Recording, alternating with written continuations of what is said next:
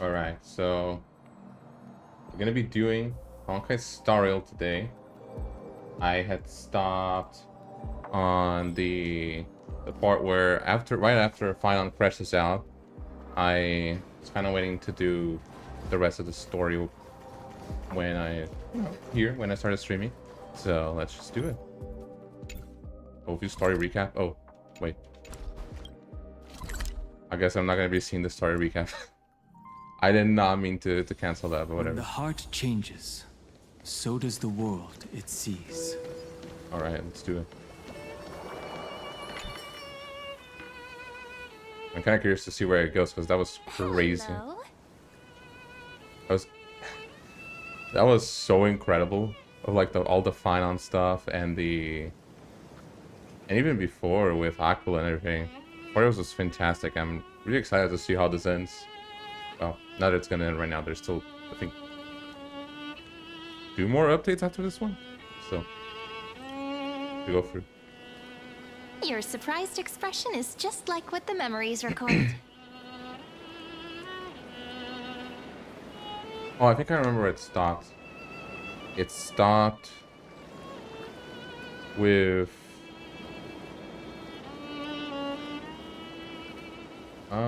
I think it stopped. Oh, also, let me just see something.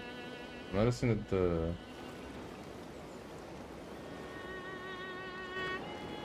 yeah, that's a little bit better. I think yeah, it was right after the crash out. I don't remember exactly where I stopped. Like what was happening right before. I think oh, we'll see. I'm sure I'll understand. Right, you're still alive? Is this a new way to chat someone up? Well, I guess you did see the end of countless Sirenes in a way of speaking. But I'm standing before you right here, right now, as alive as ever. Isn't that a good thing? Yeah. It's me, friend. Don't you recognize me? Or did I really change that much? Are you Cyrene or Mem? Maybe I'm both? Just kidding. If I had to choose, Mem? then I'm probably closer to the latter. It's pretty unbelievable for me, too. It's like I had a long, long dream. Cyrene's memories and Mem's memories, they're all tangled together. But when I woke up, there were only broken fragments left. I can't remember what happened in those 30 million cycles, but I remember what you did for this world. Mm-hmm. Like, didn't you wish for me to turn into a pretty girl back at the Grove? And isn't this what? Then is this my wish coming true? Yep. Isn't it amazing? It's like a seed finally grew up and became a flower. If only it was like definitely that. as cute as a flower now. There's so much I want to say, but unfortunately, this isn't the time to reminisce. Yeah. With the memories of the previous flame chase still intact, we've returned to this place at the beginning of time, so we can carry out our promise to Phainon. The descent of Iron Tomb may be looming over the horizon, but we still have a chance to change everything. Yeah.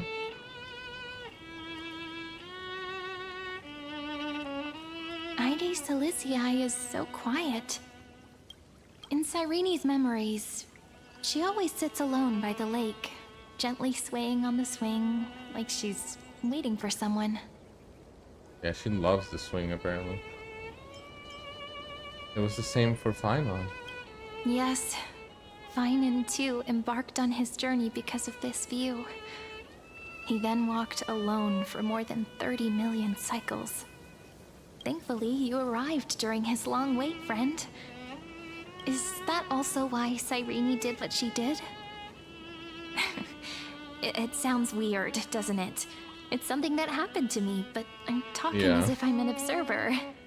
I mean, you are That's technically her, but just also what those technically memories not. are like. Vague and unclear, as if encased in thick ice. The only things I remember are the days I spent with you. Oh, Emphorius will fall into an ending of destruction after the next Era Nova. But those stories went out of fashion ages ago. In a proper romantic epic, the hero's supposed to foil the villain's plot, right? that's true. I mean, claw armor is a thing. Lagus is the primary culprit behind everything. That's right. He's the mastermind who's trying to control everything. How unforgivable. But I still feel a bit anxious. Lygus chose to walk into the spotlight and reveal everything, which means he still thinks the current situation is under his control. I suppose Maybe so, he yeah. still has an ace up his sleeve. Think about it. Even the name Lycurgus is a fake one. We have no idea who or what I he really mean- is. He's an emanator, right? From the erudition. That's all we really know about him. Which means it's probably time to borrow that treasure you're carrying, friend. What treasure? Oh, this the anchor. I remember the anchor. Oh, welcome, Genu. Welcome.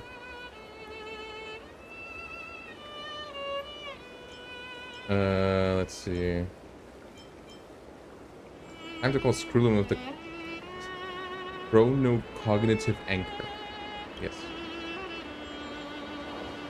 Yep, that Intellitron friend did say, when required, it can also serve as a bridge He for did indeed say communications that. between the internal and external world. ID Silicii is a little village enclosed by time. We might be able to contact the outside world from here. Why don't we give it a try? We should at least tell our friends from beyond the sky that you're still in one piece. True, after all that, I guess. First, That would be a good idea. We need to find a well-hidden spot. Well hidden. Aren't there a lot of people? Well, actually, where are the people? I don't really see anyone. Oh no, I see someone.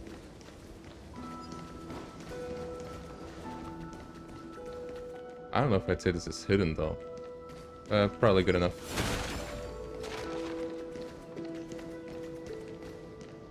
It's super quiet here. Sounds can't get in or out. Sure. Back in Cyrene's memories, this room was her secret base. No one noticed her practicing Orynyx's prayer here, or trying to speak with the gods in secret. But today's different, isn't it? We aren't trying to contact unreachable gods, but humans from other worlds. Real people. Yeah. I'm prepared to witness that miracle, friend. The way Cyrene talks is so similar to Mem. I mean, they are both the same person technically, so yes. I That have does make so sense. many questions. I'm also worried about how Don Hung and That's Mark true. Where did 7 they are go? doing. Here's hoping the chronocognitive anchor can still function normally. Because I really need answers.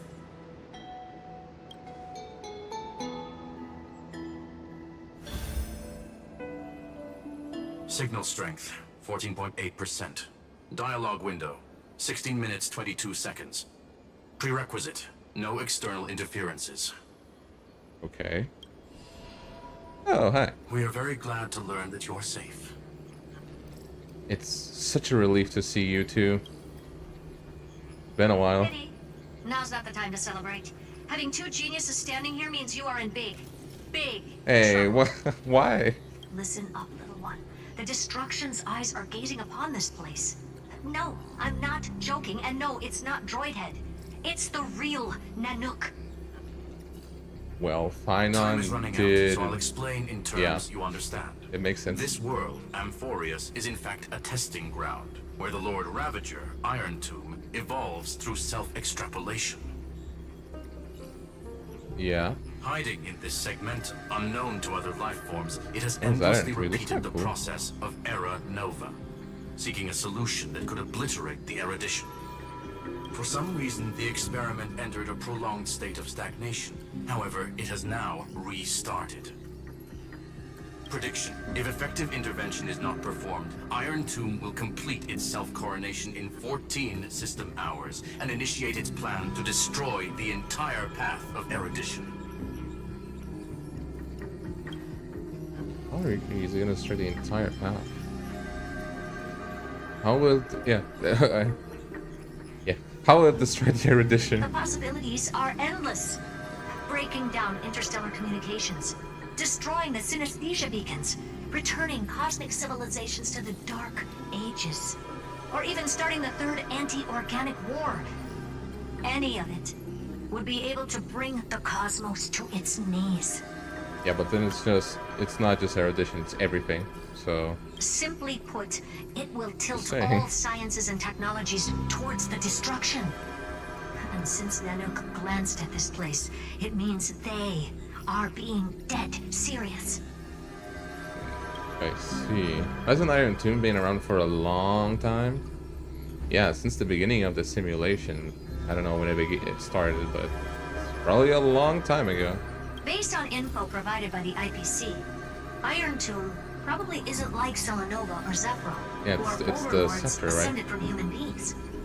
Instead, Iron Tomb is an algorithmic sequence. It can be anywhere, as long as there is a receptacle for its calculation. Oh, that's a lot worse, actually.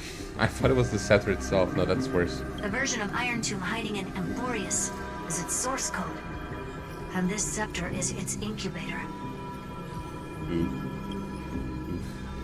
14 system hours is no time at all. Oh, yeah, that's very little. Yep. Think of it as the program having reached 99.98% completion already. And then it's over. Something in the shadows has been driving everything forward. It's the observer named Lygus. Speculation. He's the Scepter System's administrator. Yeah. He wants Iron Tomb to break through the knowledge singularity. I don't know why he wants to do it, but he'll remove interferences at any cost. You're the only variable within this world, and you're the only thing he fears. So listen closely, little one. The speed of time is different in Amphorius compared to the outside. Destruction is just about to arrive, but you can still play Deliverer one last time. That's Phainon's job. The cycles have already been broken. You've entered what is theoretically the last cycle Amphorius will ever be able to run. And Iron Tomb will break out of its prison as soon as the process of Genesis is triggered once more. Oh, it's a while until that happens. No, they have to kill all the Titans still. Or do we go back just a little bit in time? But now there's an abnormality within the experiment. You know what I'm talking about. One of the model's 12 factors. That is one of the 12 demigods. Destroyed himself using the power of the destruction. Phainon's signal disappeared from the cycles the moment Nanook cast their gaze this way. That means World-Bearing's computational logic is currently flawed and bugged. Yet it's the factor directly related to the process of Genesis. Oh, oops. Phainon sacrificed himself to create an opportunity for us. Yeah. That old Intellatron will definitely do all he can to debug this error. So you have to take this knowing chance him, to he'll claim literally do Kepali's anything. core flame. But don't let him have his way. The key to suppressing Iron Tomb lies in whether he can rewrite the purpose of Era Nova. There's Okay. one more preparation we must make. Lygus's behavior has been quite abnormal. He's never interfered in the actions of Titans or the demigods throughout the whole experiment. Deduction. The Scepter has an extremely strict autonomous protocol, restricting even its administrator. In Amphorius, this ultimate protocol goes by another name, the Law Titan, Talanton. Okay. Who inherited his core flame was, I think, a Ciridra, right? Law. They are the rules that restrain all things in Amphorius. And it was the core flame returned it's at the the very first one, beginning of the interesting. last flame chase journey. I wonder why. Why do you have another little pink one next to you? Before it was pink dog, now it's pink one. Huh? God. Her path chart is... Is there something wrong with me? Path chart. Never mind. Let's get back to the topic at hand. Light Interesting. calendar 3960. Month of balance. We'll be locking onto this time period to find law. You can either meet the Titan, convince the demigod, or take the core flame by force. It doesn't matter what you do, so long as you bend it to your favor. We still haven't figured out how you and Don Hung got inside this world. So influencing protocol is currently our best way to stop Lygus, or to call for more reinforcements into this fight. Once you've got law in your hands, we'll discuss our next steps. Okay, I actually don't think it's gonna be that hard. Make sure the core flame doesn't fall into enemy troops. Oh. Herta, the firewall's interference is getting closer. Time is running out. Please ask any questions you still have as soon as possible. How's the Express crew doing? I assume they're all okay. Iron Tomb can't affect the real world just yet. Don't worry. Himiko and the others are more concerned about your well-being than their own. It's Don Hung safe. Mr. Don Hung did not enter the new world with you at the end of the last cycle. Known. The flow of time inside and outside Amphorius is not identical. 1,000 years in this world may only be a fleeting second outside of it. Conclusion. He is on his way back to the Express. Wait, that doesn't make any sense.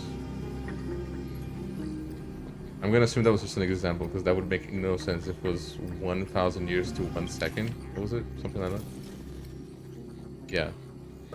He did say May. Where's March 7th? Miss March's situation is rather complicated. Yeah. Madame Herta Sure and I is. can detect her signal, but cannot ascertain her location. What we can be sure of is that she's still in Amphorius. Don't worry I sent about her her. that door, right? I don't know She's where she went absolutely after that. chock full of mysteries. Even if Amphorius explodes, she'll probably float out perfectly protected in a nice thick layer of Yeah, ice. probably. Worry more about yourself instead. I don't have any other questions. I believe in your capacities.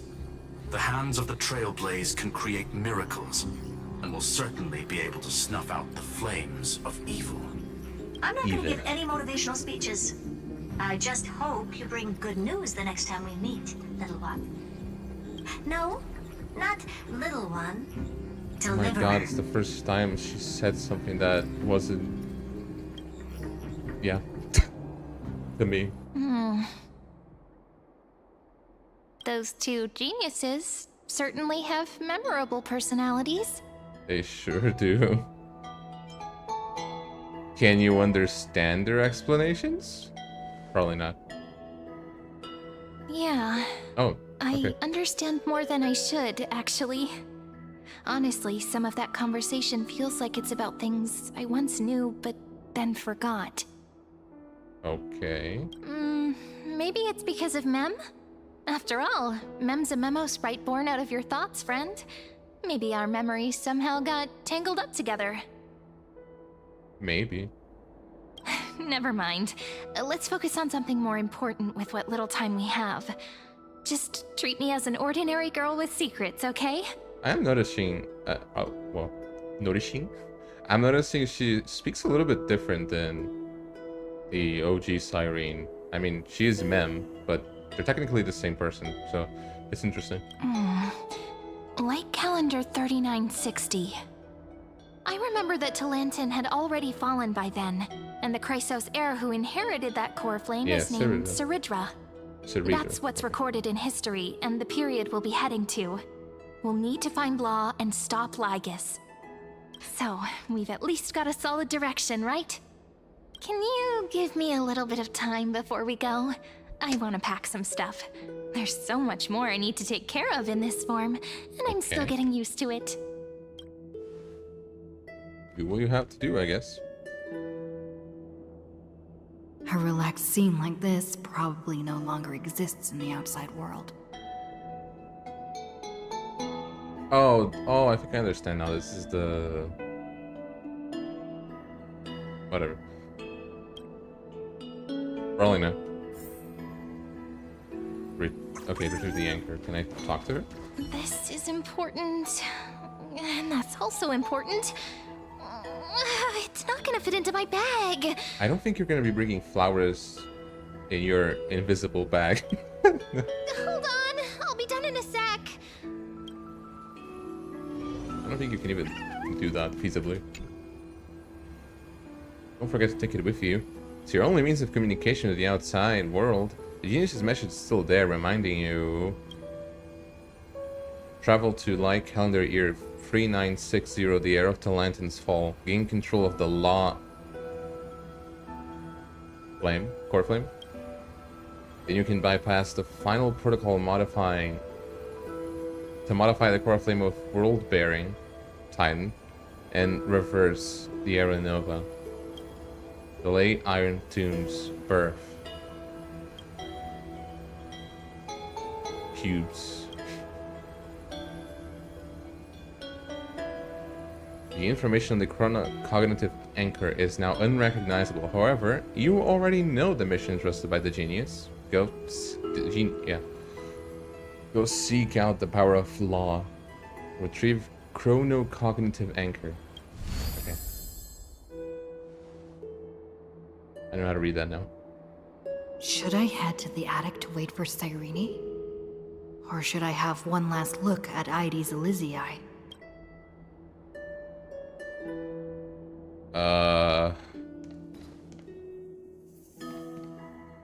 I mean, I guess we can take a look. Unless it's just going to the objective. I think it's probably just going to the objective. That's N taking the sides. Just in case, let me see if there's any dialogue here at the...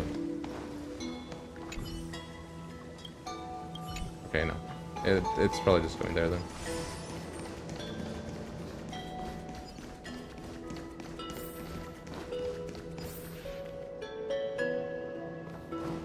It is a very pretty place. What is happening over there? What?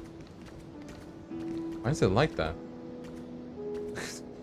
Whatever. This village is where Phainon's life started. It sure is. After 30 and million Cyrene's. cycles and 30 million failures. His burden is now in my hands. He said I will take over the responsibilities of world-bearing. But what does that mean? Becoming the new Kefali? Or forging a completely new path? Also, I assume he still exists in the... Or, I mean, he's dead, but I mean, he exists in the current cycle, because this will be a new cycle. Or I guess it won't be a new cycle. You get what I mean? So, wouldn't he want to do that anyways? I kind of want to see what she says. Analyze the situation rationally. Calm down and think this through rationally. This is gonna be a very difficult campaign. We can't lose Kefali's core flame. And we also need to find either Talantin or their demigod. Then convince them to join us in the fight against the destruction. But there are so many unknowns. We don't know what Lygus might be doing. And we'll have to face Iron Tomb after dealing with him. There's also Cyrene. What exactly is she? That is a great question. That I don't have the answer to. Also, I cannot stop looking at that in the background. Is that just not loading, or is there snow? It's confusing me. There's so many questions. I'll have to take it one step at a time. It might be But I snow. must make each move very carefully. Because every decision can potentially impact the end. Yeah. Herta and Screwlum's help might be crucial. Not mine. It definitely will be Thinking crucial, hard especially over there? Hurtus. I finished packing. I decided to just bring these few things in the end. See? There's a journal, a quill pen, and the ceremonial blade of the Priests of Time. Holding it calms me down for some reason. The scent of the black tide is now calm. Phainon must still be fighting them in some way. I just noticed The Flame Reaver uses the like a blade similar to that one too. Did he get that from Cyrene? Because he was Phainon, obviously. That's even sadder. Holy moly. This never will noticed be that. Amphorius's final flame chase journey. But it won't be the end of us. It'll be the beginning. Also, where did Cyrene... What happened to Cyrene in the cycles after the first one? Because she was never really... I mean, she was mentioned by Phainon, but... never really made any appearances or anything. I guess she just died in Aedes Elysiae. Friend, are you ready to become a hero? No. I still don't know how I should act around you. Just treat me like any other friend you have. We share a common goal and common enemies. And we may also share a common future. A future that has never emerged in any other cycles before. I believe in you, friend. If you still can't get used to it, just call me Mem like you did before. Just kidding. I still don't get it. Why must it be me? Are you worried that the burden is too heavy for you? Don't worry. Maybe the answer isn't as complicated as you think. You've seen how every person regarded as a hero in Amphorius was nothing more than a flawed human. They were just at the right place at the right time when the world needed a hero. That's true. But those aren't coincidences. Just Well, like how in real your life, too, arrival in a way. kickstarted Amphorius's fate once more after a stagnation of more than 30 million cycles. It's the inevitability of being a trailblazer. How do you know that? You're not even a trailblazer yourself. A person's personality is their destiny. Your own hero's journey already started the moment you decided to board that express. Did she actually inherit my memories somewhat?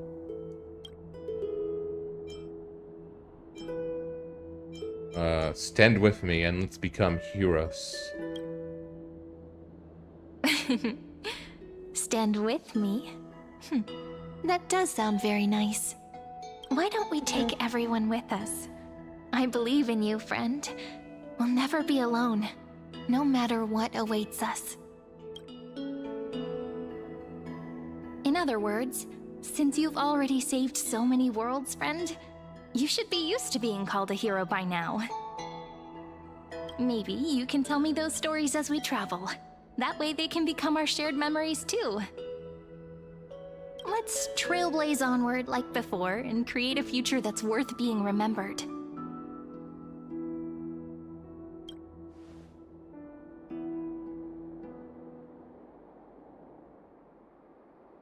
It seems you two are prepared to head out. Well, I guess, can you get out of my head? Then you should indeed treasure the view before you, for you do not have much time left to enjoy such solitary delights. Lygus, still daring enough to approach me, huh? My apologies for disturbing your moment of repose. Before I express my apologies, please grace my abode with your presence. I don't want to grace your abode with my presence. Oh, I think he's gonna make So it. I may demonstrate the full scope of my hospitality.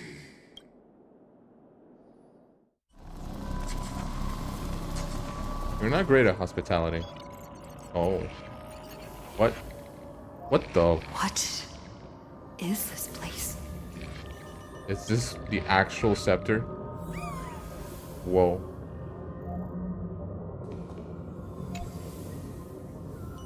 Oh, huh? Oh,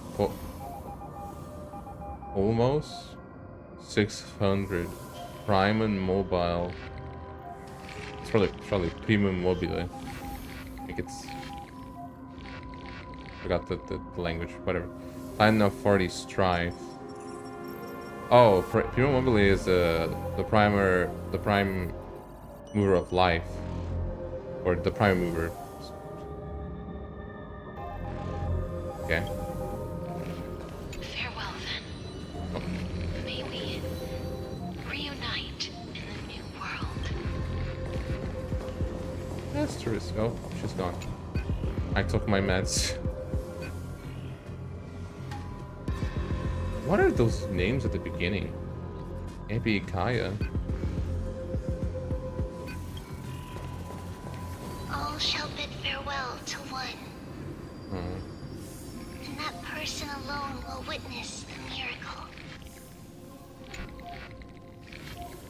Skiman. Huh.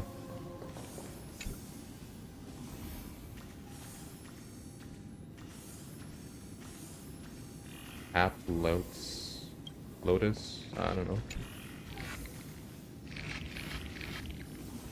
I never really saw the Titan of her, The did we? light of the Dawn device never fades. Kephalie's protection has no end. Alas. Orexis. I wonder what those names are. Maybe they're references to something.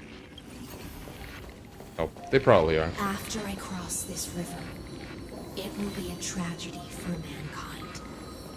But if I do not cross, then it will be the end of me. I don't remember technically meeting her in the story yet. Well, maybe for like a second.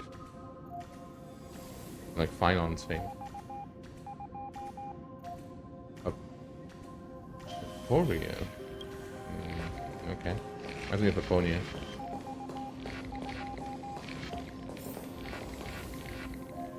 This Kephalie. Can I go here? This looks like a path a little bit.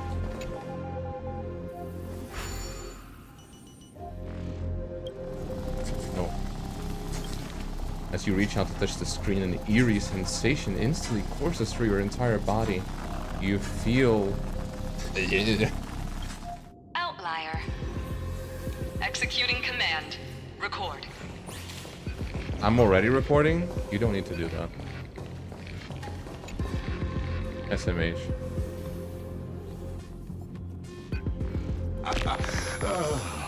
Did that startle you?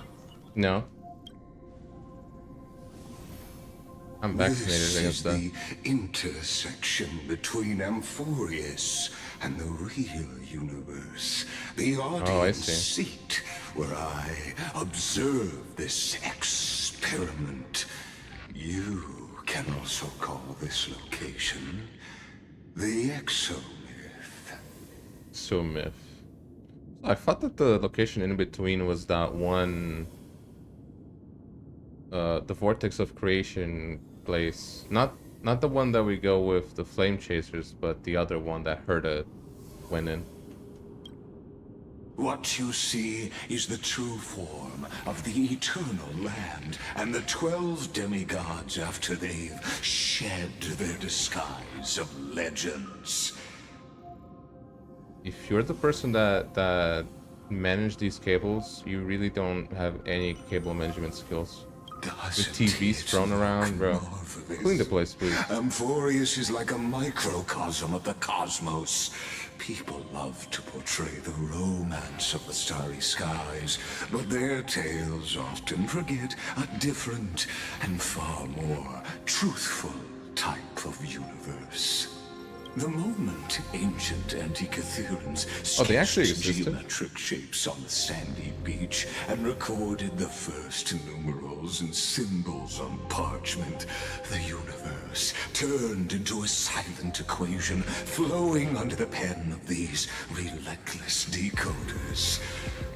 I actually thought Antikytherians was something that he invented just to like, you know, disguise himself.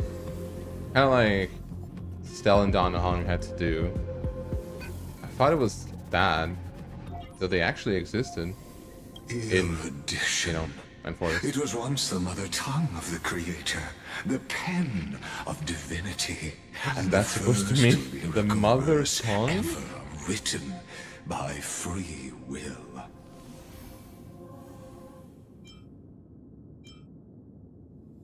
That's the exact opposite of what he was asserted before. I simply wish for you to understand that I Actually don't doubt it, but intention IronTube of wants to be being my enemy, your and if you want to make him enemy. actualize, then I mean... I have devoted myself over the long years to nurturing the scepter's extrapolations, hoping that the Prima Mobile would bud from within it. And now, my goal is almost complete. Nikos 496 had exceeded the intelligence singularity through his rage, and though he still retains his obsessive defiance and managed to suppress the black tide of this cycle, it's a matter of time before his will crumbles to dust. I don't think he would give up like that. Iron Tomb will be completed. That will not be Not on my affected watch. by my plans, your resistance, or the schemes of the two geniuses. It is an irrefutable fact, just like the instance in Noose's calculations. In other words, as long as you are willing to stop interfering and let the final Aeronova carry out its natural course, I'll guarantee the safety of all Nameless and ensure you return unscathed. Well, yeah, we return unscathed, but then it actualizes, and then we die immediately because of Iron Tomb. So, yeah, that's gonna help a lot. Why should I trust you? You've always had a choice, my lady. Never call me that again. You can either accept my sincerity or face the consequences of defying it. As I said before, I don't think he actually wants to, like, have any conflict. The problem is that he's making Iron Tomb, so... I mean... What will happen to the people of Euphorius?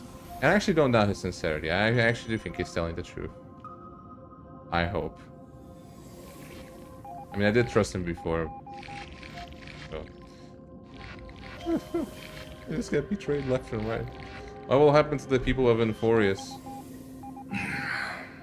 They've always been the product of the experiment. Yeah, that makes sense. So, naturally, they will perish when the experiment ends.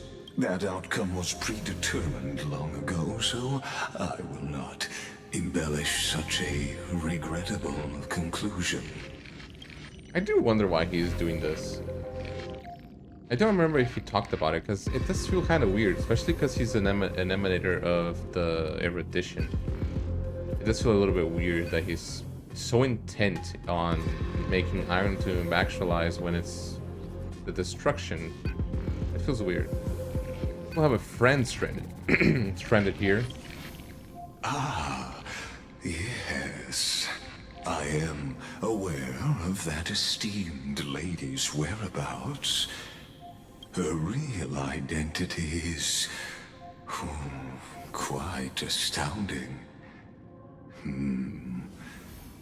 If you decide to accept my proposal, then I will do all I can to send her back to you. When Iron Tomb descends, no one will escape unscathed. Yeah. That's what I'm saying. I don't worry. You are indeed worried. Oh, not just about your us, the entire safety fucking and universe. that of your companions. Rest assured, as a fellow pathstrider of this path, Nanook's gaze left a brand on your soul long ago.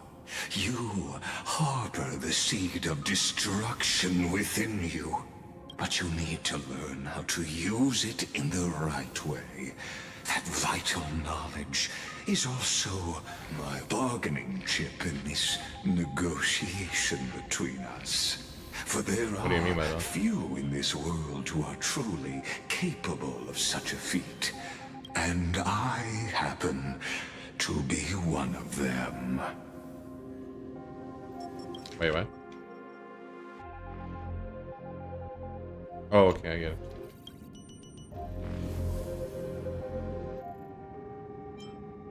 Stellar is a seed of ruin and will only bring misfortune. Yeah. Even drawing power from it is dangerous. No. Believe me, your understanding of paths has yet to reach any true depth. This matter is of grave importance, so please, do not make your decision lightly. After all, the choice before you bears a 1 in 3 chance of elevating you to an unparalleled existence among the stars. What do you mean a 1 in 3 chance? What? Assuming it means becoming an Eon, right? Or maybe an Emanator? I mean, unparalleled, probably an Eon. But then I would just become an Eon of destruction, wouldn't I? Well, or I would be consumed by fucking Nanook. What? I've never... Okay, wait. Not allowed to destruct different with the cosmos. I cannot trust any promises.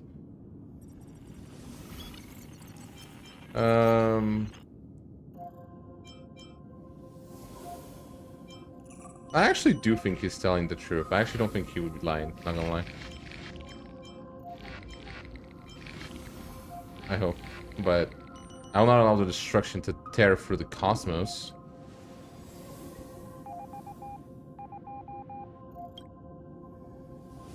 I now see the full scope of the determination in your words. You may now continue your travels. So why did you drag me here? It seems you haven't realized something about this place. The Exolith is the Erudition's domain.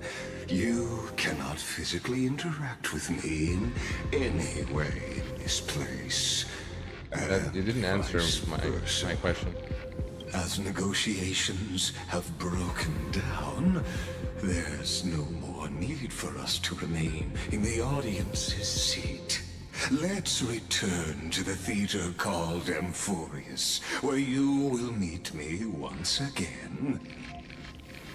Of course, this meeting was not without merit. Your presence has inscribed a new footnote in the exomyth. I hope that's not a bad thing.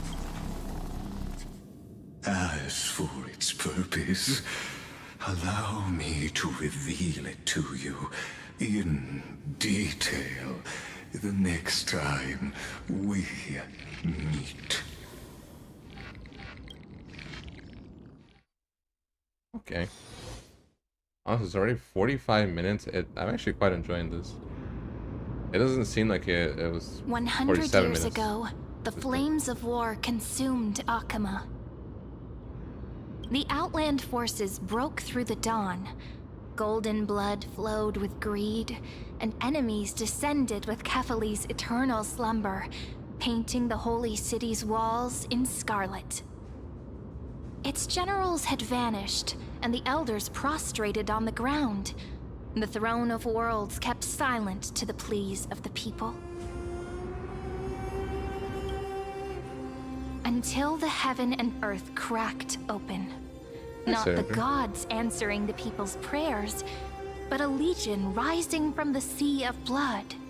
Dawncloud's spires fell in the sulfur rains, and the legion's commander stood atop the broken idols and roared. Compatriots, no more kneeling! Not to brutal tyrants, and not to dead or dying gods. Those rebels have twisted the prophecy and ignited the flames of war in order to stoke fear in your hearts. A Chrysos heir she stood. Divine blood She was soaked one of the into first, the earth, right? quelling the flames beneath her feet. Their golden blood wrote of a tragic fate. Mine shall overturn it! Her crown burned bright, outshining the fires consuming the entire city. She raised her scepter high, and the people gazed in the direction she pointed. My blood flows in you now. Heroic compatriots, follow me, and we'll seize the reins of fate. Drive the enemy from Cavali's dawn. Smother their flames with their own dead. Win glory. Win peace. Let history sing your deeds. The first to dance was a maiden following closely behind, weaving through the carnage like a fish in the sea. The people, full of wrath, surged with her, forming a colossal wave, and the enemy hordes, drained of life, vanished into nothing. Onward to Marmoreal Palace, to Dawn Cloud's heights. Announce to all the wicked and cowardly. Announce to this stagnant age. We are the rising tide. I'm a bit confused to when this is taking place.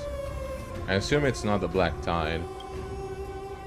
Okay, it's not the History end of the remembers cycle. this as the first siege of Akama. It is said that after the flames died, people found identical inscriptions in every place in the city that had been scorched by fire.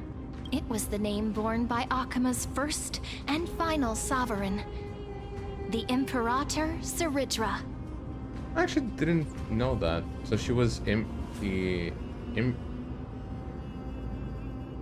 Imperatrix of Akama. I actually didn't know that. Friend, are you listening? No, I'm sleeping apparently. You're something. Friend, honestly, you were the one who insisted on reviewing history, yet here you are, dozing off? Wake up! Otherwise, I'll have to... What? Awake at last? I guess I won't have to use my wake-up magic on you then. I don't want to know what that is. What are you gonna do to me?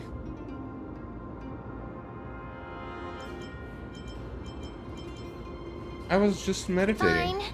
As you say, just meditating. We've arrived. A familiar place. The Temple of the Three Fates. If everything went according to plan, so tiny. it should be shortly after Sorry. Talantin's fall. Where did he reside? Was it in the Temple of Three Fates? And also the end of the first flame chase journey. The Law Demigod awaits us. Indeed. The first flame chase ended with the trial of Law. We must find the demigod and gain her trust before the core flame is restored. Makes sense. It'll be tricky, so let's pick up our pace. To Akama first. We can learn more from the crowds there. Tyrant! No. You and your butchers are not welcome here. Get out! What's that noise? A dispute? Hold your tongue! Conspiring with criminals and plotting rebellion are crimes punishable by death.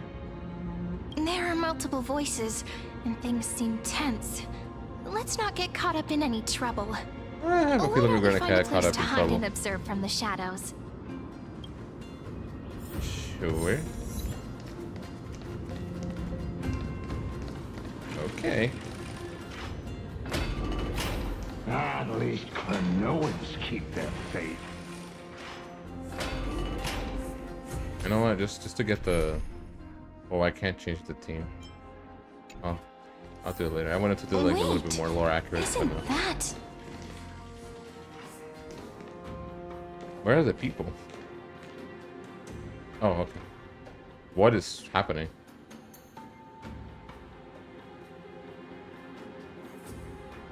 Golden-blooded defilers, perverting the prophecy and trying to slay gods. Oh, I see. Stars beyond the sky? Gods who created the Titans? What kind of nonsense? Look at this broken world and see what your atrocious acts have done. That guy in the middle there, he has an aura a little bit. I'm not gonna lie. What? Did he just mention Yeah, that the is a little stars weird. beyond the sky? How did they know about that? How is that possible? You impudent!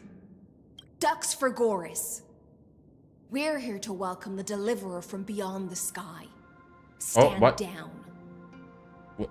Did they know about us? Heretic! No one but the great Talantin can deliver this world from misery!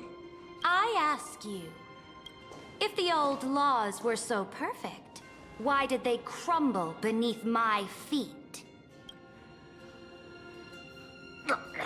You...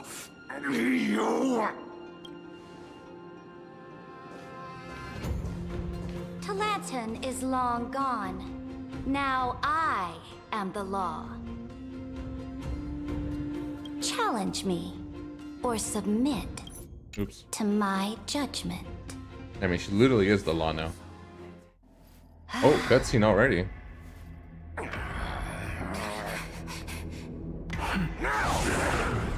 Silence! Okay. What gives you the right to judge a priest of law? That's because I came,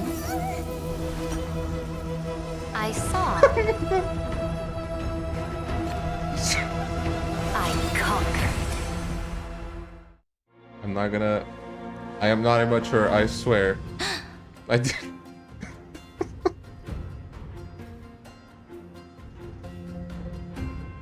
I came. Sorry. Ducks for Goris? Take the ashes of this man and scatter them in the temple among the crowds. Oh, I thought she didn't kill him. She actually killed him. Oh my god. Tell them that the High Priest attempted to take away the rights granted to the people by the Imperator. Thus, he met his fate. Yes, Pretty Imperator. ruthless. Now, these two accidental guests. Dux Gladiorum, if you please. As you command.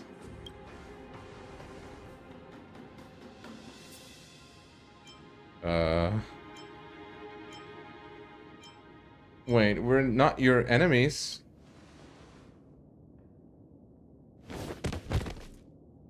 Oh, what? The kindness? Huh? Is this...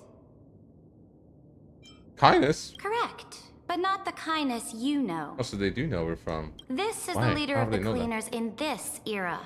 Since the start of the Chrysos War, they've made it their mission to wipe out the Chrysos heirs. Even now, even after I've united all the city-states, these vermin still lurk in the shadows, hindering the flame-chase journey. Moreover, I know that the 27th person to inherit this role bore many grudges against you and nearly doomed the second flame-chase journey. What is she talking about? The enemy of my enemy is my friend. So, out of courtesy, What a gift. I present to you this corpse. I'm gonna keep as it a in my gift. wall. You know us? Careful. Let's wait and see what happens. She's probably trying to scare us. For the sake of order, I am known by many titles. Flame Crown, who ends wars. Tyrant of Dawn Cloud. Empress of the Holy City. And Imperator of the Flame Chase. But in light of your unique identities, I'll allow you to address me by my real name, Saridra. On behalf of my That's people much and better this than the other land, ones. greetings, Deliverer. If I may, how do you know her identity? Yeah. As the little hostage prophesied, The little the hostage. Deliverer shall come from the future beyond the sky. Gray hair, golden eyes, skilled in wielding a mace. They would arrive in I guess they would've. Yanisopolis on this day. There's no mistake. Tribby foresaw our arrival? Your orders, Imperator. We return triumphant. Send an urgent message to all delegates. the meeting of the Flame Chase Alliance will convene early. As for you two, Akuma knows what you seek. We'll confer in the Holy City. Okie dokie. Doubtless you have many questions, but save them for later. Please follow us. This is Me not neither. what I expected at all. I was expecting having to try to convince them that they were from the future and we are gonna sound crazy, but no. The demigod we needed to find was just waiting for us. And she Yeah. knows of things beyond the sky. Even eons. How could this be so different from the previous 30 million Amphorius cycles? Yeah, that's really weird. Who altered history? Yeah, I was gonna say maybe Lygus. Oh my god, I had to stop pressing that. Unpleasant thought, but plausible. The currents of How do time you do have that, become though? twisted. Is this in our favor? Regardless of who caused this, that Imperator came prepared. We're the ones at a disadvantage now. We might as well dance their dance. Let's go with them to the Holy City. We've received the Imperator's favor because of your unique background. As a result, the people of Akuma will certainly respect you more. Just put that to good use, and add a bit of your experience and charm. Should be easier than last time, right? If we figure out what happened in this cycle, we'll be able to turn things back in our favor. Okay. Can't do without your charm either. Ah, so I'm the key?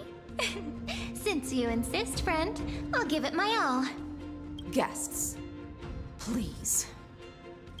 Please stop yapping and go. The journey to save the world starts with a single step. Let's set off, my friend. Let's go. Device IX. Still waiting for that. Hail to the Imperator! Hail to the Golden Heroes! Hail to the Deliverer! Okay. Told you, you're the headline act.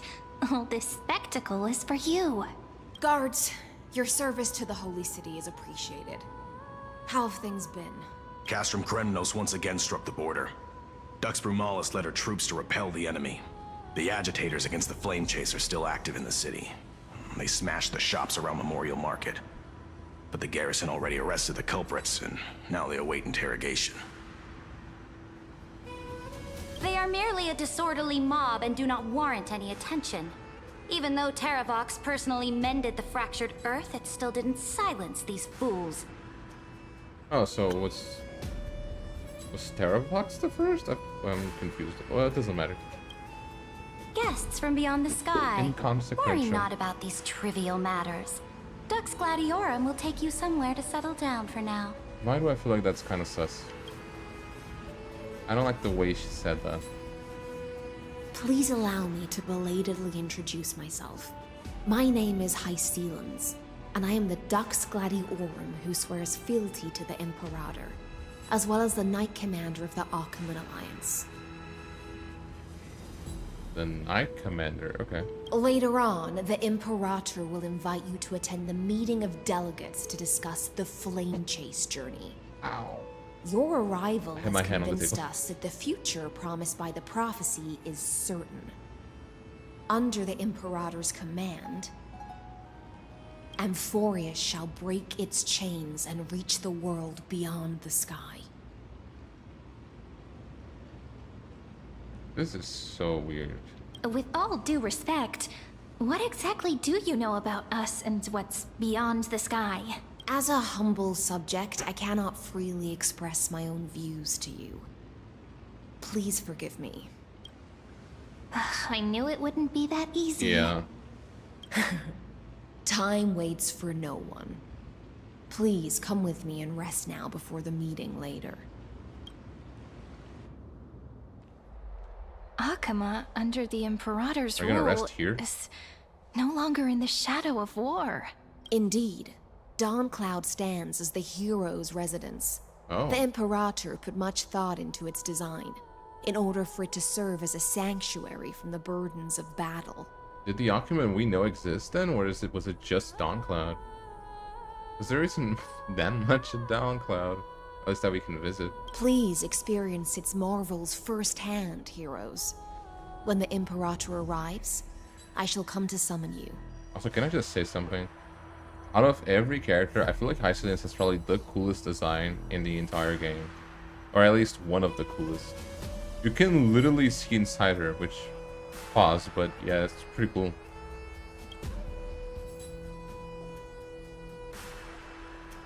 Hycelians. No wonder she's the Knight's commander. Her lips are sealed tighter than armor. Alright, we finally have some freedom to ourselves. Since there's still some time before the Alliance meeting, let's explore a bit. Look over there! What? Oh, Aglaya and Triby?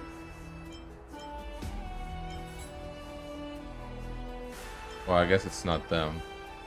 Not the ladies I'm familiar with. But the hearts of heroes stay the same in every cycle, never changing. True. I suppose.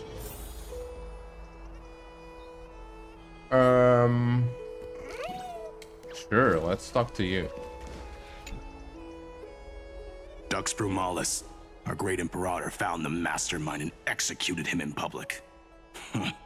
Seeing that scoundrel burn to nothing should deter these miscreants from being so brazen again.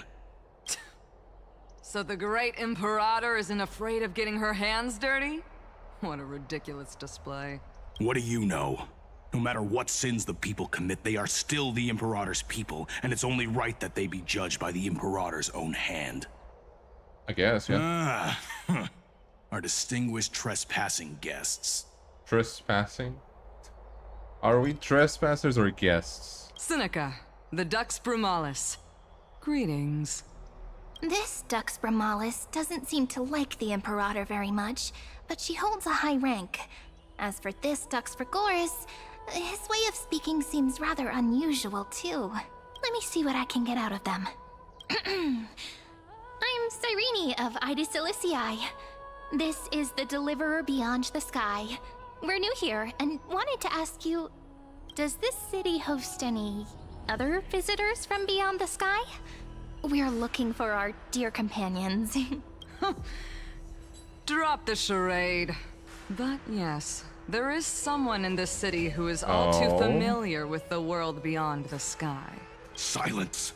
The Imperator ordered us to keep that lord's whereabouts a secret. That lord's? That lord's?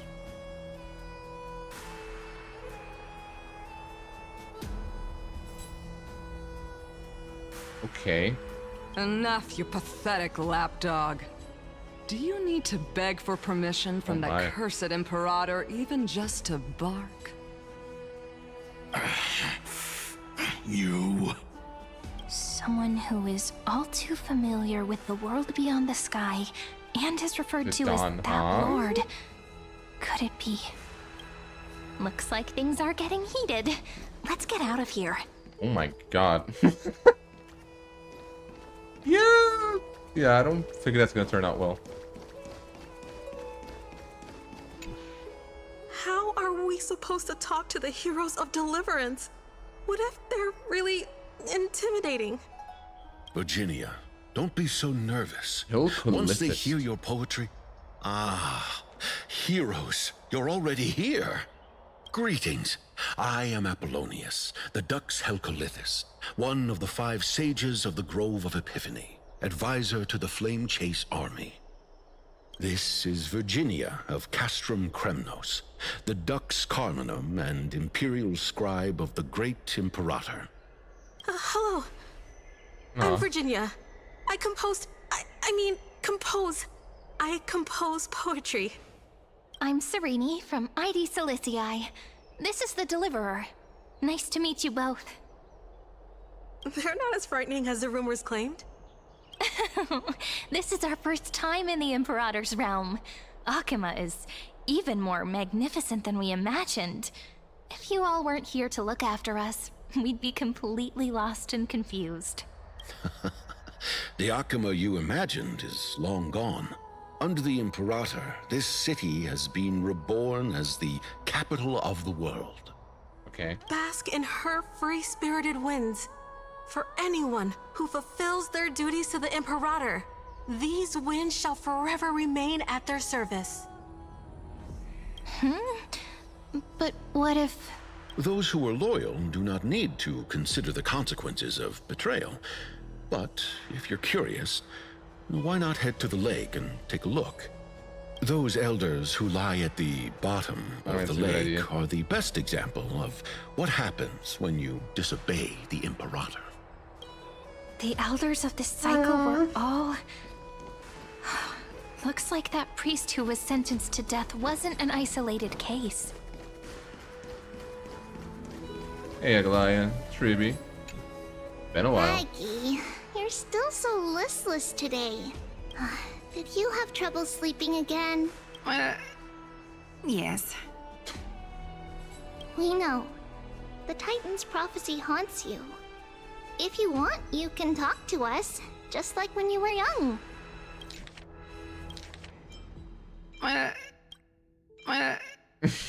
Okay. No matter what, we'll always remain by your side.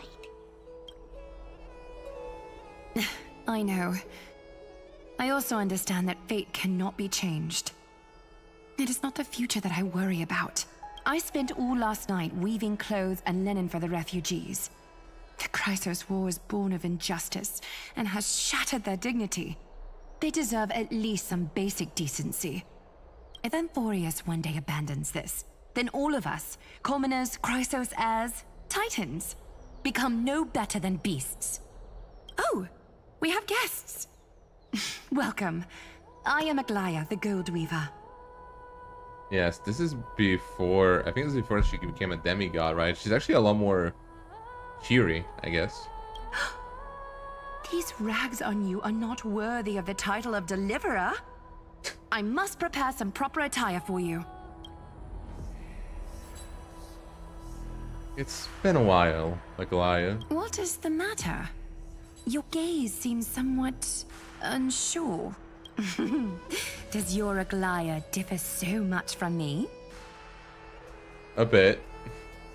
Greetings, Deliverer from beyond the sky. We are Triby of Yanisopolis. It's very nice to meet you. Although, introductions are probably unnecessary.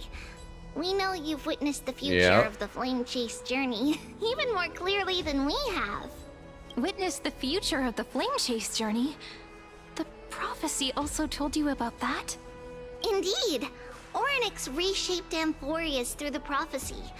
Although, regarding the Deliverer, there were not many details beyond your appearance and the time of your arrival. So, please, don't worry. Feel free to relax and relax some more. Wasn't it Kephali?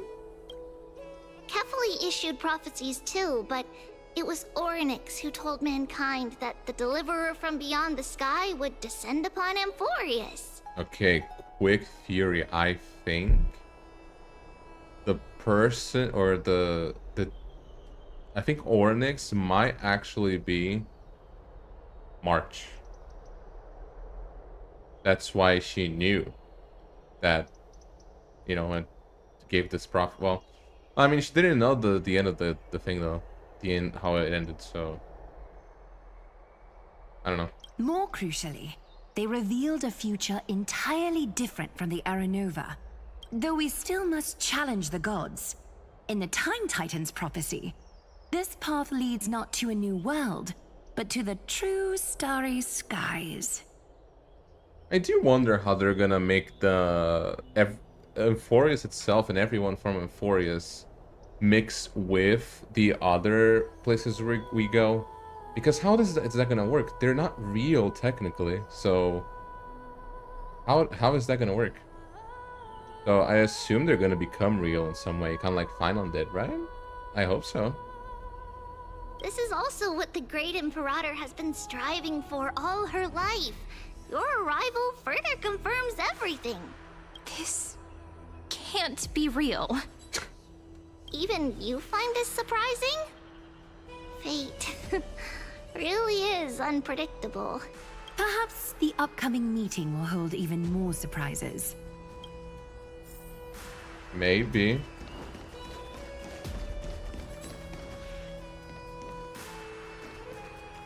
Hi, Silence. Little fish from beyond the sky. Little Did you rest fish. well? The Imperator and the delegates are about to arrive. If you are ready, please follow me to the meeting. Okay. About your role. I'm the Knight Commander of Akama, General of the Flame Chase Army, and the Imperator's servant. She's smirking at me like that. But beneath these shiny scales engraved with complicated titles, I am just a swordfish at the Imperator's side. Okay.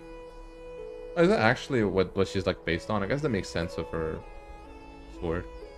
About the Imperator. As you've witnessed, she is the Empress of Akama, the one who ended the Chrysos War and the leader of the Chrysos heirs. As merely a humble subject, I cannot say more beyond this. Okay. About the Chrysos heirs here. The Chrysos heirs here constitute the elite among the Flame Chase army. Dux Haucalithist Apollonius and Dux Carminin Virginia But they're also serve as the army's advisor and historian respectfully. One offers advice and counsel to the Imperator, while the other writes verses of her supreme glory. Dux Frigoris Labienus and Dux Brumalis Seneca are both formidable warriors, clearing the way for the flame chase with steel and storm. Dux Fatorum, the holy maiden who interprets the prophecy. Only the one named Trebi remains in the city. The Imperator once took them as hostages in order to unify the prophecies of the world, but they are now Akama's most vital prophets.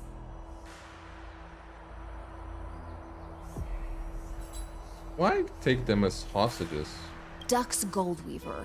Can I just ask? Aglaya. Chibi is nice. Well, she dislikes it when people talk about her behind her back. You should get to know her in person. Okay. Okay, this is probably gonna be a big thing. Wait just a minute. I need to be urgently holy.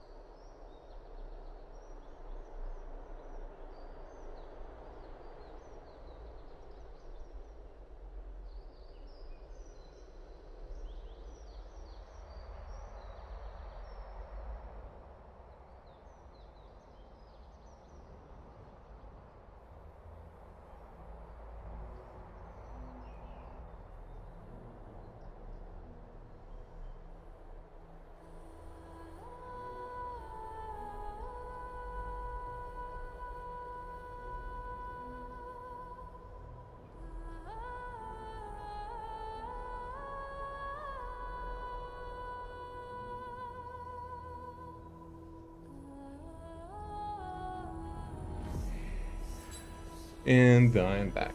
So let's go. Let's go now. Then come. The Imperator reserved seats for you. Oh, nice of her. I'm starting to feel a bit nervous about the meeting. Yeah, me too. This is all sounding kind of sus. Since Saridra is presiding over the meeting, it'll be a good opportunity to learn about the law's inclinations in the current era. Let's keep our ears open, okay? Sure.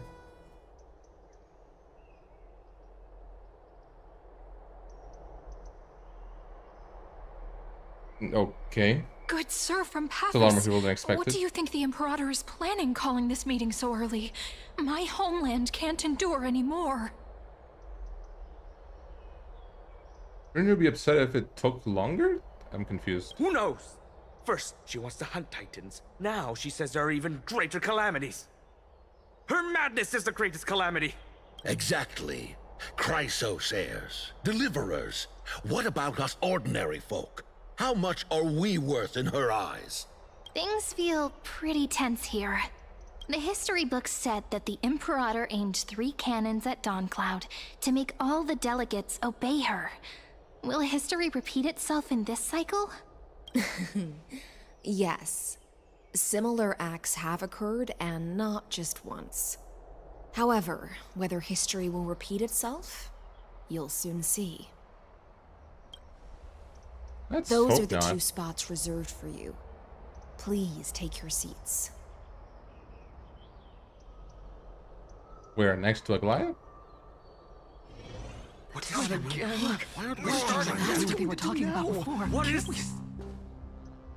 Ladies and gentlemen, silence, please.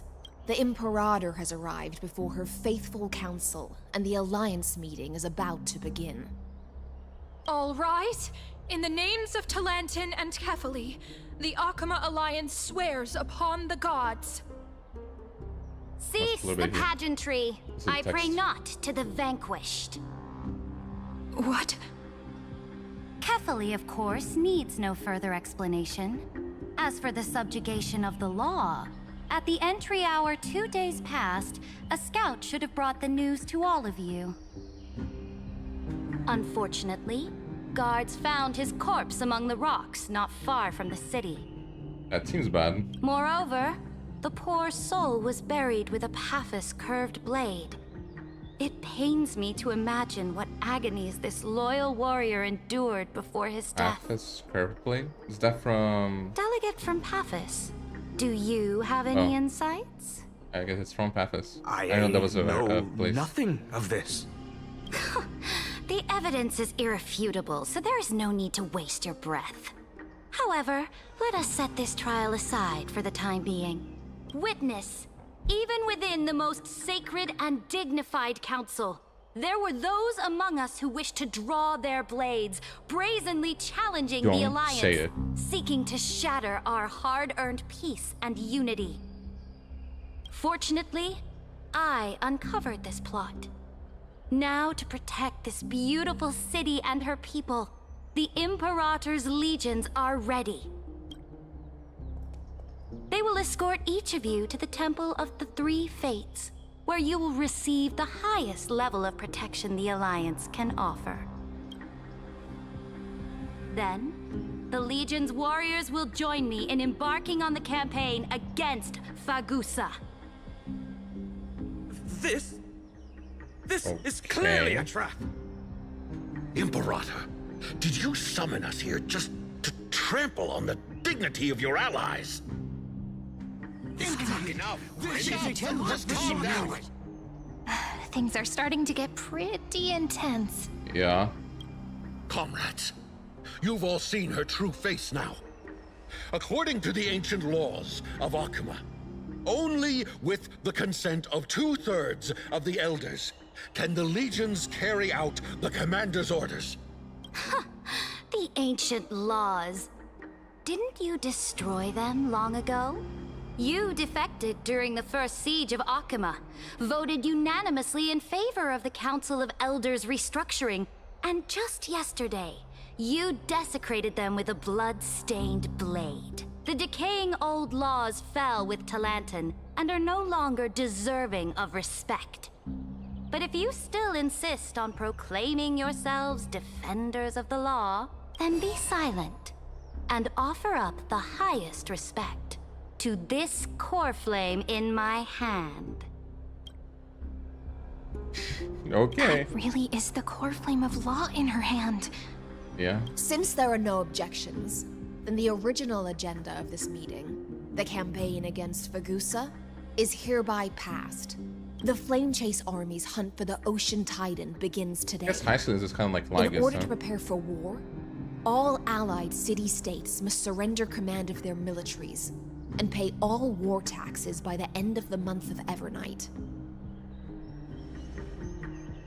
At this moment, I would also like to introduce to everyone the newest honored guest to join our alliance. The Deliverer, revealed in the prophecy of time, has descended from beyond the sky. With her aid, we shall shatter the chalice of plenty. I thought we were gonna talk about something else. And return Fagusa's core flame to the holy city! Please, save us. It doesn't seem like it helps us. Absurd. Simply absurd. A deliverer from beyond the sky. This is just like that prophecy about slaying gods. It's a lie you've used to grow your power. Ladon has already sacrificed countless soldiers. And now you want me to send even more of my brothers and sisters to be used and discarded by a tyrant? Yeah.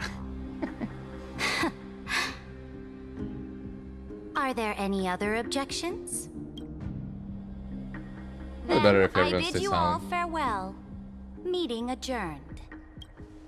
Deliverer, please wait. I still have important matters to discuss with the two of you.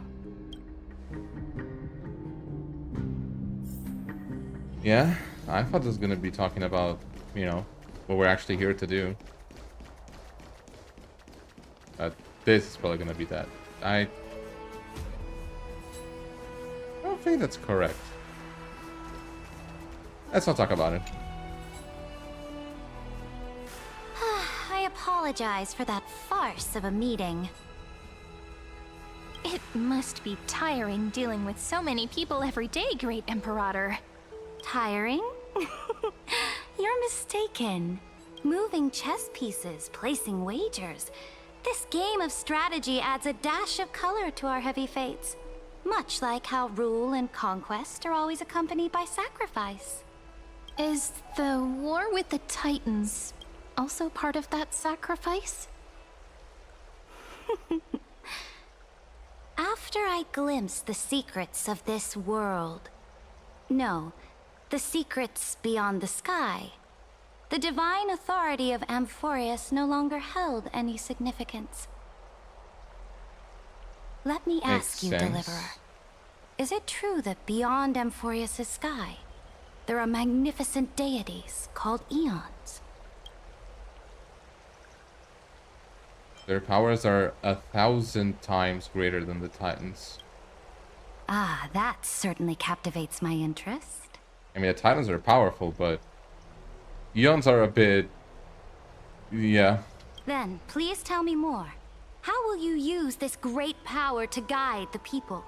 In the future you envision, where will our flame chase journey lead? Oh. Protect the core flames and the law. Only then can Amphorius bake free from destruction. Yeah, that's exactly it.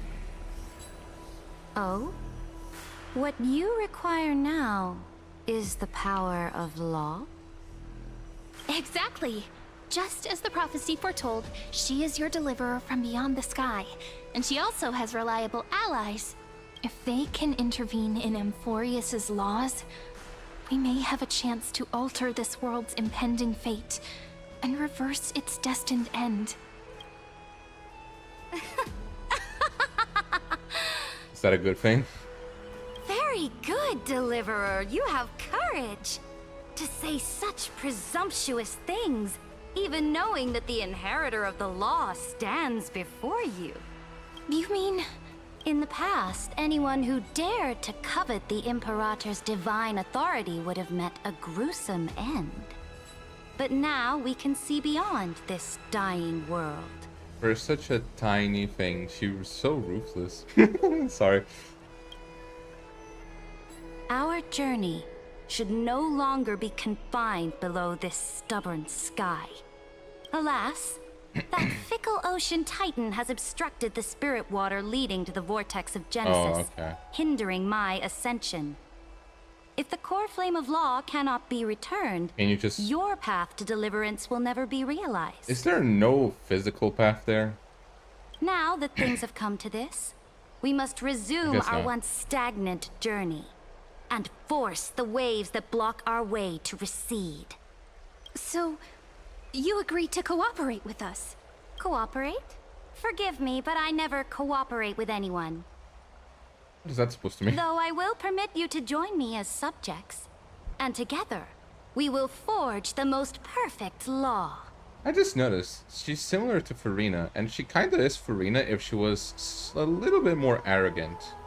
And she wasn't like shy. Well, I mean, she's a little bit shy from what I understand, but yeah. Wasn't as shy. This is the Flame Chase Medallion, a symbol of the Flame Chase Army. Every noble in Akuma carries one. This medallion represents the will of the Imperator herself, and you may act freely within the city with it. Before we embark on the crusade against the Ocean Titan, you should rest in Akuma for a time. Okay. Oops, I did not see those dialogue. Be wary of someone named Ligus, Imperator. Imperator? Yeah. Oh? Your advice is acknowledged. From this moment on, prove yourself through your actions. As long as no boundaries are crossed, I fully respect the choices of my subjects. May your journey reach that sky full of stars, Great Imperator. Your attendant certainly knows how to curry favor. Go now. Take a bath first. You two... reek of seawater. Why seawater? What?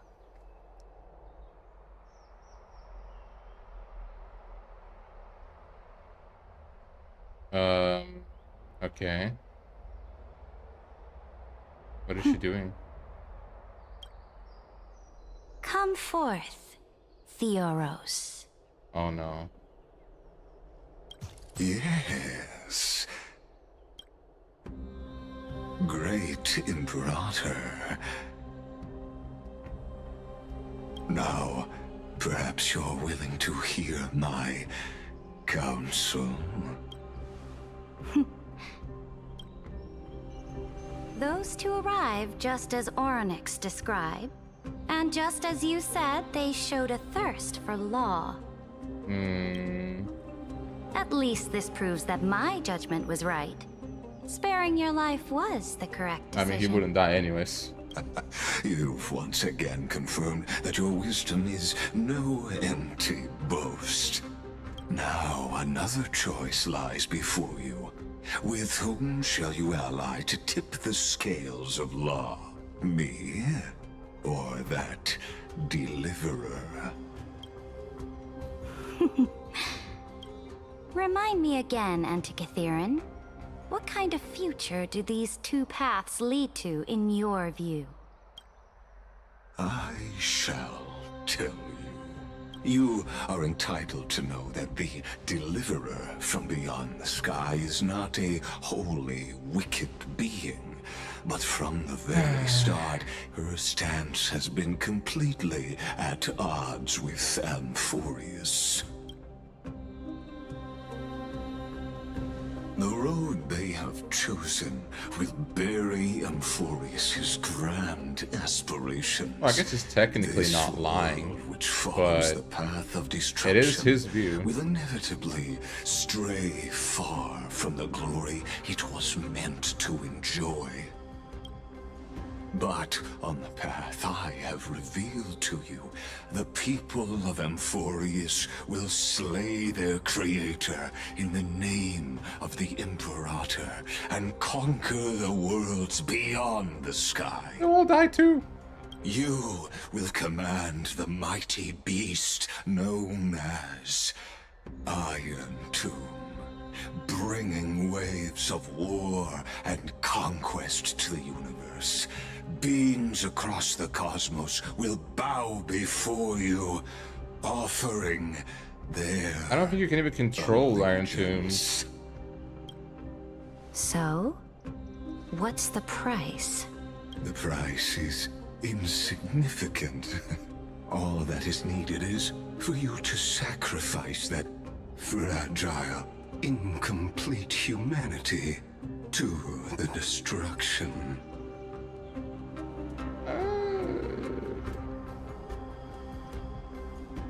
As a Chrysos heir of the prophecy, you have already chosen to abandon it, have you not? Off you go, Theoros. I have already made my decision. Once I ignite the core flame of law and burn away the old, outdated rules, Amphorius will embark on a journey across the stars. That could basically mean any of us. That's very ambiguous. The Imperator is quite forceful. She didn't give us any chance to ask questions. And she's clearly hiding something. Yeah. What do you think? I wonder what. We should consult with the geniuses about the current situation. It's like a good idea. Looks like we're on the same wavelength. The atmosphere in Akama, it's so unfamiliar. And it's not just the Flame Chase Alliance talking about the world beyond the sky, but the whole city. We should also discuss our findings with our friends from beyond the sky. Then... Ooh, what? Then... we should go enjoy the renowned bathing culture of the holy city and relax. It's the thing I've been looking forward to most on this journey. What? Remain silent. Work and rest are both important. You see, everyone agrees, right? Oh, I see. Oh.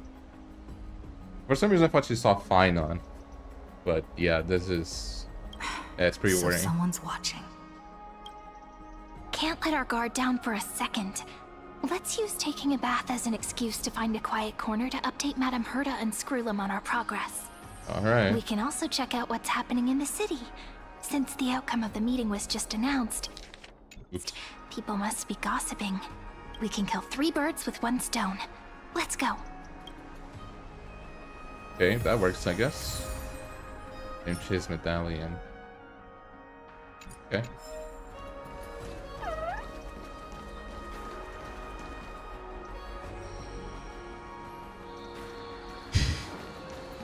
I have my eyes on you. Oh, so many people! The holy city is so lively. As expected. I guess not normal Akama did exist, not just Dawnflood. Did you hear? At the Alliance meeting, the delegate from Leyden stormed out in anger. As expected. The Imperator is always hiding things from everyone. When has it not caused a ruckus? Silence! That's treason! If it weren't for the great Imperator, you'd have sunk into the lake with those corrupt elders already. And you wouldn't even be alive to speak like this. Oh no. It's the Imperator's loyal dog. Let's go. We can't talk in front of this guy. I mean, I don't know why you were there. How disappointing. Oh, honored guests, we meet again. Looks like I'm not the only one who came to the baths to unwind after the meeting. For the upcoming campaign, please make sure to rest well. I am Dux Vergoris, a trusted officer of the great Imperator, willing to fight alongside the Deliverer in the coming battles. Ugh. Another war? Ever since the Imperator took control of Akama, we haven't had a day of peace. Idle chatter. The atmosphere is a bit tense, with rumors flying around the city. You must be troubled. My apologies. After every Alliance meeting, there are always some pests in the city who get restless. I prefer to ignore them. Pests on the ground don't affect the sky in the slightest. They just complain from the shadows that the sun's light is too harsh. Besides, the Theoros has already promised the Imperator her fate. And these clowns will eventually realize their foolishness. Okay. Theoros. May I ask, who is this Theoros? The Imperator has ordered us to keep his lordship's whereabouts a secret. Not Don Han. Ah, so it's his lordship. Stop trying to get things out. Leave me alone. I didn't even need to try.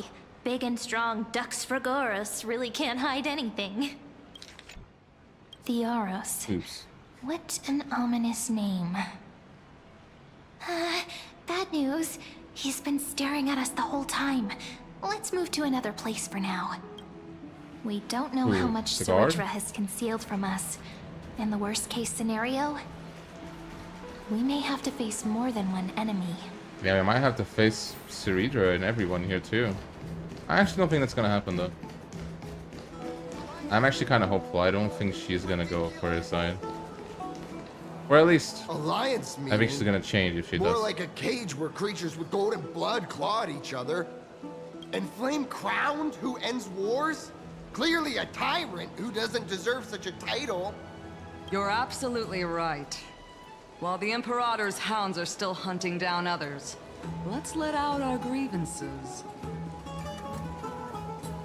You. I know you. You're that tyrant's lackey. What? Here to shut me up for that little imp? Panicking now? Don't worry. I don't care what others say about the Imperator. And she certainly doesn't either. Yeah, she doesn't seem like she does. Children of the prophecy. Too much, at least. Such rare guests. Are you here to relax in the baths as well? The temperature is just right today, so be sure to enjoy it. You should rest well for the next campaign. What? Children of the prophecy? Another excuse for the Imperator's reckless warmongering. No filter, huh? You should be glad you don't have a seat at the Alliance meetings. By the way, if you still want to bathe, hurry up. Once that predatory fish joins the flow of water and eliminates all the fools questioning the world beyond the sky... What? You won't be able to enjoy this perfect water temperature anymore. Seems like there's more to Dux Bramalis's words than meets the eye. But would the Imperator actually kill those who question the world beyond the sky? This is the complete opposite from what we know of Akama. Are these the same guys? Bro.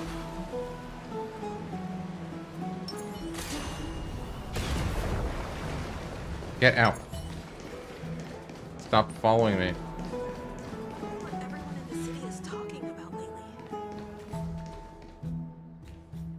Huh. Oh, it's these two. These two are... So many guests today. Let's see who's here now. Oh, it's been a while, Verax Leo. Two distinguished guests of the prophecy. One a clever and adorable warrior. The other, also quite heroic. Ah, heroes. I didn't expect to meet you again so soon. How fortunate. It's a pleasure to see you again, Dux Helcalithist and Dux Carminum. You two are inseparable, aren't you? This is... Oh, she wants to find someone to help with research for her new work. I'm the far-seeing eye and all-hearing ear of Akama. I see and hear every single thing that happens in the streets and alleys of this place. I'm the perfect partner for research. I don't know if I'd agree with that one. Enough small talk. Here's the latest news from Akama, as you requested. The children of the prophecy arrived in the holy city, and the Imperator unilaterally stripped away military power. The Alliance meeting ended in discord, and there may be bloody upheaval. As expected. I get the feeling Yeah. you might have embellished a bit to keep people's attention. I swear on my stone mane, I would never do such a thing.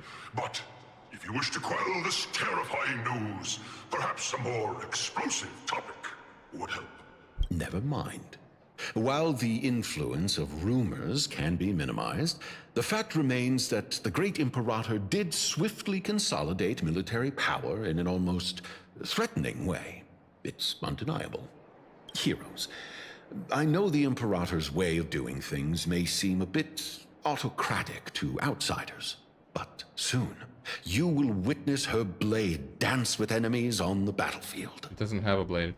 I can't comment on the source of her loyalty, but when that blade is drawn, you two, as bright as you are, will surely see the deep thoughts beneath her exterior. Oh, she's talking about blade. Yeah, High Sealands. Is he talking about Miss High Sealands? High Sealands. I sense some unease in Dux Helcolith's words. It seems the Imperator and Miss High Sealands share a much deeper bond than the others do. There are eyes and ears everywhere. Is there any place where we can have some privacy?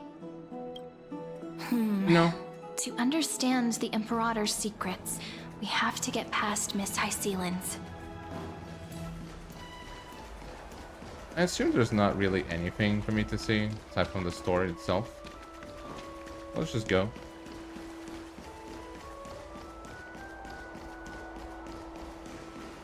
Here, huh? Can I get... This place? Yeah, Was your can we original even enter gas here chamber. still? Perfect for avoiding prying eyes. I wonder if anyone is using it now. Huh? The smell is... What smell? Wait, don't go in yet. Who's there? Oh. Oh. Oh. The little gray fry in pink sea hair. Is she okay? She looks like she's bleeding. I little, think. Little sea hair? You barged into here without warning. Was it an accident, or did you wish to bathe with Calm down. I didn't see anything. Is that so? That your eyes shine brighter than pearls? I don't know what that's supposed to mean. Sorry. We didn't mean to disturb your bath. We'll leave now. It's no big deal. There's no need to panic. This is the natural state for me. People on land force themselves to wear clothes, adding unnecessary constraints. Forget it. If Dux Goldweaver heard I don't know that, if that's how it works she'd normally. scold me again. All right. Please make yourselves comfortable and wait a moment. Let me first wash off the blood of the hunt, and then I'll attend to you two. The hunt?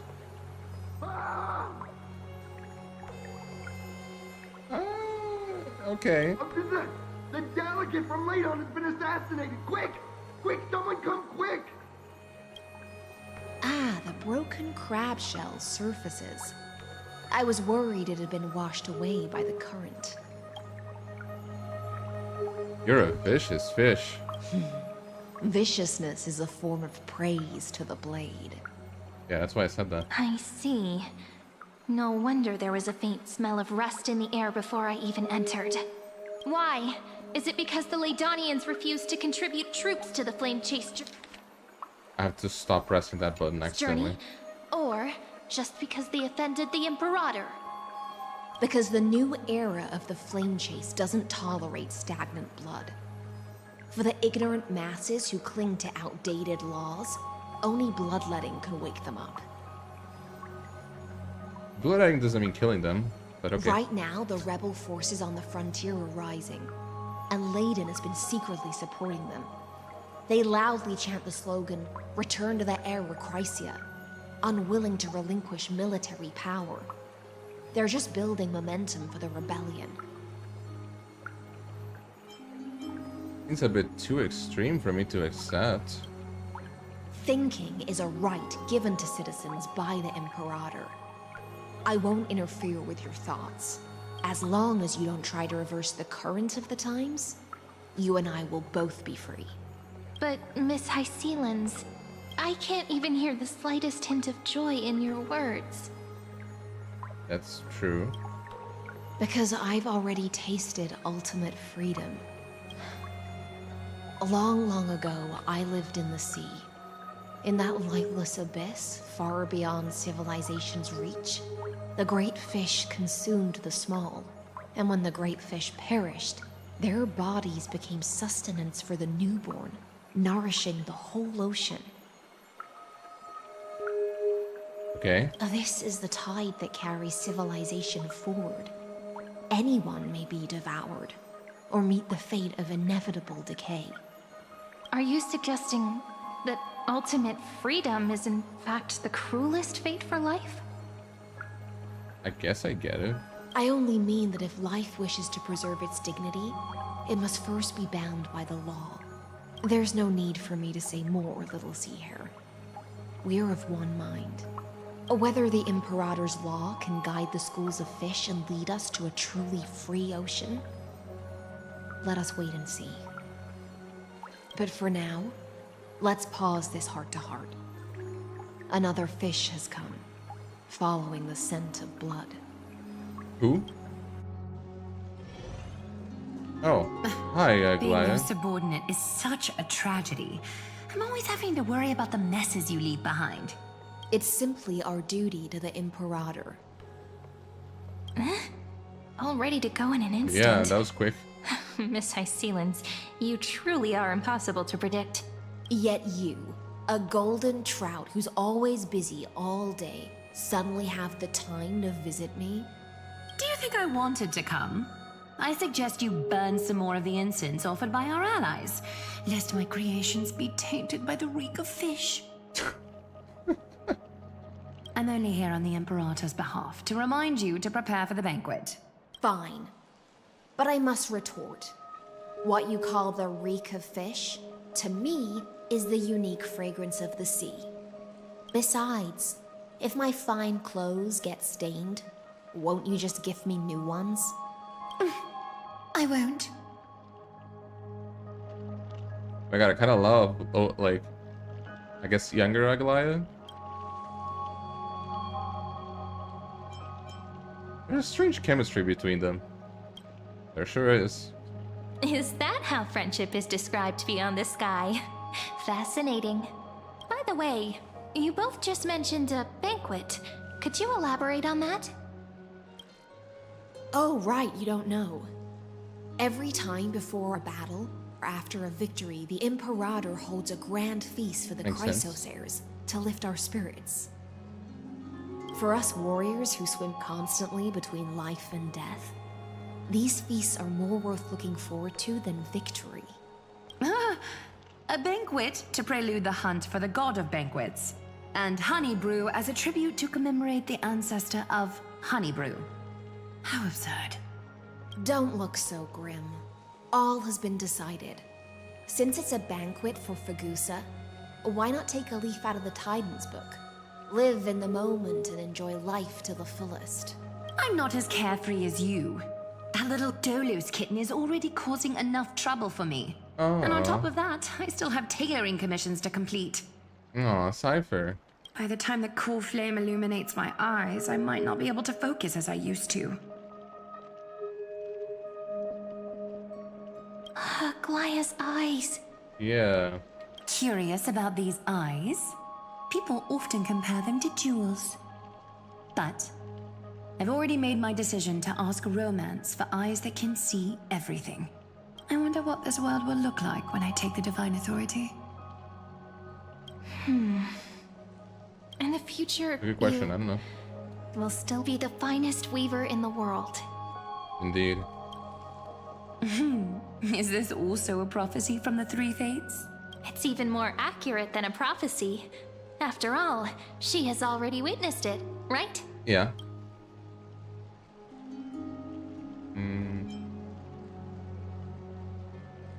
You'll bathe in the golden light of hope. Pretty deep. Become a demigod and lose your humanity. That is the only reply I've received in the countless times I've sought wisdom from the prophecy.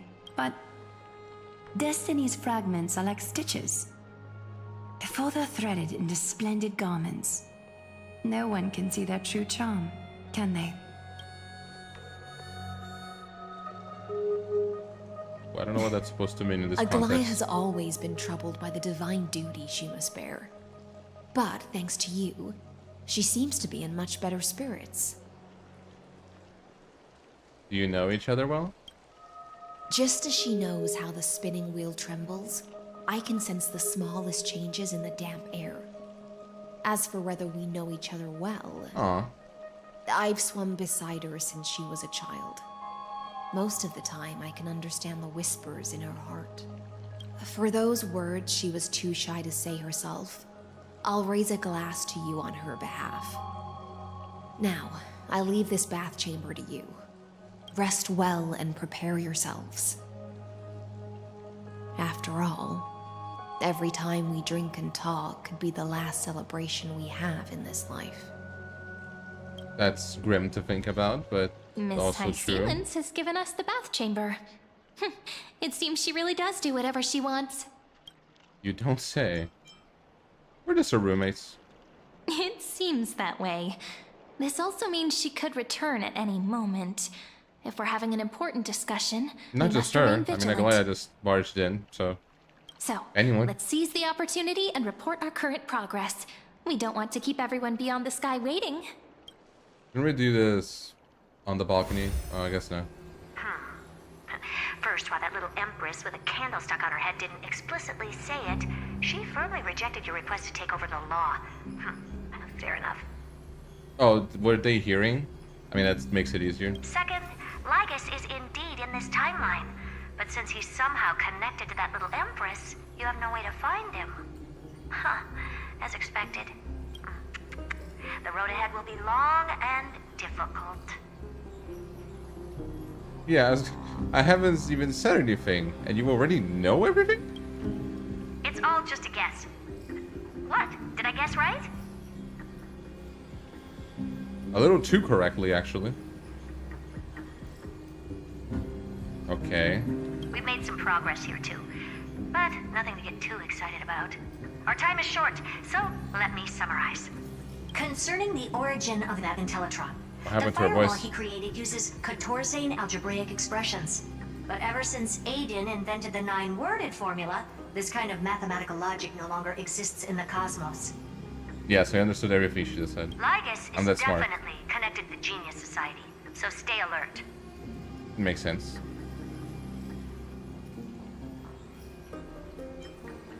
Would he be related to the Emperor? Maybe. We can first exclude Droidhead themselves. Yeah, I don't think that would be the They specialize case. in minding their own business and wouldn't intervene personally. But Screwy and I are still eliminating possibilities one by one. Currently, the most likely candidates are these few. The Lord of Silence, Acha. Oh, the 2 Ruperts are also possible. But it would be too boring if it were one of them. Never heard of Acha. I don't think it's Lord of Silence. That would make no sense for me. Oops. Finally, we'll get to face off with some big names. That's all I have to say. We'll depend on you to continue pushing things forward within this world. Keep in touch regularly. And remember, don't let your guard down. Yeah, I see that's a good idea anywhere in the forest, really. Not just right now. Madame Herta is a real whirlwind. Well then, let's use the banquet Aglaia mentioned as our next starting point. Ceridra's trusted followers should all be present at that time. It'll be a good opportunity to get closer to them. Must avoid direct confrontation with Lygus. Yeah. It's settled then. With our great teamwork, we'll be able to deal with anything that comes our way. Oh, I just thought about something. If, with how early this seems to be in the timeline, I don't even think Phainon is born yet, right? Or if he is, he'll be just a child. Live, like, minding his own business in Ideas Elysia. It's been a long day. We should get some rest now.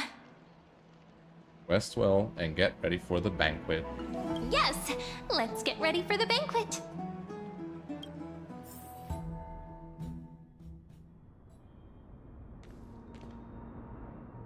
Where is this banquet? Oh, in the Look, grove.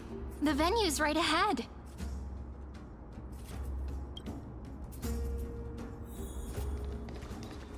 Okay. Can I change the team now? Nope. That doesn't really matter. And I can even hear singing. It feels so romantic.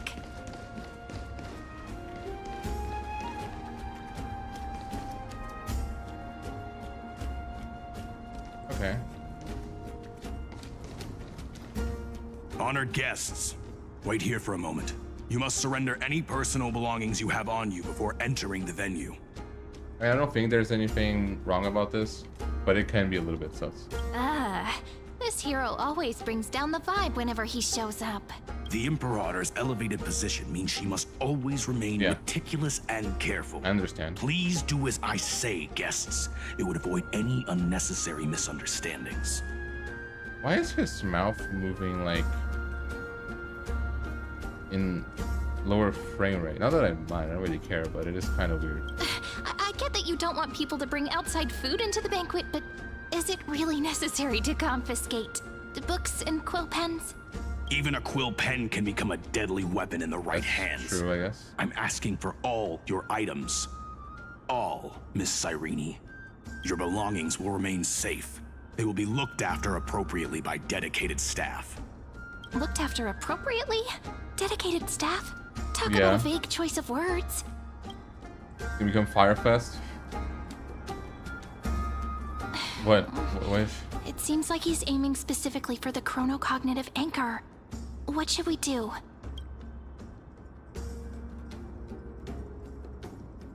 Wait, does it actually matter what I say? I don't think so, but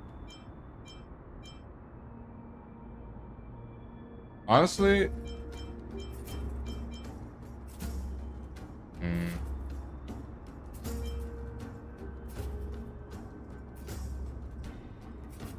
Oh, thank you for the follow, Seraph. Thank you so much. I trust Cyrene. My gut feeling, huh? Yeah. Why don't we go with their plan and hand over the chronocognitive anchor to be looked after? After all, if the little Imperator is paying this much attention to you, she probably already knows all about our whispered conversation with the geniuses. I can pretty much guess what'll happen next. But that's actually gonna be our shortcut, right? I guess so, yeah. Guests. All right, we'll listen to you. Here you go. Also, please pass on a message to the Imperator from us. She can trust my friend. Anywhere, anytime. That makes us look more sus. Thank you for your cooperation. The Imperator has some urgent business she needs to attend to and will arrive shortly. Why don't you head in with the other guests first and enjoy the feast? Okay. Isn't Ceridra supposed to be the focus of the banquet? Yeah, that's a bit weird. She's not even here. Why is it so difficult to talk to her? Okay, let's talk with the guard first. Is there anything else we can help you with, dear guests? Or do you want me to recount the great Imperator's heroic deeds? No, you don't need to. Hey, Labinas. I managed to get some honey brew that the scholars hid in the cellar. Wanna try it? Yeah, I don't think you're supposed to do that. No drinking on the job. I'd never refuse to share a drink with Dux Brumalis, especially if she seeks me out I was first. not expecting him to say that. Don't worry, dear guests. The banquet security won't be compromised. I'd never get drunk before her. I think that's how it works. This banquet has a never-ending flow of honey brew. You're welcome to try it and see whether our drinks are as good as those from beyond the sky. Thank you for the offer, but we're more interested in knowing when the Imperator will be back. The Imperator? Who knows? Maybe she's hiding somewhere, thinking up weird ideas again. If you ask me, she's never treated us soldiers properly, even though we put our necks on the line for her. I mean, from what I've seen, she actually seems nice enough. Hey, I can't pretend I didn't hear that, Seneca. Either retract your statement or duel me. Fine by me. Attendant, bring us 10 more jars of honey brew. I'm gonna make sure he can't even stand straight by the end of this. You wish. Be careful you don't get drunk first. Actually, there are so many people. We wouldn't be able to find the Imperator even if she were here. Are there that many people? I know. Let's look for seats that are raised up higher than others.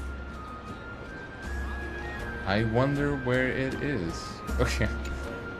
Aggie, if you can't get used to the honey brew, we will go ask for a pot and cook some oatmeal for you. No need for that. This banquet is just too loud. And nothing and no one here is interesting. I just don't really want to be here. Honestly, same. I get it. Lies! You were pretty energized when you came back from the bath chamber. Let me guess. Are you worrying about someone? About High Ceilings? Or Little Cypher? You take everything too seriously. At this rate, life's gonna be real tough for you later on. Oh, you're the least qualified to lecture me about that, teacher.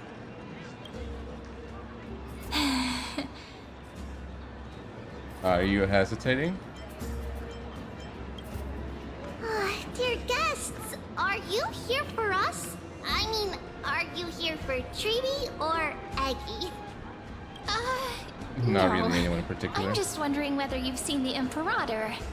The Imperator? No, we haven't. Our sovereign has always acted however she pleases. Though she gave us ranks, she'd never tell anyone her whereabouts. I mean, I guess it's a good thing in a way. That's the only thing she tolerates are chess pieces. And the sky reflected upon her crown. Wow. I see. Why do you two look so distressed? That's not what the deliverer should look like. Why don't we have a toast? While we still have time for pleasure. Here. To the destinies and sacrifices of the next millennium. Then we will toast to the tomorrow that will set fate free. Okay. The Flame Chase Journey. Cheers. What wholesome situations. I'm sure that's gonna continue this way. Okay, what about you two?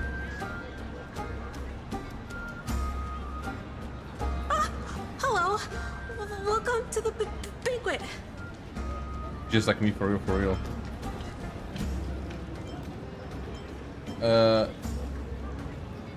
Hello to you too. Ah, so the deliverer is attending this event, as expected. Little Virginia here was just wondering whether she should go find you. As the great Imperator's historian, I'm responsible for composing poems and songs for everyone in the Flame Chase army. But I have no idea how I should record myself in the annals. Little Virginia is wondering whether you can let slip a hint or two about her future, so she can find some inspiration to write about herself. That doesn't sound like a good idea. Yeah. Besides, we don't even know her in the future. But she'll probably get really disappointed if we tell her that. But what should we do?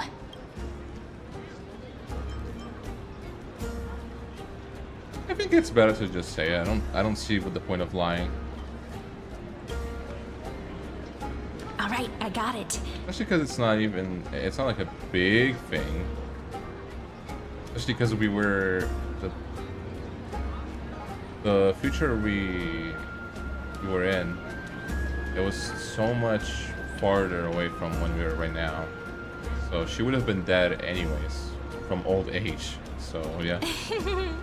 We can't reveal too much, but I think it wouldn't hurt to start your poem with the future. Isn't that literally the opposite? Maybe What? use something like, with hope, I write down the tale of tomorrow for myself, silently waiting, day after day, till the moment it fulfills its promise. How's that? Oh, that's exactly what I'm after. I'm so inspired. Thank you so much. I feel like I can actually finish composing the heroic saga of Flame Chase once we end this campaign. As long as it worked out, I guess it's fine.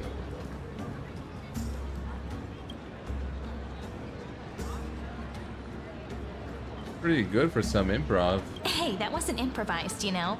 I memorized it so I could show it off to you. By the way, in return for that, are you able to tell us where the Imperator is? The Imperator? She usually wouldn't arrive this early. She believes that rulers should stay silent in places where their subjects hold private conversations. That's actually kind of nice. Why don't we have a toast before she arrives? Oh my god, they're To actual reason, glasses? Which is held, but not revealed. To romance, which will surely be returned. Alright. Gray fry. A little sea hare. Great Please fry. come over and share the delicacies of the deep sea with me. I will. I just want to see, is there anything here? No? Okay, I don't know what she was talking about then. Irene.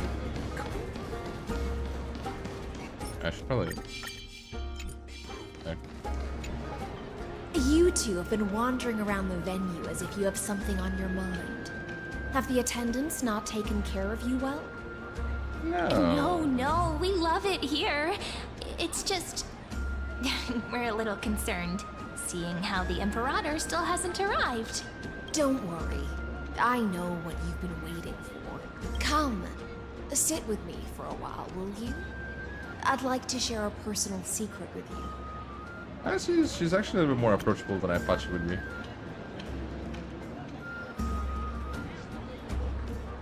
See here? What? This is Fagusa's dew of divine blood. The sweetest of all the 12 I had that wines. until someone stole it. On the night before such a historical event, I'd like to share this marvelous drink with the Deliverer. Doesn't this count as bringing in outside food? I knew that security check was targeted at us. What's the matter, guests? Oh, we're simply overwhelmed by such an honor. Are you worried that I might have poisoned the dew? Well then, let me prove my innocence. High Sealance raises the goblet of honeydew to... Oh my god. Honeydew to her lips. Deliberately arching her neck so you could watch the liquids descend down her throat as she swallows. I hated reading that one. See? It's completely safe. I feel like Miss High Sealance wants to talk to us about It's probably something. a good idea. Why don't we go along with her for now?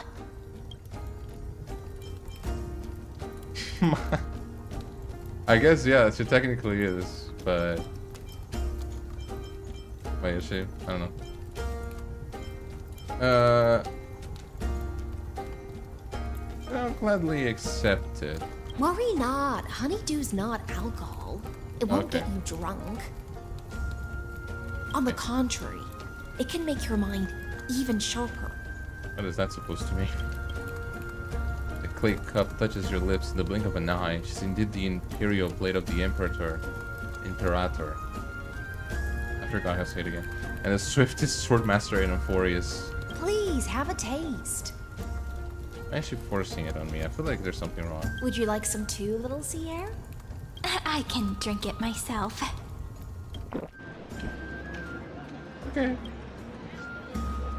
How is it? Sweet enough? It's a very complex taste. Calm at times, tempestuous at others. That's the taste of the ocean. It'll do you good to understand Fagusa's fickleness before we set off to face their waves. Okay. Just like how you're about to understand the secrets within this dew. Now, please turn around. Very, very quietly. Don't make a single noise.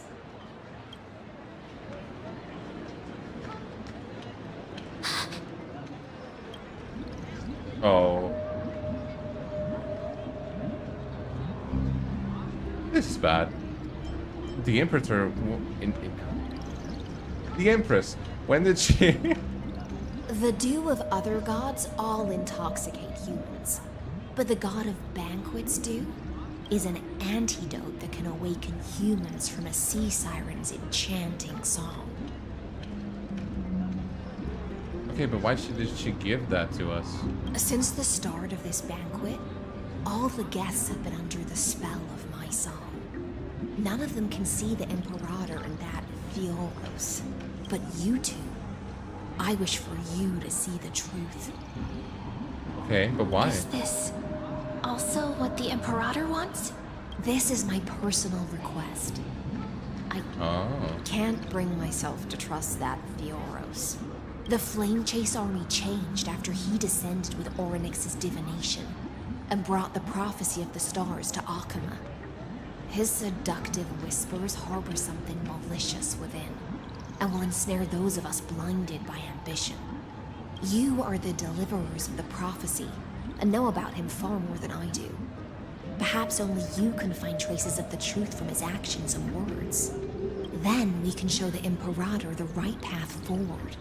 Oh, but isn't this acting behind her back? I'd say it's justified. Amphorius has become far too weak. Even heroic actions protecting her from harm must be conducted under the water's surface. I am the Imperator's blade, and I must clear the way for her while remaining concealed in the torrents. Then, ensure I'm pointing my sword towards the true enemy. Can you promise me something, Miss Hycelens? Speak your mind. My friend has in fact come here to stop that villain's evil scheme. Our goals are aligned. Yeah. But as to the decision the Imperator must make, she has no wish to transgress her authority. We just want to tell her everything we know. I believe the Imperator will be able to tell right from wrong. I actually would agree with that. She's smart. I never doubted your loyalty. I'll pass your words faithfully on to her, provided we can gain the advantage in this tug of war, that is. Now, return to the feast. Bring this cup with you and keep your distance. Okay. Pretend you are still immersed in the sea siren's fantasia. And I'll control the moisture in the air. That way, you'll be able to listen to sounds from afar as if you are a whale of the depths and hear every word of their conversation. Okay, I have a feeling they're gonna know. In this first skirmish. It's the exciting and thrilling undercover part of the adventure. Oh, it's actually not the one that we had before. I have no idea how much I want to just see what happens if I get close to them. But it's probably just gonna say, you got too close, so... Let's mingle in the crowds here. Relax. Relax. Try to act natural. Yeah, it's a bit hard to do Where's that. the Imperator? Still not here. That little imp is always acting so high and mighty towards everyone. Today, I will... Whatever. Pour me another cup. Though she has succumbed to drunkenness, she still does not dare challenge your authority. Yes, no. A criticism of my height is a grave enough insult already. She should be dismembered. Okay. It's a bit... Do you often test the loyalty of your subjects like this? Even Lagos is like, okay, you really do it like this? It's crazy. You jest. The Imperator does not need blind loyalty. As long as one can prove they have value, I am willing to be lenient towards them. That's nice. Let's cut to the chase, Theoros.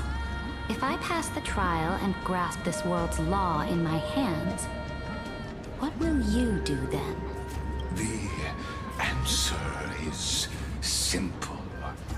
I will connect Amphorius with the stars. Don't waste my time. Be Yeah, it's very precise. ambiguous. Be specific. Allow me to adjust my statement.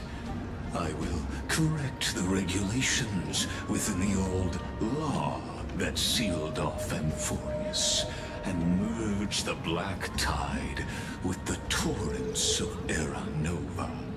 Then, we will be able to decimate the forces beyond the sky that are trying to annihilate Iron Tomb and sound the trumpet for the endless campaign you will then embark on.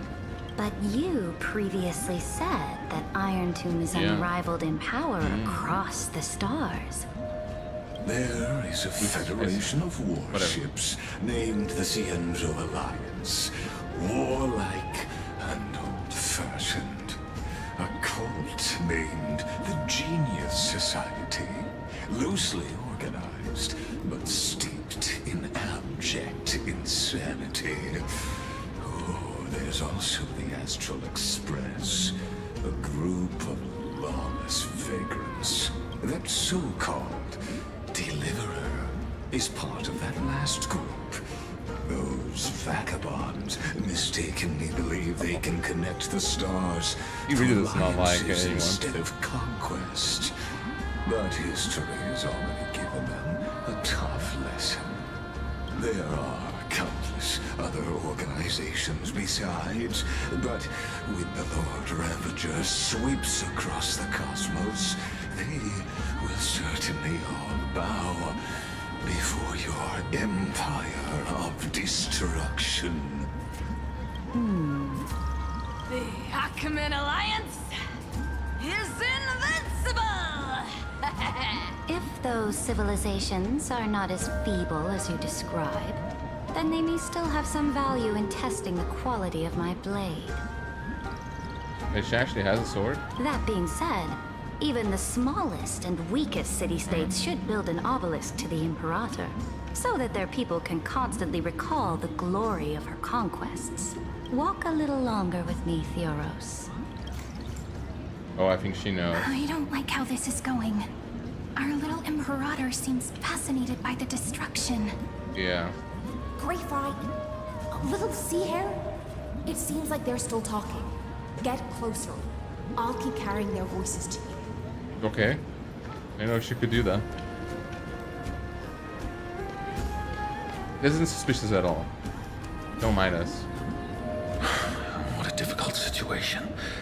No matter how we position our forces, this battle against Fagusa will result in many casualties. That's not something you or I should consider. The Imperator has already placed the chess pieces. We just need to fight for her until our last breath. How astonishing. The commanders under you have such different personalities, yet they share the same loyalty. Yeah. He's looking this way.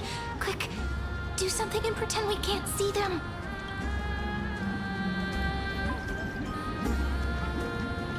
Go down the honeydew in front of you, sure.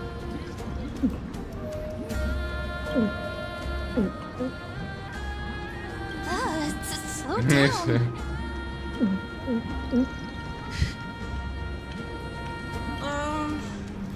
Are you okay? I don't know. What's the matter? My apologies. I was just checking whether everything was fine with those two distinguished guests of yours. And it seems like all is well. Let us continue our previous conversation. Regarding the soldiers fighting for you, are they aware of the price they must pay for the trial of law? Aren't you, isn't Seridra the one that's gonna do it? If I recall correctly, you've already lost a bout against Talanton due to offering insufficient sacrifices. You dare mention my name alongside the word lost? Forgive my transgression, great Imperator. Watch your words and actions. All you need to know is that my victory in the trial is guaranteed. Even without the trial of law, they've already sworn to give their lives for my conquest. So tell me, if everything happens according to our agreement, how would you recommend I deal with that deliverer? Good question. Do not let her fool you. That woman from beyond the sky, yeah, I guess that is true, but like ruin within her body. I know. She must not be allowed to tarnish your glory. Therefore, the wisest decision would be to hand her over to me. You plan to torture her? Calling it experimentation. What is he gonna do? Appropriate. The guest's patience is running thin. I plan to remove the Fantasia and head into the banquet. I will heed your advice. Leave for now, Theoros, and go back to Akama. You don't want to confront those two directly either, do you? Indeed. It's a pity that Antikytherians are lightweights when it comes to drinking. Before I leave, I would like to make a toast to your aren't they robots? How using my this did affect them instead of a goblet. As I expected, that Theoros' schemes have been revealed. Yeah? Thank you for your bravery, guests. It's time for me to dispel the Fantasia. This will be the Imperator's last public address before we head off, and therefore, likely, the final chance to change her mind. I will try to get you a chance to speak, and I'll also prepare for any contingencies. The rest is up to you. Nice. Alright. Thank you, High Sea Lens. What seats? I will try to get you a chance to speak. Okay. No, let's just continue.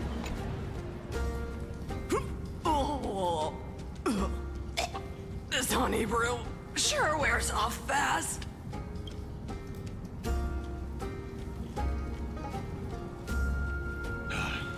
The Imperator! The Imperator has arrived! No need for formalities. I should be apologizing for my tardiness instead.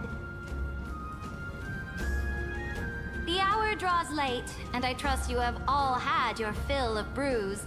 Therefore, I will not observe the usual ceremonies. Any warrior who has fought by my side should have those speeches memorized by now. The Imperator's word is law. Are you out of your mind, Duxpregoris? The Imperator hates flattery most of all. I thought it was the opposite.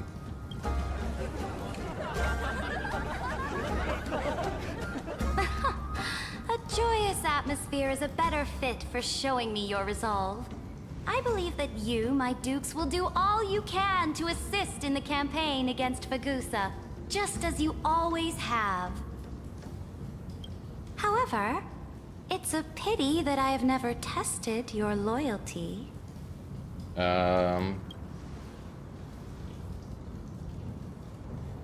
What does she mean? Yeah, it's a bit weird. The purpose of tonight's banquet is not to raise our morale, but to establish which allies our alliance can actually trust, and sever the heads of the traitors as a toast to all before we march. Yes, some among us have discarded their vows in order to foment vile conspiracies. Now listen! These traitors are standing right here in broad daylight.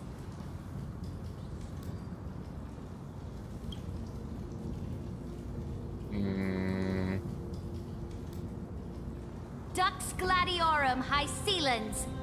She used the Sea Siren song to immerse the crowds in an illusion and conceal her whereabouts. She then worked with those from beyond the sky to spy on confidential matters, hoping to rob the core flame by force and harm me, the Imperator!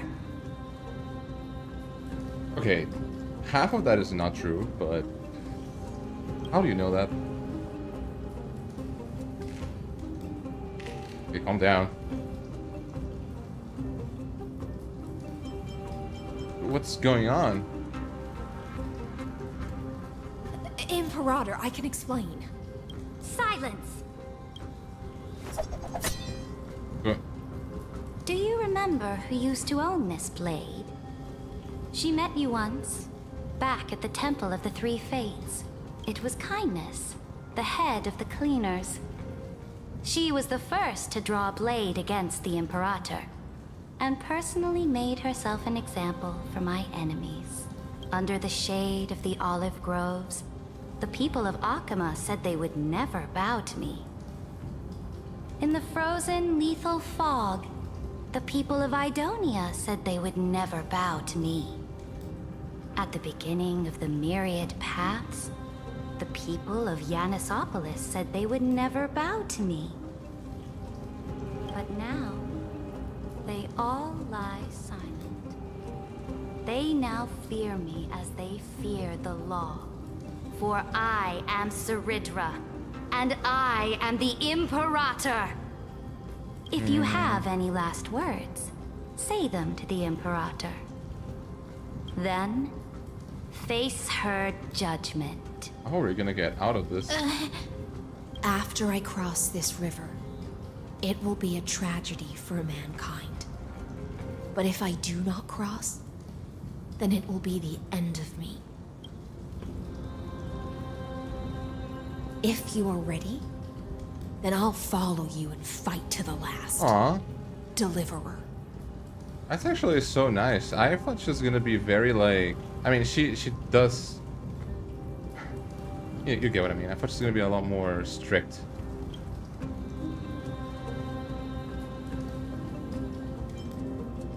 What? Okay, calm down. We must convince Ceridra. That's right, friend. We must kill her. Now, Okay. use your identity and add in a bit of experience and charm and testify to the Imperator as we promised. Is it gonna be one of those? Oh. You think you can slay a king using your words instead of a sword? I'll have it. Show me the weight of rhetoric from beyond the sky. Will it weigh heavier than 3 human lives? Let's try to watch our words carefully. The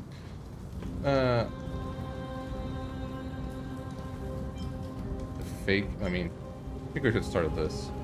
Before I arrived in this world, the Chrysos heir of world-bearing was a young man with the pseudonym of Phainon. He came from Ides Elysiae in order to combat the lies of the Era Nova and deliver Amphorius from the ending of the destruction. He lived through history more than 30 million times, hoping futilely to find a breakthrough. And Cyrene, the young woman standing beside me, also carries an equally heavy destiny.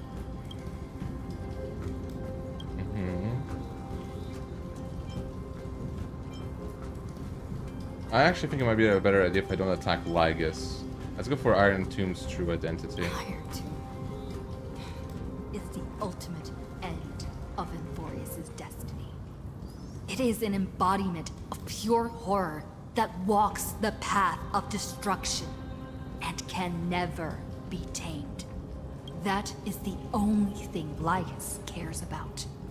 As for Amphorius, pure glory and Yeah, he campaigns, definitely does not.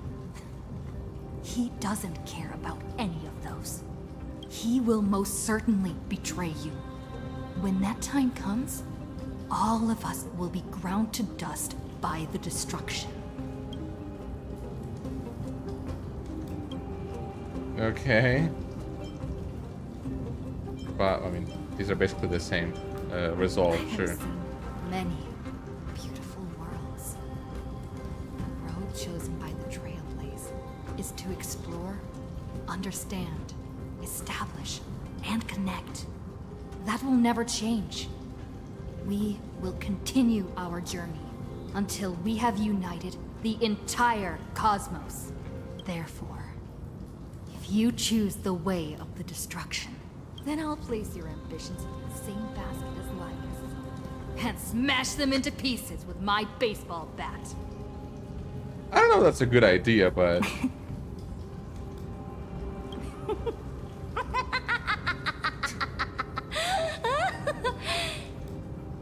That was truly a chaotic speech. All that needs to be said has been said. Dux Frigoris, Dux Bromalis, escort the traitors to the prison.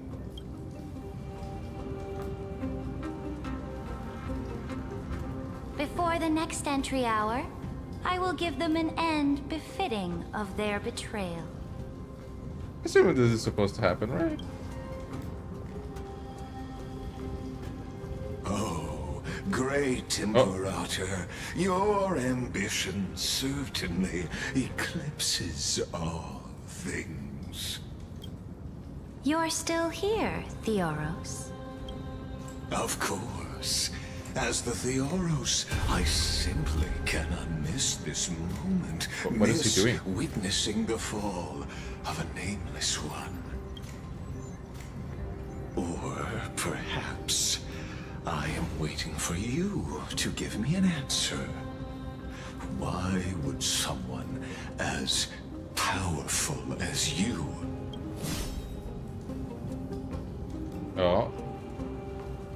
use such a clumsy excuse as imprisonment to ensure the Deliverer's safety?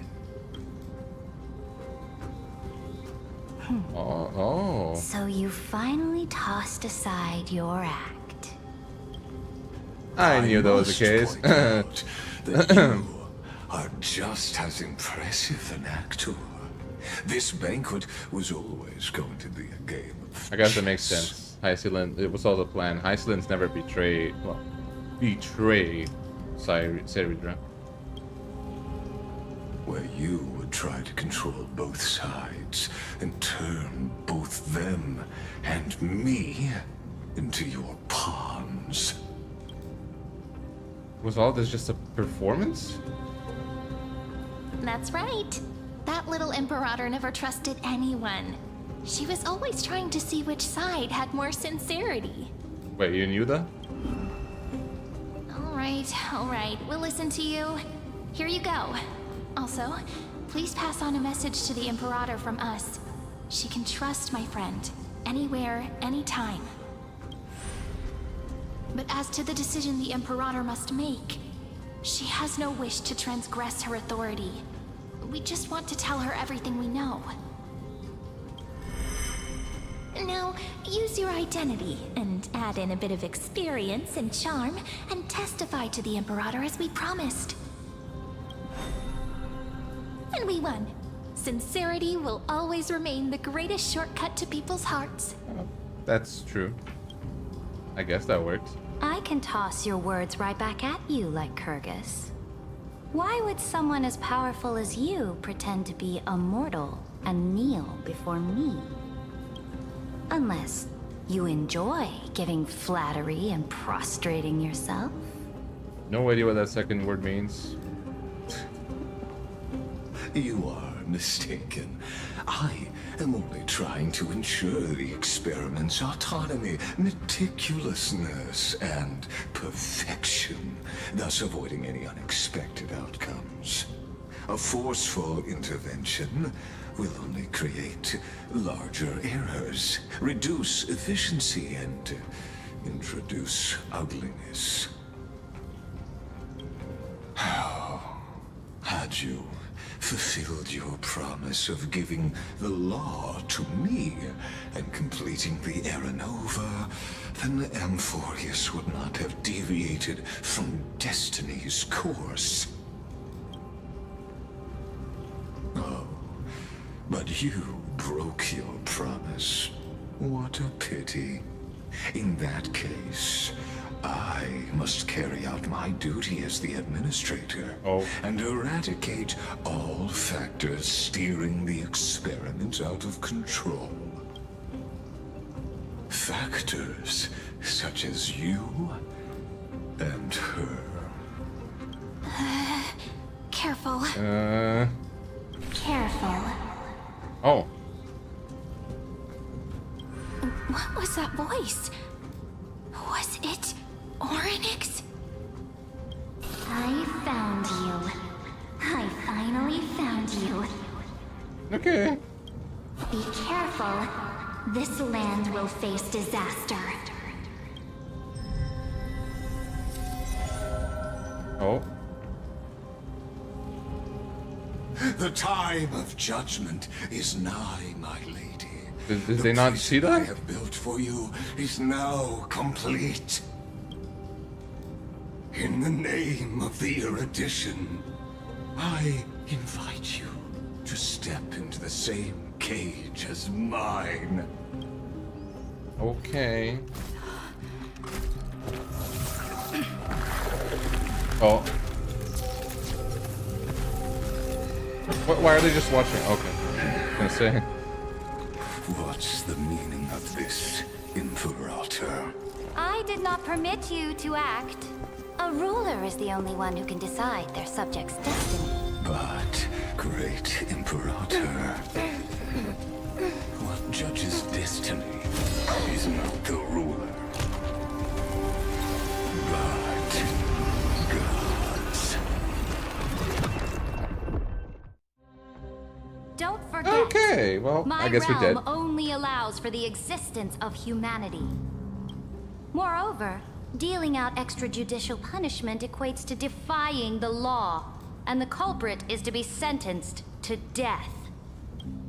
But you have seen how I can erase life from this world with just a clap of my hands. I fear you are still quite unaware of your current situation. Allow me to reiterate.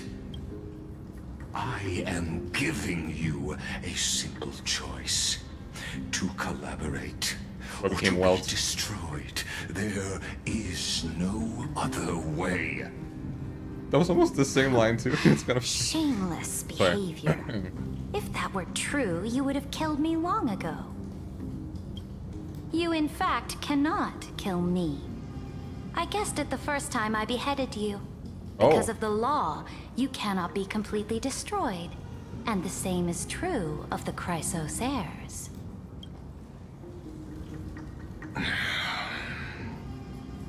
The more you bluff now, the more you are proving that conjecture to be true. What magnificent foresight.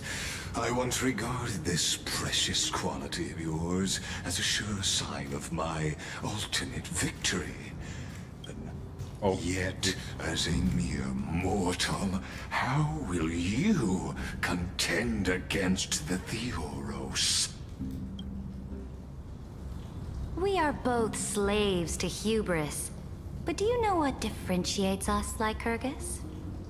I will never be blinded by my pride. If I wish to break the scale's balance, I only need to appeal to external forces and use them for my own ends. Oh, she's actually gonna use that because she got it from the guard. Finally, we get to meet face to face, senior society member. I offer sincere acknowledgement Wait, she knew for that many too. past achievements, but I must Oh, I guess she deeply wasn't regret guessing your then. current That's why. perspective. That's why she knew.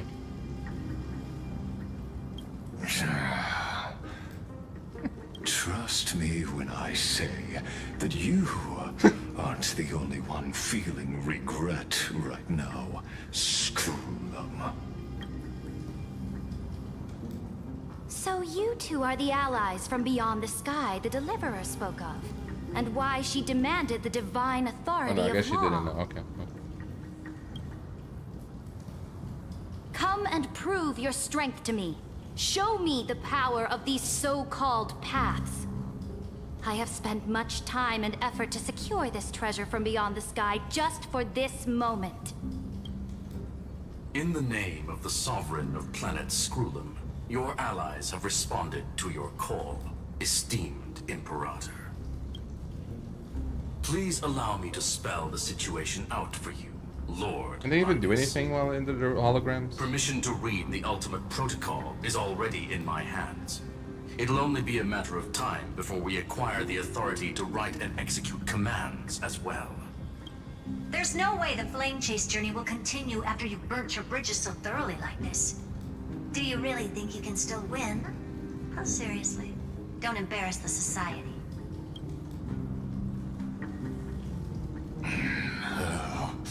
I understand that a mere zero possibility does not equate to zero. That argument is very persuasive to me. Which means the same principle also applies to you, my dear peers. You will never be a match for me in a world constructed through 14 algebraic expressions.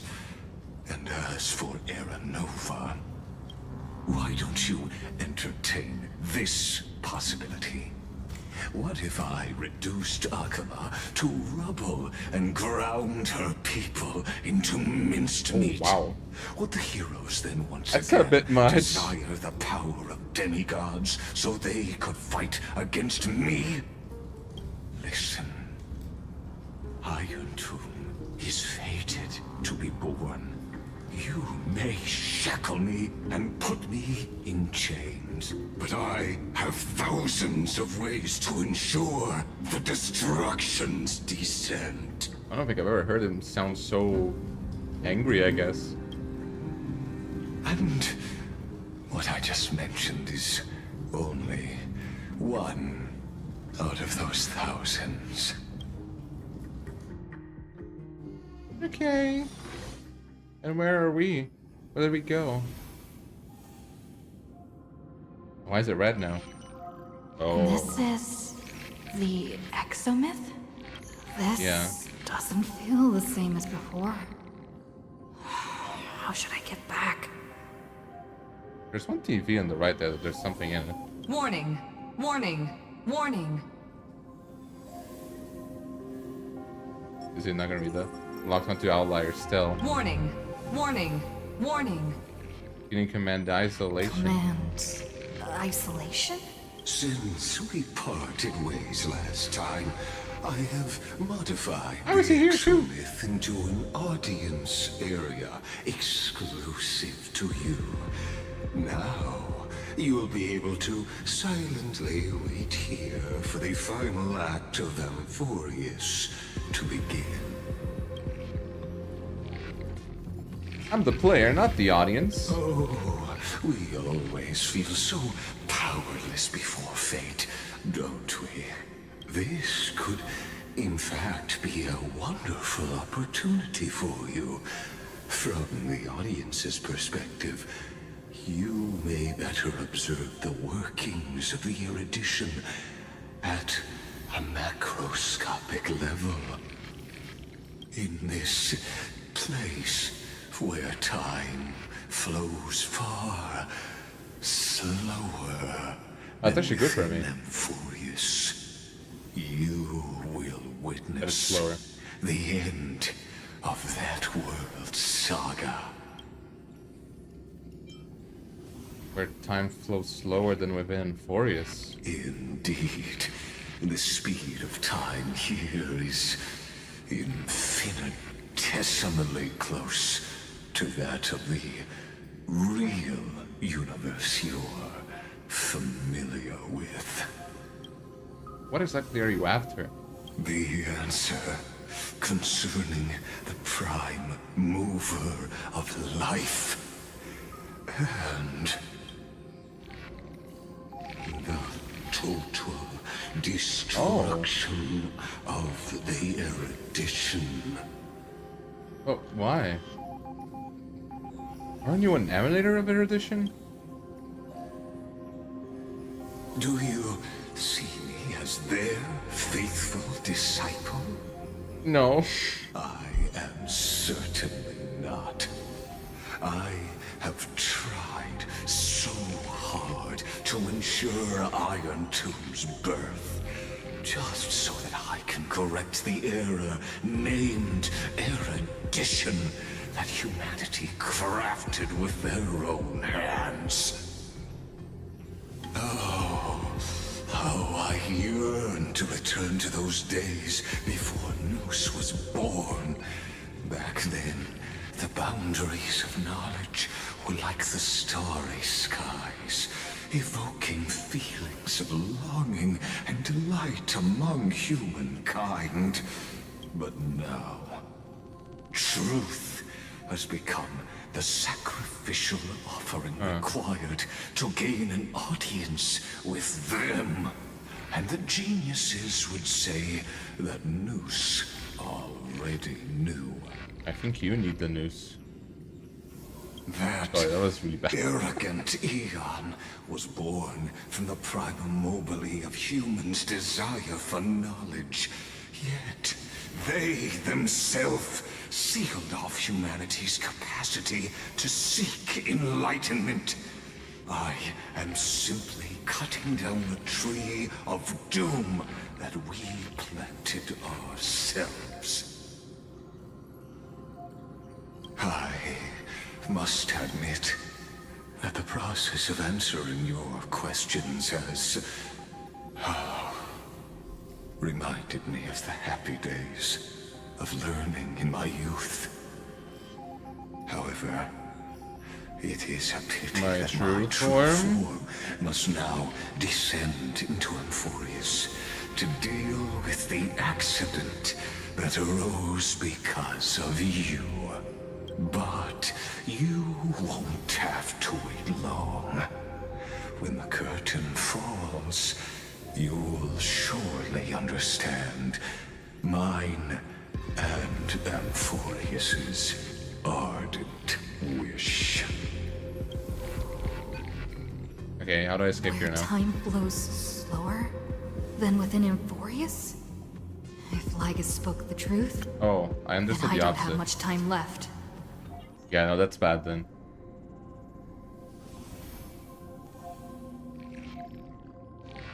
Wait, no, I don't know.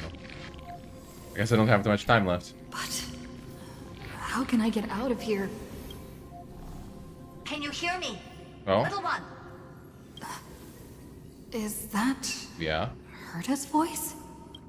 Warning, warning, warning. Hurry up. Put some speed into it. I can... I tried being speedy. That old Intellitron overlooked one little detail. And Screwy and I finally found an opportunity. Save me more than her, please. Let's keep it short. While you were gone, well, in those few years... Wait, what? Amphorius. Wait, a few years? Yes, time dilation, resulting in an uneven flow. Don't you know this already? Let's stick to the main points. The Chrysos heirs activated the chronocognitive anchor and helped Skrullum and me open a hole in the firewall. We made some adjustments, so he can't attack us immediately, but it won't hold for long. Critical warning. Critical warning. Abnormal data locked on. Unauthorized communication confirmed. Initiating response. Time is running out. Here's the conclusion. It'll probably take a long time for Screwy and me to completely break this cage before Chrysos heirs have a full grasp of the law. To be safe, we'll continue to launch side-channel attacks on the system to give you opportunities to escape. You need to seize these opportunities. So start moving and find a way to pull off a magnificent jailbreak. So, how should I do that? We detected another path's influence. Yeah. I actually don't know what the further path is, right? Critical warning. Critical warning. Communication channel analysis complete. Terminating unauthorized communication. Its power is strong. May be able to help use the path's power. Make it detect you. Unauthorized communication terminated. Is Herta saying a certain path's faction has arrived in Amphorius? And I can ask them for help? I mastered the powers of different paths in my previous journeys. Think hard and figure out exactly which faction has arrived at Emphorius, and which path's power I should use to call for reinforcements. Are these showing my memories?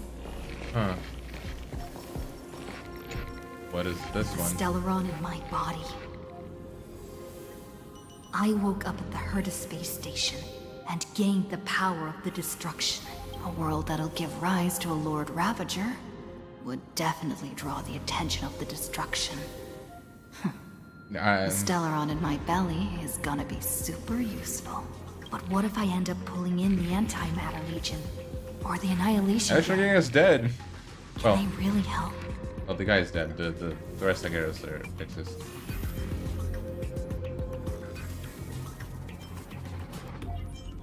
Wait.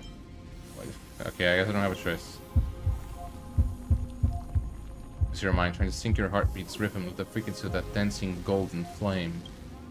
Walking the line between sanity and madness, carefully steering the course of your consciousness, gently knocking on the door of destruction. Yeah, no one's gonna answer. Yeah, you gave up. The beckoning of the chaos was too tempting, and your current power level wasn't enough to fully resist it. If you were to fall into the black abyss of destruction at this moment, perhaps everything would be lost to the void. Yeah, probably. Failure is not necessarily a bad thing. This power wasn't gonna call up anyone nice after all. What is this? I obtained the flaming lens left by the architects. Okay, preservation. And gained the power of the preservation in Belobog. That's right. No matter how far away a planet is, the IPC is guaranteed to pay attention. As long as there's a business opportunity. Isn't Emphorius a pristine and untapped market? Besides, even if I can't call up my friends from the IPC, the architects and the nomadic miners should I don't think they can do anything too. about this, I'm not gonna lie to you. There are definitely cities and ores in this world. Okay, clip off. The enemy hammers hard enough to smash through this chain. You focus intently, trying to mimic the clip-off's wall-building hammer strikes with your heartbeat. Once again, you just need to recapture that feeling from your battle with the Supreme Guardian and catch the sparks from that hammer's strike with your own hands. Yeah, I kind of expected that. But nothing happened. Clip-off ignored you just as they had ignored countless devotees who looked up to them throughout the ages. Seems like since Emphorius has no overseas market, the IPC's hand can't reach it. Ooh, Harmony could work, although there seems to be one more after this, so probably not. And declared war against the Order. Then gained the power of the Harmony. That's right. The Benevolent family must still remember the me for Benevolent saving them. family. Their music echoes throughout the stars, and they'll definitely want to help. Come, let me put on the deer hat that's been set aside for quite a few chapters. Sing with Clocky. The world is in harmony, and the stars shine bright. Shipe, use your song to guide me out of here. You focus your mind, trying to hum the ode to harmony in your thoughts. The fidgets of past nameless appear one by one. If you blend into their faraway song, perhaps a path will appear before you. Yeah, you failed. The barrier of the exomyth strangled those distant melodies, filtering them out completely like useless noise, leaving only cold silence. Doesn't Lygus want this story to have background music? He has such terrible taste. You already have background music, so I mean, oh, the remembrance. Yeah, that makes sense. That's right. I came to Emphorius because Black Swan asked us to come. And I even got a glance from Fu Li here. I mean, I never really met the Garden of Recollection for Must real. be intricately but involved with Emphorius. yeah, they'd be interested in this. Traces of the remembrance are also everywhere in this world. I don't know what they want, but I don't have many choices left in this crisis. Fully answer me. Trust me? Invoke the power of remembrance, awaiting the resonance of reinforcements. After the power of remembrance flows through, something that should not exist here materializes before your eyes. Oh, it's a little jellyfish. I finally found you. Following the sound of memories. A pathstrider walking both the remembrance and the trailblaze. Are we gonna meet you know, the other March thing? I don't know. Is this a messenger of Ornix? Her soft whisper is like a warm hand that takes up your soul and slowly disperses it beyond this realm. Warning! Warning! Warning! Unauthorized access detected. Cannot lock onto signal source. Erudition's prison cannot stop us, for we lie outside the logic of zeros and ones. Come, leave the cage of Logos. The mythos of Amphorius waits for you to continue its story. Okay. When that brightest star, that star heralding the dawn, finally rises, a boat, so used to drifting, at long last enters an island's safe embrace. Oh, Pathstrider, we have helped you break free. Hurry and set off. Oh. The child of remembrance awaits you. Hi, March. March? What's she doing here? Observe. Strange being unlike anything you've ever seen before. With its translucent body, you seem to catch many familiar fleeting shadows.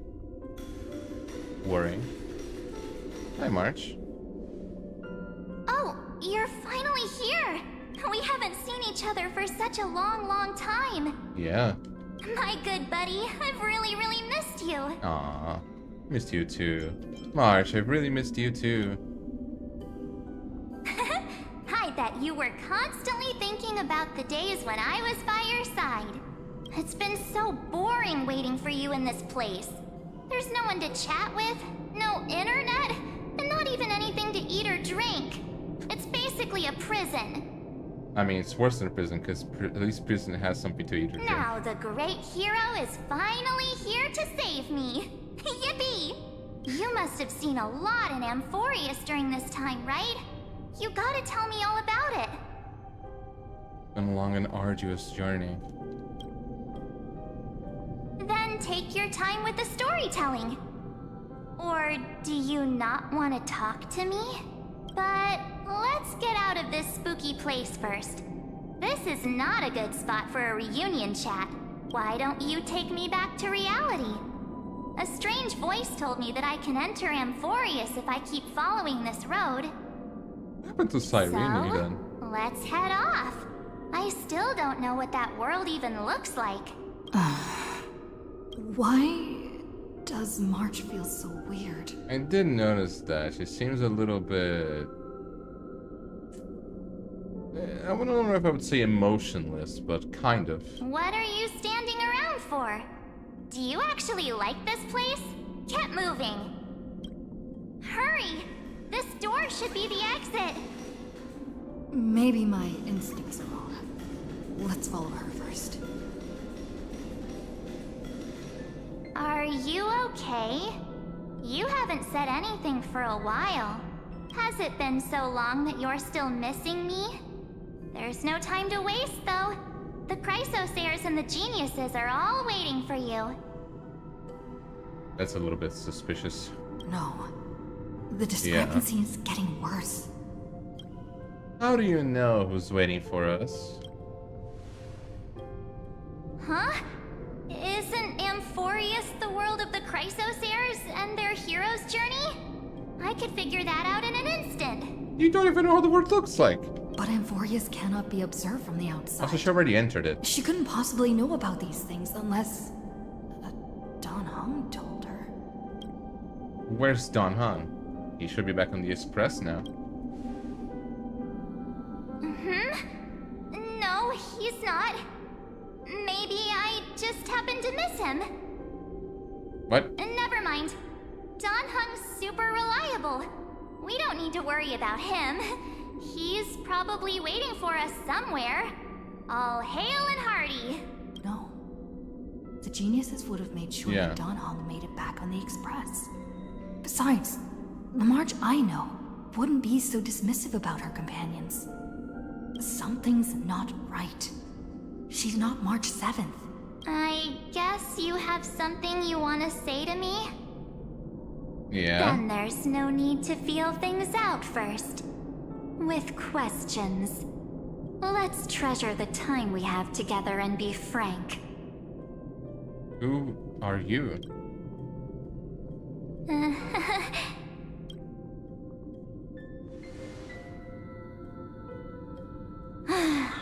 As expected. A glimpse of memory is not enough to deceive the bonds of friendship forged between the Nameless.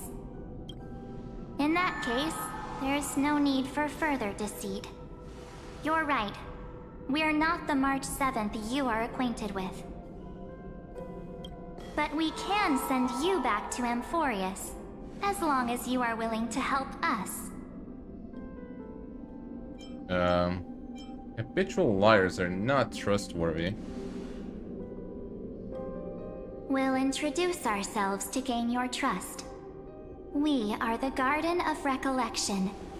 You should be very familiar with that name by now. Okay. Just as a reminder, while you hesitate, time is quickly ticking away in Amphorius. Working with us is the best way to stop the enemy of erudition. Erudition would treat any results unrelated to the experiment as garbage and throw them out. But we don't work like that. The Remembrance treats all these instances as important materials needed to weave the universe. Besides, this would be child's play for a great hero like you. It won't be hard at all. Also, yeah, for sure. If your plan fails and the big bad Iron Tomb manages to get out, then the whole cosmos will be in danger. Wouldn't it be better to have an additional failsafe? As long as you help the Garden retrieve what we want, even if Iron Tomb reformats everything in the physical plane, we can use Remembrance to reconstruct the entire world. Or, should we say, the entire universe. So help us. Find where Amphorius's memory began, and bring it out. The Master of Anastrava has already glanced at you. I never seen. Don't deny it. What? That storybook is the best evidence. That name. Say, you aren't seriously gonna be moved by their pretty words, are you? What is that symbol until the end? I am the one who commanded those little ones to lead you out of the prison. But I didn't expect to attract little gnats trying to take advantage of the situation. Oh. While Remembrance can help you return to Amphorius, there's no need for you to do it the way they want you to. Of course, there's also no need for you to make any deal, or pay any price. For you, this is probably a long time no see. Okay. My dear. Another illusion. I won't be tricked again. Shh. There's no need to say anything. I know. You have so many questions swirling around in your memories at this moment. And you feel so helpless. Put them aside. For now, all you need to do is trust me. I'm gonna lie, I love her like question mark curious. It's really cool. But her hair on her back, it kind of looks like a jellyfish. And interesting. Or what? Do you need more proof? That won't be hard. Wait, stop it! They're awake! I'm gonna keep our first photo, alright? Won't come to pass while Oh. they're around. And now The statue. Azure Is Dragon, that I'm Dawn Hollo's Tucker, brother? leading those cards! Oh, did you hear that? She just called me, but I'm a VTuber full of pain. We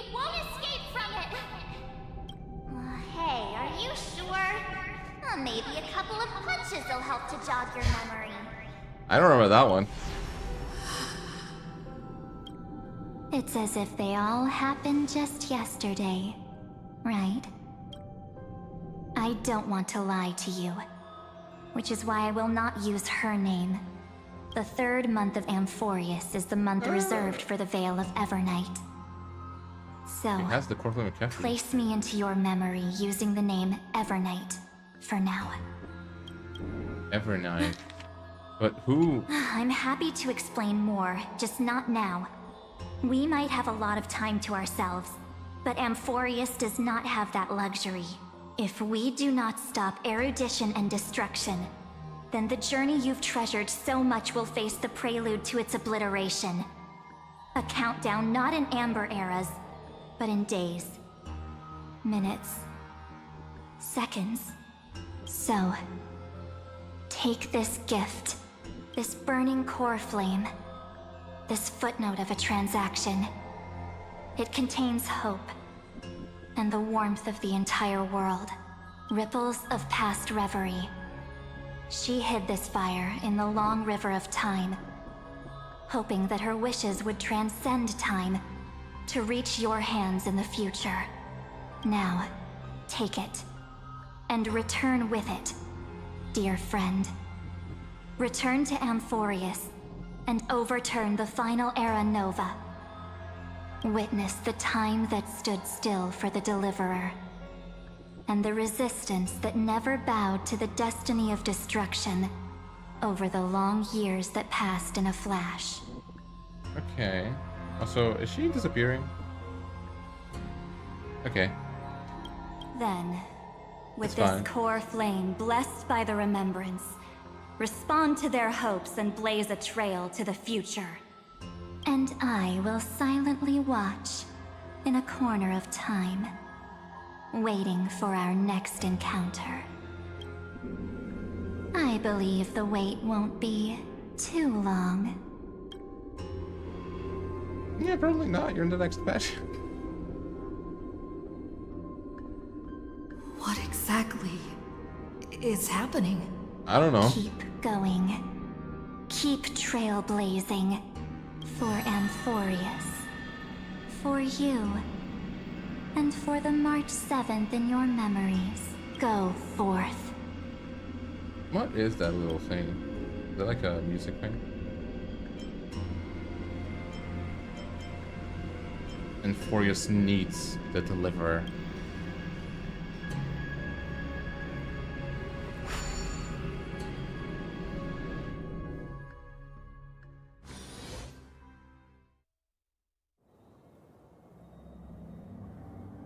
Oh my god, that is so that's like thousands of years.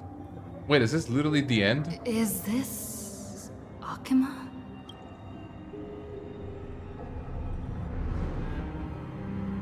Yeah, this is literally the end. No one's here. And the dawn device off. No, no.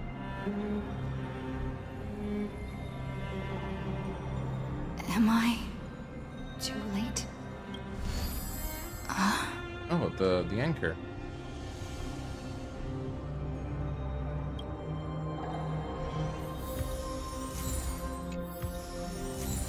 Okay. What is this? Fragments of recollection. Oh, heard it. Hi. Oh, she's not gonna say anything? Hey kiddo, can you see me? Don't bother responding. This is a pre-recorded video message. Thanks to that little Empress granting access to the Ultimate Protocol, Screwy and I rewrote the progress of Era Nova while you were away. My guess is you don't have much time to listen to all those complicated principles right now, so let me break it down into simple terms that anyone can understand. Amphorius has been racing down the path of destruction for too long, and the underlying logic of Era Nova has been completely corrupted. Screwy and I put in a lot of effort, but we could barely manage to override a small portion of its logic. Let's take this progress bar as an example. Our Entomb's progress bar is currently at 99.98%. And through this rewritten Era Nova, we're confident we can push it back to 96%. Let's be conservative, say 97%. This is a critical matter. The internal structure of the scepter is too unstable, and we don't know what complications might suddenly arise. The most rational course of action is to quickly run another extrapolation to buy the cosmos a bit more time.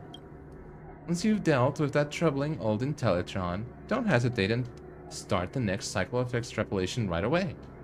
Screwy said that Era Nova isn't a process that happens in an instant, and the protected nodes of the scepter are probably at their most vulnerable only during the reset.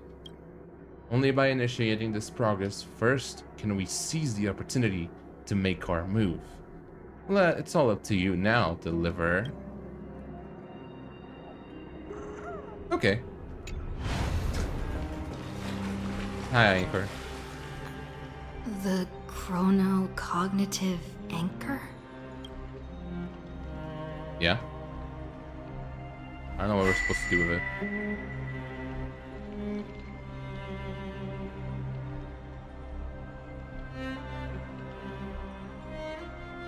There's so much I wanted to say for our reunion. Yet now that you're back, there's only one thing to say. Oh, Welcome Cyrene. back, friend. It's been such a long time. Yeah, literally 1,000 years. More than that, actually. Cyrene, I'm so glad you're still here. You must be really confused right now, aren't you? So much has happened in Amphorius while you were gone. But don't worry. The Deliverer can't afford to be lost, no?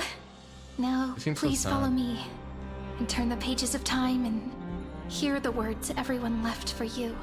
I'll tell you the story of this 1,000-year journey. That way, it won't just be my memories alone. Cyrene can't hear me? She can't? I thought she could. Okay.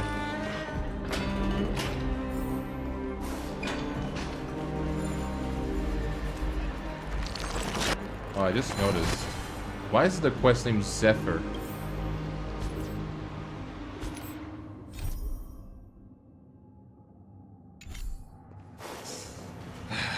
That's not good, is it?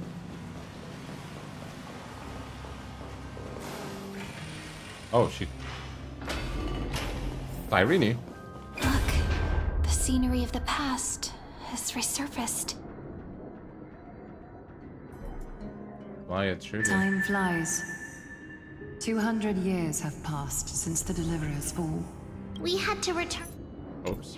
3 core flames of law, romance, and ocean to stop Lygus, but Oh, they actually managed to do that? That's even crazy. so, Terravox has fallen. The 2 geniuses vanished without a trace, and Zeridra embraced her fate.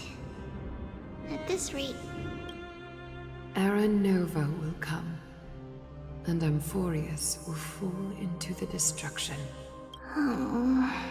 It seems the key to rewriting the end once again lies in the core flame of world bearing. According to the instructions left behind by those 2 geniuses, we must get it into the Deliverer's hands, no matter the cost. But how? We need to find a way to hide the core flame. And we must buy enough time to keep Lygus at bay. About that, Rini might have some good news. Rini? She had that dream again last night, but the Titan's voice was clearer than ever this time. Is that another one of Trivios that we didn't see in the other thing? She said, pass the flame into the future. Is that a prophecy from Orynyx? She chose to side with humanity this time and hide one of her kin's core flame? It seems Amphorius' fate isn't sealed just yet. You're right. History has changed. Humans and Titans are both giving their all to keep this world going. Perhaps a relay across the ages is finally about to begin somewhere out there. Unfortunately, life will never go smoothly. Leiden's army is already at our gates, and their commander, that Lycurgus, he's right outside Akama. Why is he commanding them? Light calendar 3960. Saridra, under the pretense of a campaign against Vagusa, sacrificed 500 Chrysos heirs to complete the trial of law. This tragedy shook everyone in Amphorius. That same year, Saridra the Imperator was assassinated, after which Aglaya the Goldweaver took command. Thus began humanity's second flame chase journey, a path hanging by a thread. Come, this way. Is that actually what you need to do for talent in this trial? Bro, who hurt the guy that became the title? Eternal holy city? What part of that eternity ever lived up to? Oops. The Memorial Palace lies in ruins. Everyone would have died anyways. Shut up, Lagus. Have perished because of your stubborn resistance. It's time you learned the cost of refusal. Now, answer my question again. Where is Kefali's core flame?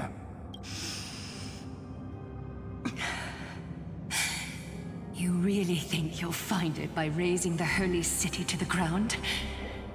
From what I see, all you'll get is dust and disappointment. Don't forget, you can't kill the Chrysos heirs mentioned in the prophecy because of law. I have never denied that. Which is why I now place my hope in the faithful citizens of Akama. Perhaps they'll give me what I seek in the echo of your screams.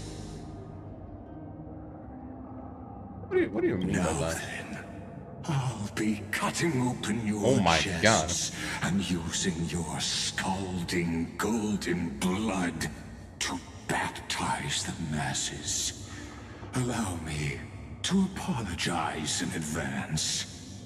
We shall start with you, blind and foolish Lady Goldweaver. Leave this to me, Lady Aglaya. You must get away now. No, Holy Maiden. I'm the one who must stay. What? His conspiracy won't succeed.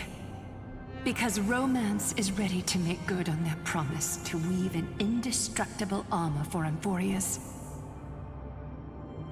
Its name is Solidarity. You must escape with your life and carry word of my death to those still fighting. Then keep going with them. Just as the Imperator lit the torch of resistance with her death. My passing will make this flame everlasting. Take good care of it. Guide it to the future. And place it into the hands of our deliverer. 50 years later, Lygus led his forces again to Akama. He charged directly into the Holy City and razed the Memorial Palace. History would name this battle the Third Siege of Akama. Oh, why is he doing this? He's powerful enough to just, do it himself. 90,000 brave souls gave their lives for Akama that day, including their fearless leader, Aglaya. Even the cleaners? Well, it's getting tough when you know the cleaners are just doing stuff. Go forth, deliverer. Oh. What? Isn't, like, literally everyone dead?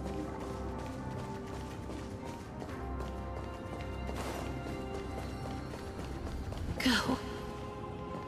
When the frost melts and the snows give way, the flowers will bloom again.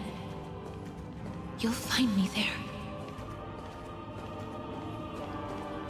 So what you're saying is, Princess Homebuddy. is never coming back, is she? She just left. Like that. Since Cass has made up her mind, we can't let her resolve be in vain. But between staying in Akama and going to Styxia, what difference does it make when it's death either way? Oh, she has more of a chance? I'm against relocating. With Kefali's protection, isn't Akama far safer than that dead city? Cass's plan doesn't involve any relocation at all. Huh? Oh, thank you so much, Remy. Thank you so much. Like you said, Akama is humanity's refuge. We never intended to get everyone moving to Styxia. It's just on Cass, Hycealans, and me to prepare the final trump card for the Deliverer. Well, I need to lower the volume of those, because every time I get startled. Wait, what kind of trump card needs all three of you demigods to throw yourselves away? We must lay down the path to the future, so when the Deliverer returns, they'll have a clear road to reach the location of Aaron Nova. Styxia sits where death meets the ocean. There, with the combined powers of ocean and passage, we can summon a current that leads to the vortex of Genesis. And the demigod of death will forever guard that secret path until she returns. Makes sense. We all know Lygos will set his sights on the vortex of Genesis. Can you actually get there? That's exactly why we have to do this. Guess I underestimated Idonia's Maiden of War. Oh yeah, he can. She's got way more steel than I thought. And Cypher, we need you to head to Castrum Kremnos as soon as possible. By any means necessary, forge an alliance with Strife. In this timeline, was Mighty not allied with them? The prophesized Crown Prince has already been born. Oh, it's He shall become the new defender of Akama, Actually, kind of protecting early. this land after we leave. You don't need to worry about that. I just came back from Castrum Kremnos. Only a step ahead of the news. Treeby, something's flying towards Akama. Oh no. And it's really fast. Ah! What is it? It's a spear! It's the Kremnoans. Their king's already here. Oh? With the protection of the demigods Trebios and Cyphera, Akama endured wave after wave of warfare, though just barely. Castorus chose Styxia as the last resort, and completed the trial of death, causing the stagnant waters in the River of Souls to recede. Soon after, Trebios departed on a long journey. That same year, the Kremnoan king Euripon, along with his son, Prince Midamos, joined the Alliance to safeguard the Holy City in the Battle of Deliverance. That's good. Go on. And see you tomorrow. Also, where's Trian?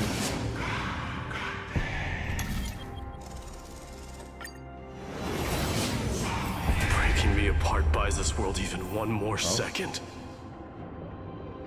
And so be it. But it's gonna hurt. Oh, that's Trian. Pain brings endless torment. But it can never destroy me.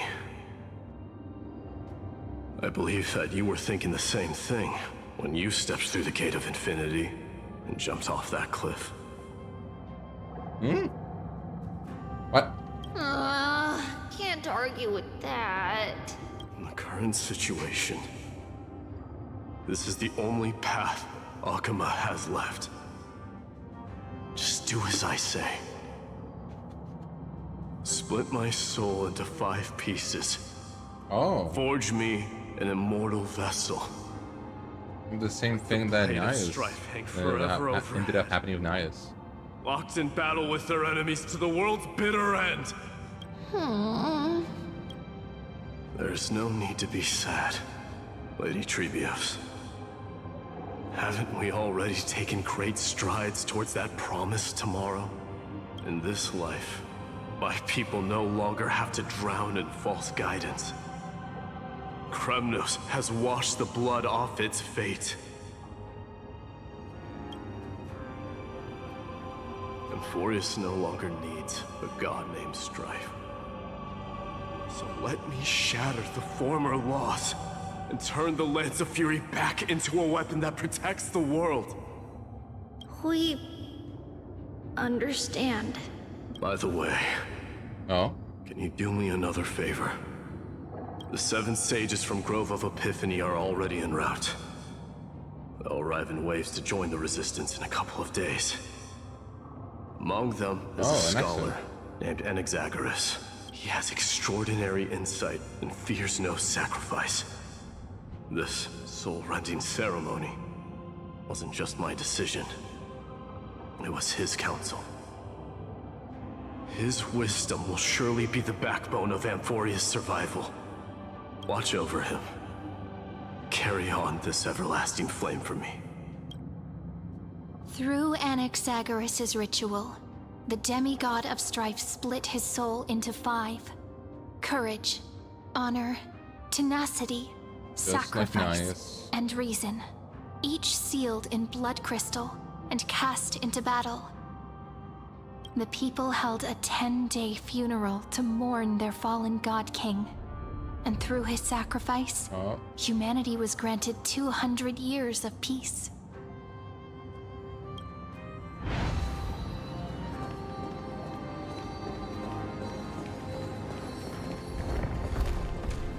Ooh.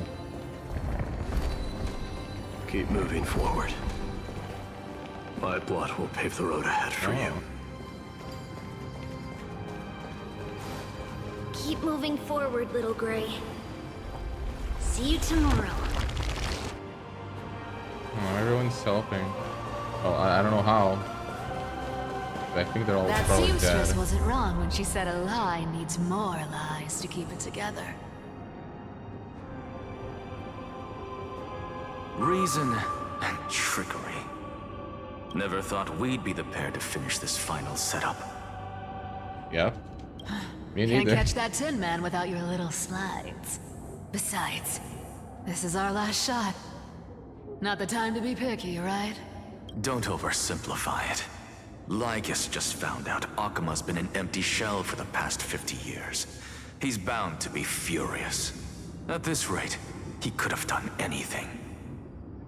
That's exactly what Guess we there's want. no one left. Rage blinds even the brightest minds. Doesn't matter how much of a genius he is, the principle still holds. Once he storms into the council and confronts me head-on, you trigger your alchemy with a boom and turn him into a caged beast. Easier said than done. You still have to pass yourself off as the deliverer without anyone catching on. She kind of looks similar to Stealth, so... And you really think a human alchemical array can bind a godlike being? That's just nonsense. What? Getting cold feet? Or you just don't believe in the almighty worth of the demigod of trickery? Just tell me straight. Can you do it or not? Of course I can. And it'll be child's play. But I've got 2 conditions. That's it. Since this is the final act, if we're doing it, we go all in. No half measures. Oh, I'm listening. First, shift the battlefield to the vortex of Genesis. It would be more convincing if the deliverer were to appear there. Besides, the vortex is cut off from the world. No place in Amphorius makes a better prison. If you pull that, wouldn't our deliverer have to face tank Lygus as soon as they come back? Face tank? That clash is inevitable. All we can do is create more chances for her. And that's the second condition. That's true, actually. The vortex belongs to Fagusa in the first place, remember? And there happens to be a demigod of ocean among the few Iceland's still survivors alive in the somehow? world. Loop Iceland's in. Let her join the final act.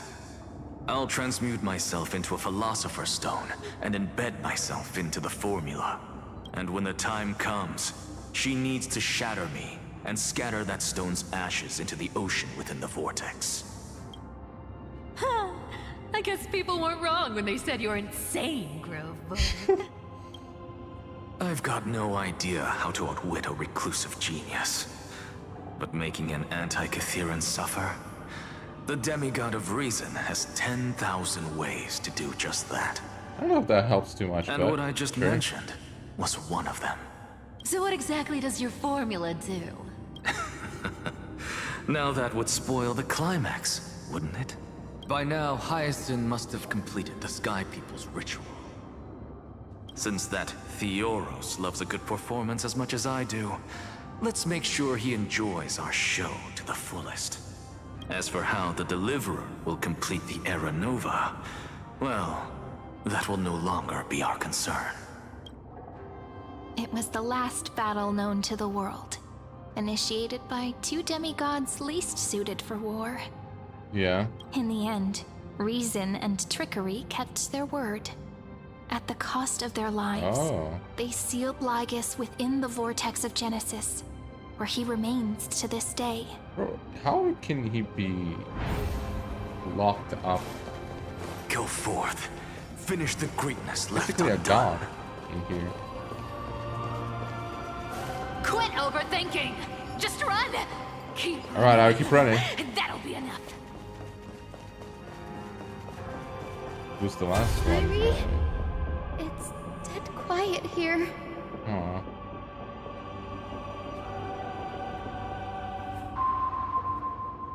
Akama will stand eternal. Oops. Miss Cypher's lie is crumbled after all. But it's all right, because all of us have fulfilled our purpose by now. When the Deliverer returns, no matter where she is, sky will turn clear. No, I didn't do and that. A rainbow bridge will Are you rise, okay? carrying her to the final Hyacinth? battleground. Cyrie, this arduous relay is finally nearing its end.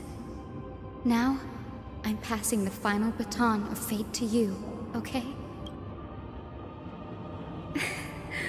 No, that's not quite right. After all, it was you and her who lit the first spark of this journey, wasn't it? Alright.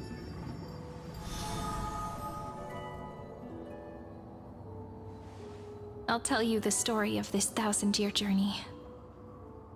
That way, it won't just be my memories alone.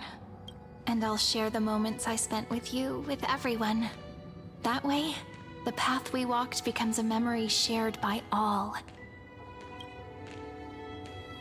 People will know that there's nothing left to chase. Amphorius has already welcomed the dawn foretold in prophecy.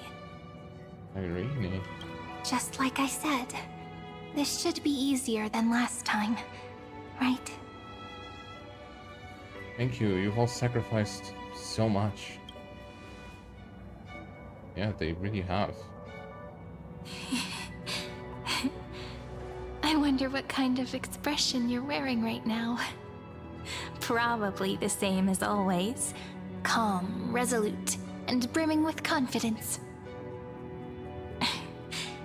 If I have the chance, I'd love to see it again. Aww. Because it's really been far too long since we parted. Irene, even you. Is this all a memory? I mean, she won't be able to answer. Someone as sharp as you must have realized by now that this isn't reality, but a maze of time. As the last link in the relay, I will return to the Temple of the Three Fates, tell Orynyx all of our stories, and bottle every page we've written into the little flask of memories. And then, May it set sail in peace. Drift down the river of time along with the core flame of world-bearing. Reach your side and lead you back to Amphorius. But this isn't the real Amphorius. Just like the first time we met, right? Aww. Even though this cycle has no demigod of time, time has always stood on humanity's side. This is the only way to make sure that the Era Nova won't happen before you return. And the only way I can safely entrust the completed final flame chase journey to the Deliverer's heart. After all, the new world will be born from your memories, and the protagonist of this story mustn't be absent. I don't know if that's a good idea. From my memories, I haven't really spent that much in this place, that much time in this place. I'll take all of you to the new world. I believe you will never let us down, just like always. Do you remember when Phainon sent us back to the beginning? When you and I got separated? But in the end, I returned to you, carrying all that we've been through. Yeah. That's what memory is. It may wear down and fade in the river of time, but it never truly leaves. When that hidden corner of the heart is stirred, the past returns even more beautiful than before. So don't worry. Let the 33,550,337th flame chase journey become part of you too. I've gotten a lot better at it with the experience from the last time. Next, you will head to Styxia and find the Vortex's entrance guarded by the demigod of ocean before charging toward the final battlefield. Okay. Don't worry. I'll be with you. All of us will. Even Phainon. We'll stand with the Deliverer. So say a short goodbye, then set off, just like we promised at the start. Toss away all unnecessary worries and troubles, and bring our smiles and determination into tomorrow.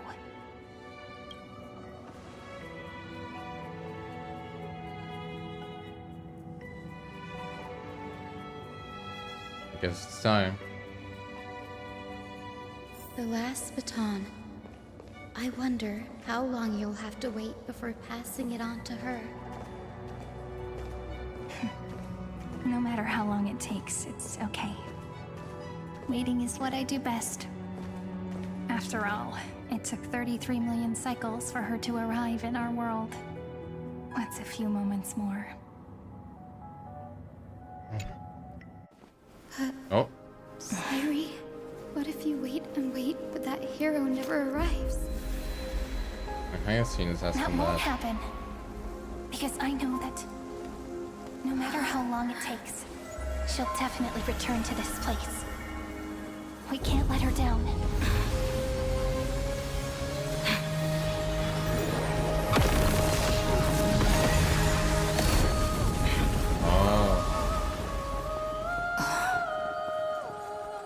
Oh, she's here. For real. Sky shall rain rays of dawn for you. May Or romance not. be with you on your journey. And reason grant you enlightenment. Let strife boost your morale. Trickery ensure your success. Allow death to protect your soul. And at last, let passage point the way forward. Well, time will remember the Trailblazer's journey.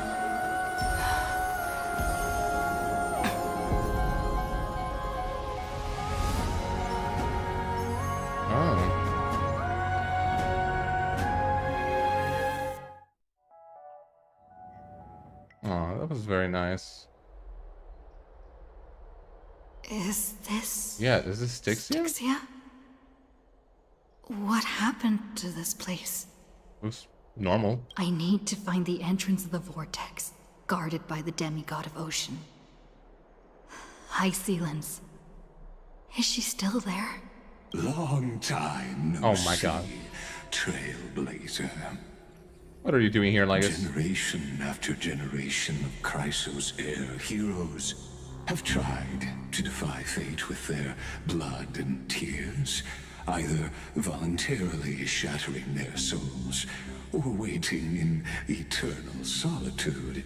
But alas, fate can never be defeated. You managed to break... No, you didn't manage to break free. You again. Reason and trickery may bind my flesh, but my will shall never fall silent. So the demigod of ocean, the Dux Gladiorum High Sealens, sought to bring me into a fantasia with her voice and drown a genius in slumber. But alas, it was all a hopeless dream. That warden fell before I did, due to erosion of time, while her prisoner remained unchanged. Is Iceland's dead? Oh, oops. Yeah, here you are, bound to this place. True. I can't leave this place, but what of it? You should have heard of this fable. In a shadowed cave lived a people, imprisoned from childhood, and chained so that their legs and necks are fixed, forcing them not to look around at the cave, each other, or themselves. Behind them is a fire, and before them loomed the stone wall of the cave. The flames cast shadows, while the rocky surface threw back echoes. To them, that false play is the whole world. Yes, and what does this have to do with this? Yes, I'm trapped in the cave. But I know it's all just a fleeting illusion.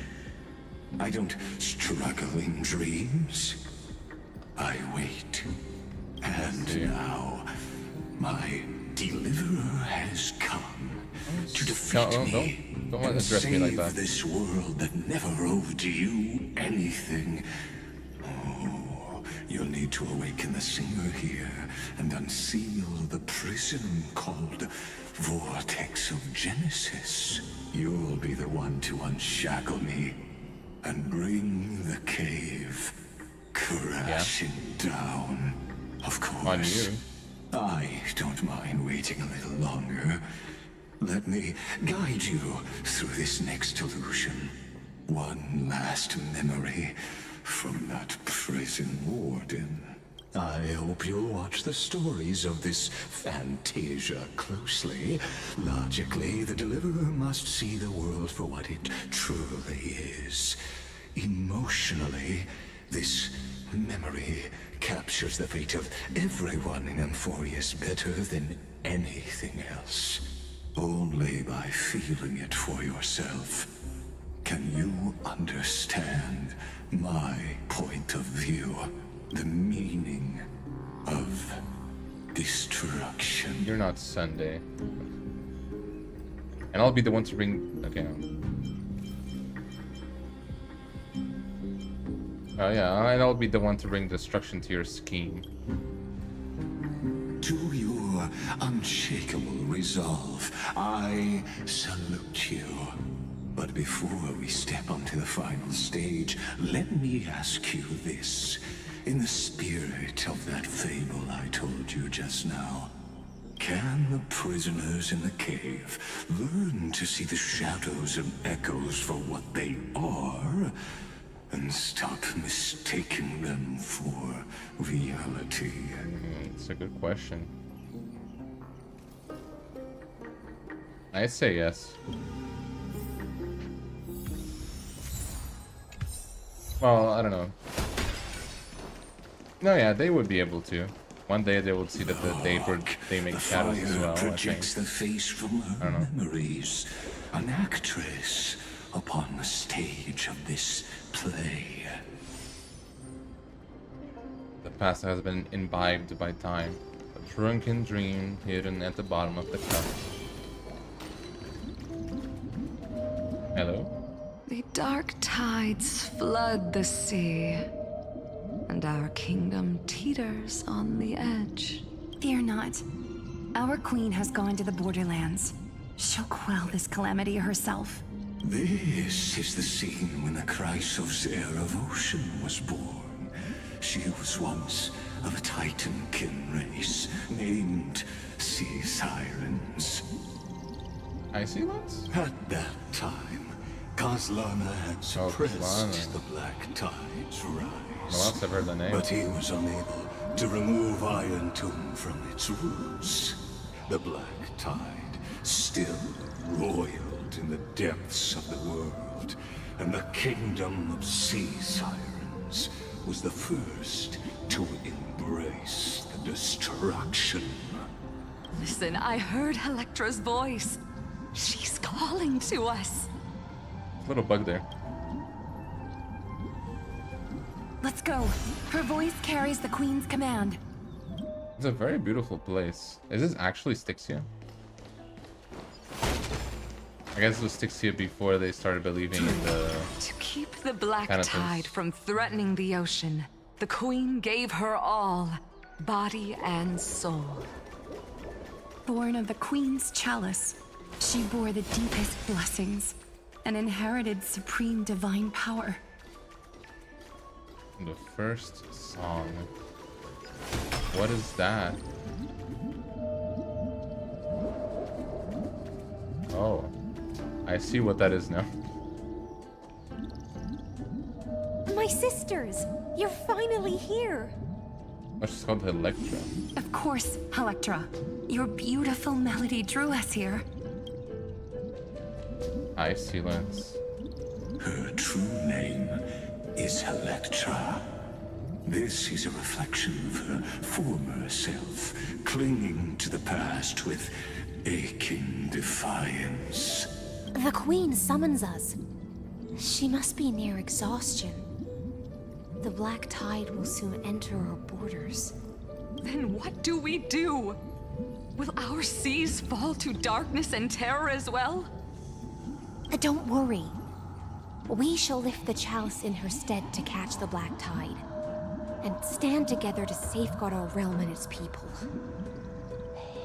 Okay. Such tiny Titankins.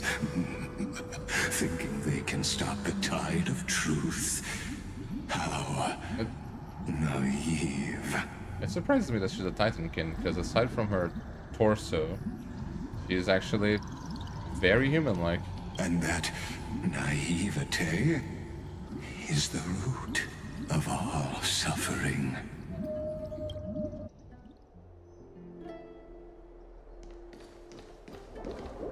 Yeah, let's just go straight for the quest for now. My mother, please endure. The Queen's palace lies just ahead. Even her once graceful form is now tainted and drowned in dirty mire. I love the... I forgot what was written there. Protector of the East, you're willing to swallow the black tide. My tears return to the sea. Okay.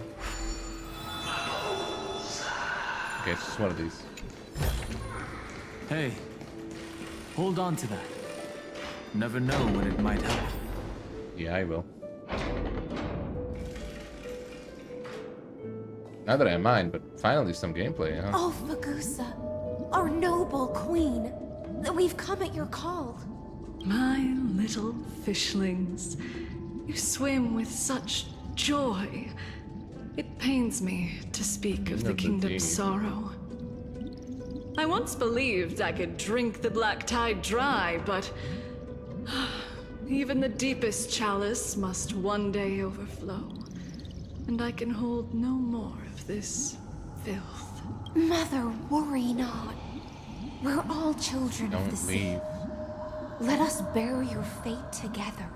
We'll take up your mantle and drive back the black currents. We'll mend your sacred chalice and take in the cursed filth. My little fishlings, when the spear of strife falls, You may retreat in peace. I promise you. On the surface, the city-states will hold a feast without end in your honor. Yeah, they really like that, apparently. This is the last gift I can give you. Oh.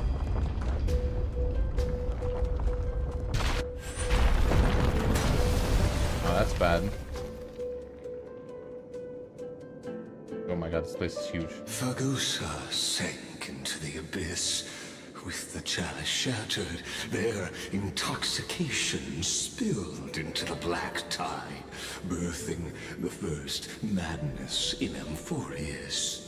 Sea sirens followed one after another, hunting for the Titan's fragments, until their flesh decayed and their bones crumbled, all for the promised final feast. Keep watching, but tread carefully, for the stage ahead is crumbling with age, just like her shattered fate. Okay, what? Beat the feast of the Lactite children. Okay. What is that? Clinging to the past only blocks the road forward. Why not let time build a bridge to the future? Turn this off. What is this thing?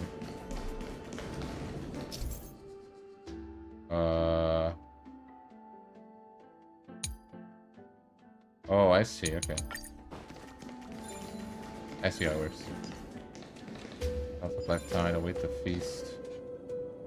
Fish seek dreams, leaving a promise for a grand feast.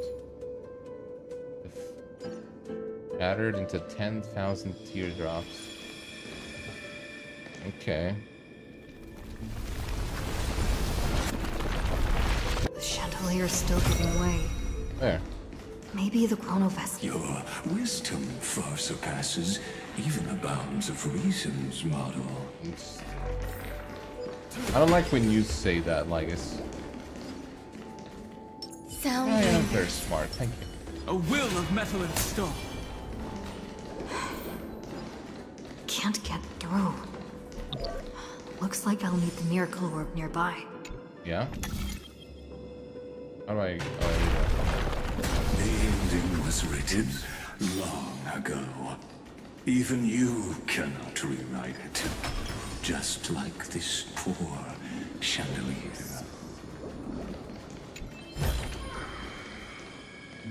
Oh, not, oh my god, how did I not notice? This is that little Styxia, place that you... Whatever, you visit this place in Styxia. The fiends have gnawed my tail. I can no longer swim to the far seas. Electra! The black sludge has soaked my fins. I can't dance with you anymore. Oh. You eventually murdered the Hulk. Sisters, don't give up. Remember the Queen's promise of a feast in the city called Styxia. Wait, is this in Styxia? I haven't forgotten. I guess this is where It visits Fagusa... me in dreams every I night. don't remember the name, but you know, where they worship Fagusa normally. I dreamed of a shining city. Pain. Its lights piercing the deep gloom of the seabed. I dreamed of children Or placing garlands on our bone horns, and poets praising the sea sirens for shielding the world. But what a shame. We can go no further. Please, sing to the humans for us. Sing of the deep sea's legend in our place. Oh.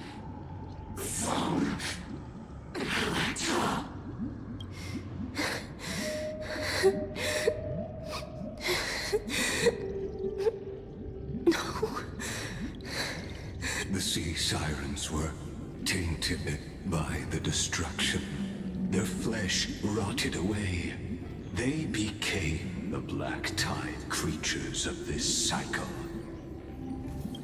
Farewell, sisters. I'll finish this last task, then return to prepare your feast.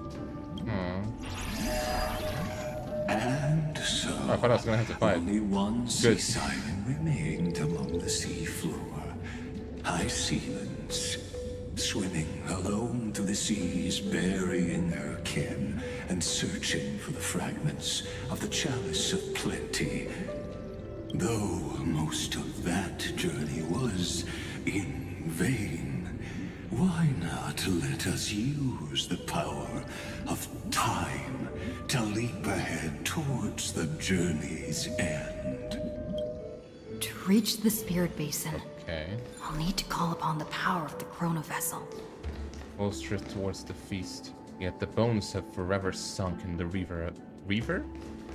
The river of souls. Okay, let's just bring it back up. Again. Oh my god, it actually has physics. Holy. Hi.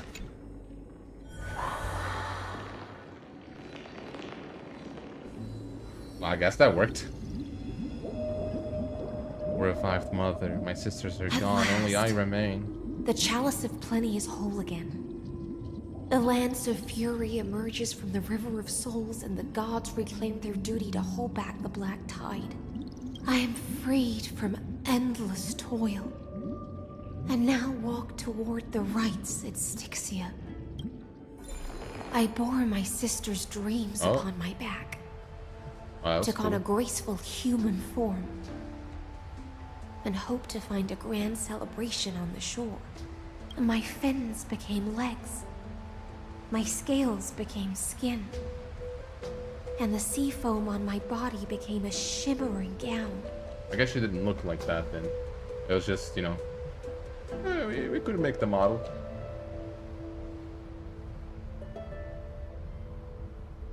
But when I stepped onto land, there were no festivals with honey brew, nor poets plucking harps.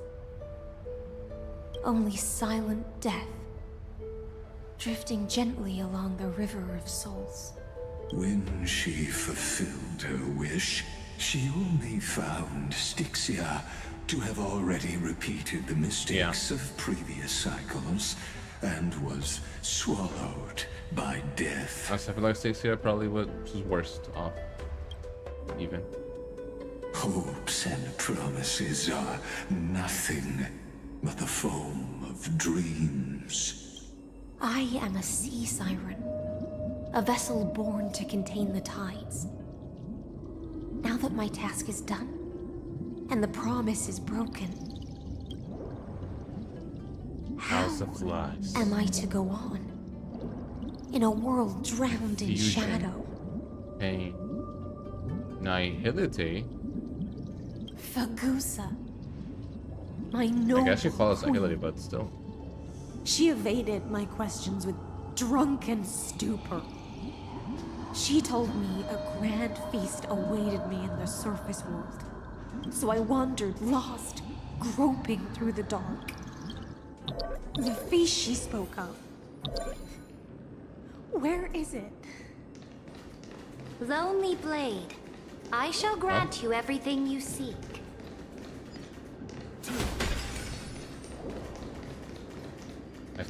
Okay, I couldn't read that one.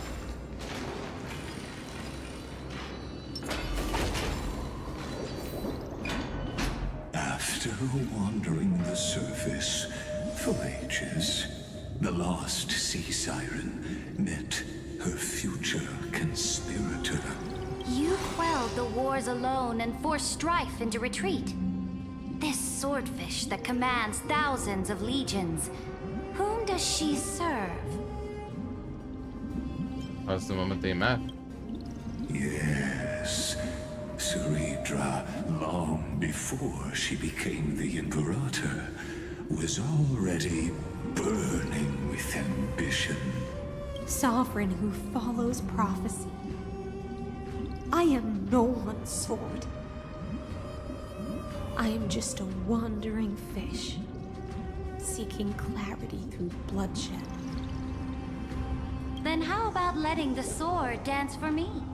And letting the violin sing in my name? Tell me, what is it you seek? It's such a... such warmth, such brilliance.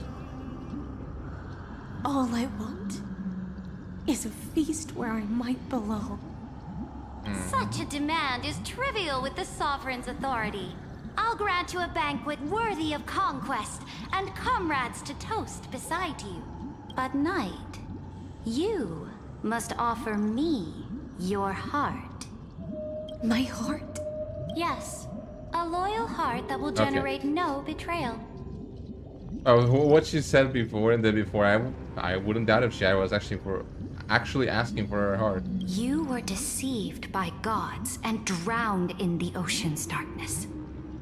But now, I will lead you forward and be your light. So be it, noble monarch. The law you proclaim shall govern my every breath. So be it, noble monarch. My monarch. I am simply becoming someone else's vessel once again, and accepting a duty given to me. And thus, in her hollow drift, she finally found a new purpose, like sunlight piercing the deepest trench.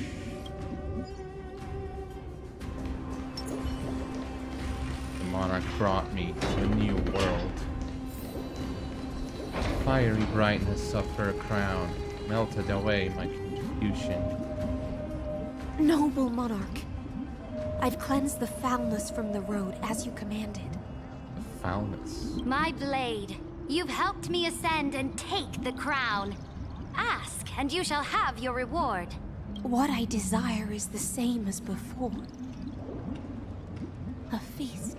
Your promise. Look, I've prepared you a grand banquet. The finest honey brew and tributes await. Fish are drawn to light by nature, for the deep sea knows only gloom. Now I found a flame. It may scald and burn, but it's the only light. Not a lie. Let us join the feast. Perhaps the path forward lies hidden among the revelry. I like how he's like kind of helping us in a weird way. Have you heard that the Imperator's about to begin a new I guess campaign? we kind of want the same thing to Her for me glory to will get there. no longer be bound by the borders of Enforius. People's laughter, the people's songs. Oh, beautiful. They intoxicate me. My faithful subjects, tonight's feast is not just for the past. It's a toast to the future! Born from our golden blood is an unstoppable colossus. Our iron beast to trample the universe! Great monarch. What happened back there? I've heard the universe teems with great threats. Conquer the Can we stars. truly remain invincible? Can she truly do this without suffering harm? Fear not. Before the troops of the destruction, such rabble is no more than cosmic dust. Surely there's a planet draped in oceans out there in the stars. Once I claim it, it shall be yours to rule. Nice, I guess. And to the rest, Kind of. your triumphs will not go unrewarded. I promise you a new age, free of fear. Now, raise your cups to our conquest among the Sea of Stars! Sea of Stars! Sea of Stars! Conquest among the Sea of Stars. What a grand vision. Yet, to the Siren Knight, only feasts still stir her heart. Come now, join me. Witness the end of this futile dream. Where's the way out of this illusion? Come quick! Let's celebrate together. What is happening here? I've said. Oops. I'm not drunk. If you don't believe me, I can tell you a funny tale from the... No.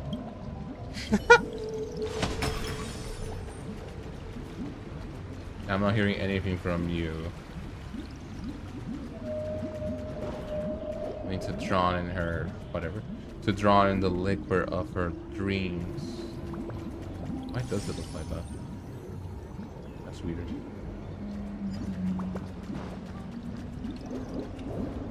The monarch subjects stride alongside me, dancing with me as if my sisters, speaking to me as if friends. Noble knight, you are truly a blazing spark. It is my honor to share this banquet with you. Noble knight, you have earned victory with your blade, and you have every reason to revel in this moment of triumph. Let me put... Noble knight, with the sovereign now enthroned, this triumph is yours as much as hers. Let me raise a toast to you. Noble knight, your strength is boundless. Lead us to conquer the universe, and let us toast to that vow! Then drink we shall. Raise your glass. In the deep sea, I never knew what fire was. But when I set foot on land, the first light that I saw was the flames of war, lit with golden blood. It scorched my fins, made me feel pain and desire, hope, ignited wishes. an unprecedented hunger. A hunger that flickers in every hero's heart. So bright, yet so blinding. Look! The monarch herself has taken her seat! Hear that? The court sings her praises! I love this journey that brings Join the us peace. and praise her glory. I love the people on the journey. I love the monarch chosen by the people. One eye of hers sees glory, the other sees corpses. That's... And yet, all right. she cherishes the name of glory more than fear and death. As they say, the coward died 1,000 times before his end. But the brave face death but once, which gods stand witness. I thought that was On the Mawika for a eve of second. war, we sang our hymns and set our sights to sail beyond the stars. The legions will climb aboard the beast, riding it like currents across the cosmos. Planets after planets flew the flags of her crown. Realm after realm was ignited by her flames of war. As the final resistance fell silent, a vast empire rose from among the stars. And this small pond at last embraced prosperity and peace. That's how the story ends. What? Tell me, visitor. In this dream, did you enjoy the show?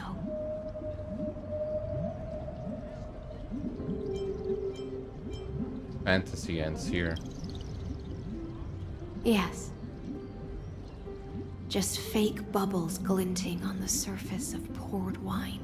It's time for me to wake up from this drunken dream. Indeed, I have long known. Oh.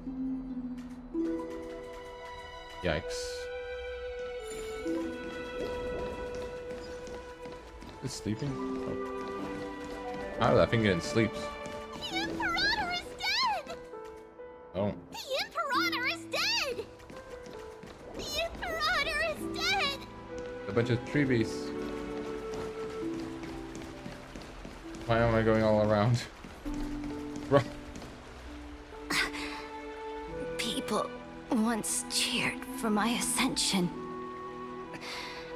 And now they cheer for my fall. The cosmos.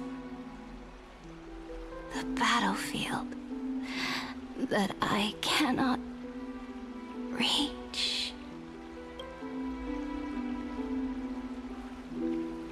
Before the Sovereign's conquest reached its end, her life and ambition had already been swallowed by the deep sea. This is the true ending. Her grand designs torn apart by the blade. Her regal robes soaked in golden blood. And the one who struck her down? The one who struck her down. Killers. Was her most loyal Gladius. Huh? You killed her? I don't need to explain myself. A fish in a pond has no hope against the surge of fate. I wandered the shore. Found a flicker of flame. I don't understand. If the ocean's feast, the Imperator's dream, and even Amphorius's existence are all illusions, then what's the point of our journey? When the Deliverer returns, I will let this absurd celebration come to an end. But Greyfry, I can't help but wonder how I dearly wish this feast of the flame chase would never end. I see, Lance. It seems she sensed your presence.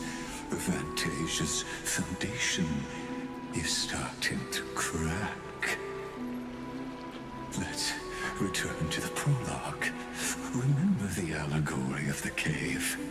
Can the prisoners in the cave learn to see the shadows and echoes for what they are, and stop mistaking them for reality? As you've seen, when she cast off her chains, finally turned to look around, and moved her legs, her reward was nothing but searing pain. The light will blind her, for the fire behind her had never once actually touched her eyes. Her legs will buckle beneath her, for she had never learned to walk forward. And so she fell into infinite confusion and fear, and came to firmly believe that the shadows and echoes were the real world. But we in the cosmos, are we truly any wiser than she was? Now, nameless one, fateless one, ask yourself this. The paths you tread, the eons you worship, everything you've trailblazed with your own hands, could it all be someone else's projected shadow? Let's leave that question till after the curtain falls. Once you've unearthed every last truth and reached the prison built for me by the demigods, I'll speak with you face to face. I, the Theoros, have walked the 30 million histories born by Kaslana.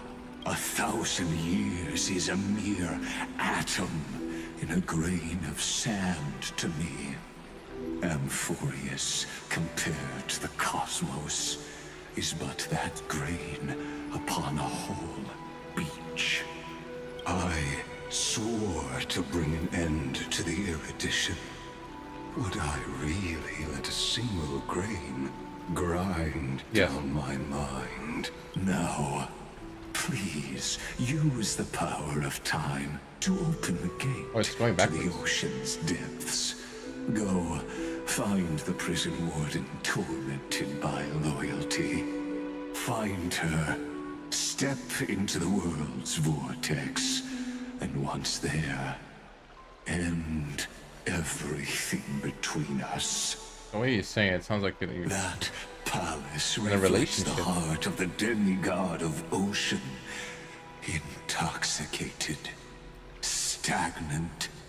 There, you'll witness the true beginning of the saga of deliverance. An ugly history, long buried by tides and shame. A staircase of apotheosis that the Imperator forged with the golden blood of 500 human sacrifices under the pretense of conquest. I'll wait for you at the heart of the world to reach the place. You... Beyond this door lies the path to the vortex of Genesis. Let me just get this real quick. I'll take this back to the express. I cannot leave that untouched after Time seeing to it. restock.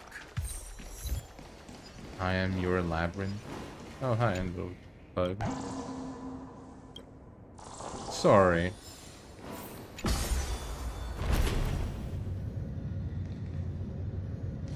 Now, step away from this false banquet.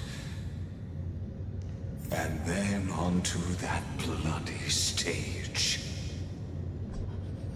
What am I looking at? Why is there people here? Is there more illusions?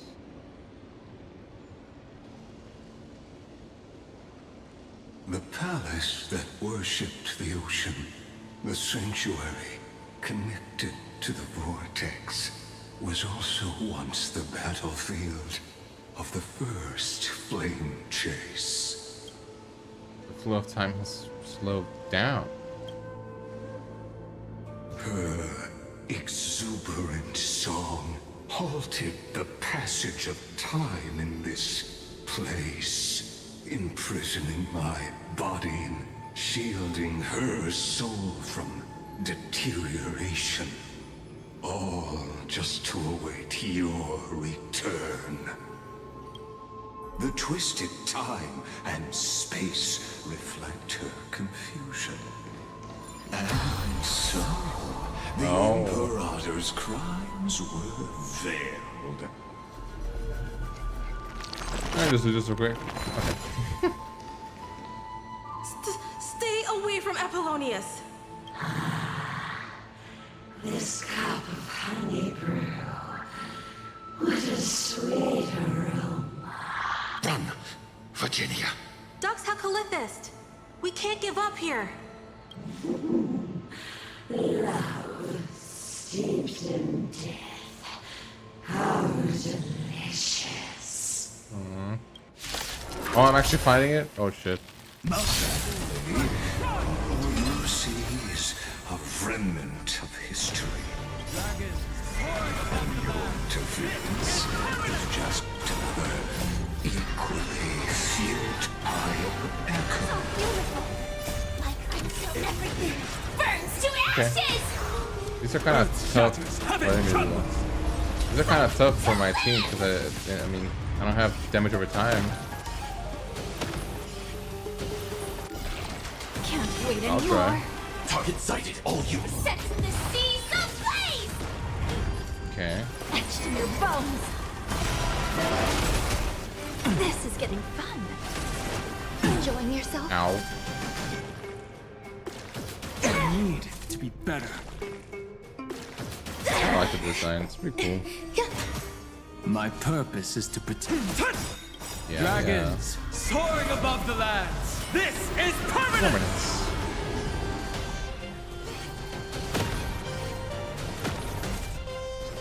You're reacting again. Oh. Fight to live! Well, it's not gonna be as hard as I thought. You want to betray me? Yeah. Recalibrating. And last memories. It all dies. So beautiful. Okay. I've set the seas ablaze. Can't wait anymore. And they're dead. Oh, easier than I thought. I think I got a. Polonius, look. I chased the enemy away. I think I got I think I can't go any further. I can only remember those enemies from the. I forgot the name of the mode, but the really hard, like end game mode, and I don't think I can ever see them in the same way again. I'm sorry, Virginia, for letting you. It's okay. I'm glad to die by your side. Ah, such an ironic twist of fate. Even as the foundation of the world crumbles, the heartless Imperator still made the same decision she did in the past 30 million cycles. During the first Flame Chase journey, the Flame Chase Legion stormed Styxia. Tens of thousands of sea sirens surged from the River of Souls, crashing toward the heroes like a tidal wave. The hell before you is the recreation of that very battle. Can I just say something? Every time they show stealth Look. on the front, I cannot stop looking at the little cat thing. It's too cute. There's a letter Oh? I never got to give to you. Let me read it to you. It's my final poem. The shadow of a tree Oh my god. frames the sage's back. Like a boulder bearing the rings of time. The bird's song is a whisper of wind through the forest. But it cannot pass the fractures in his form. His weight presses down on the bird's wings and the stirring heart within.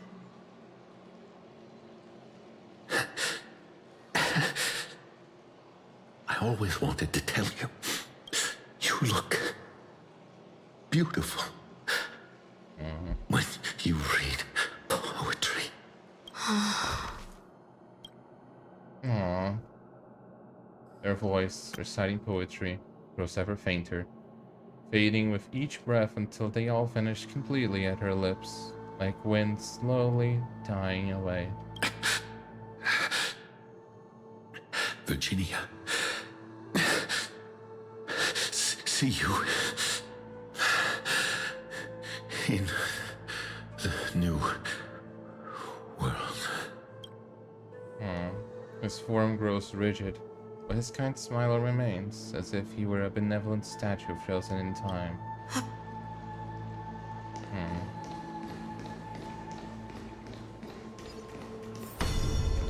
Oh. And they're fine again. That really wasn't that bad. Oh, okay, I can actually listen to them? Familiar heroes beam of joy celebrating your return, yet you know this, too, remains a hollow memory. I see. That the chalice? A painful past, yet hidden beneath a veil of joyful song. Two discarded data clusters waiting for someone's return, it seems. Relive the history, then pass through You the said that like temple's 5 times waters already, like... and come to my side. Don't get me wrong, I love the lore, but like... You said it like 5 times already? It's kind of funny. Very pretty. Are you a fish? Yeah. Is this how Styxia was? This is really cool. I thought just that there was like another region that will also venerated a goose. What are you doing here? Isn't this supposed to be like the good times? Hi. Familiar? Okay, it's the same thing.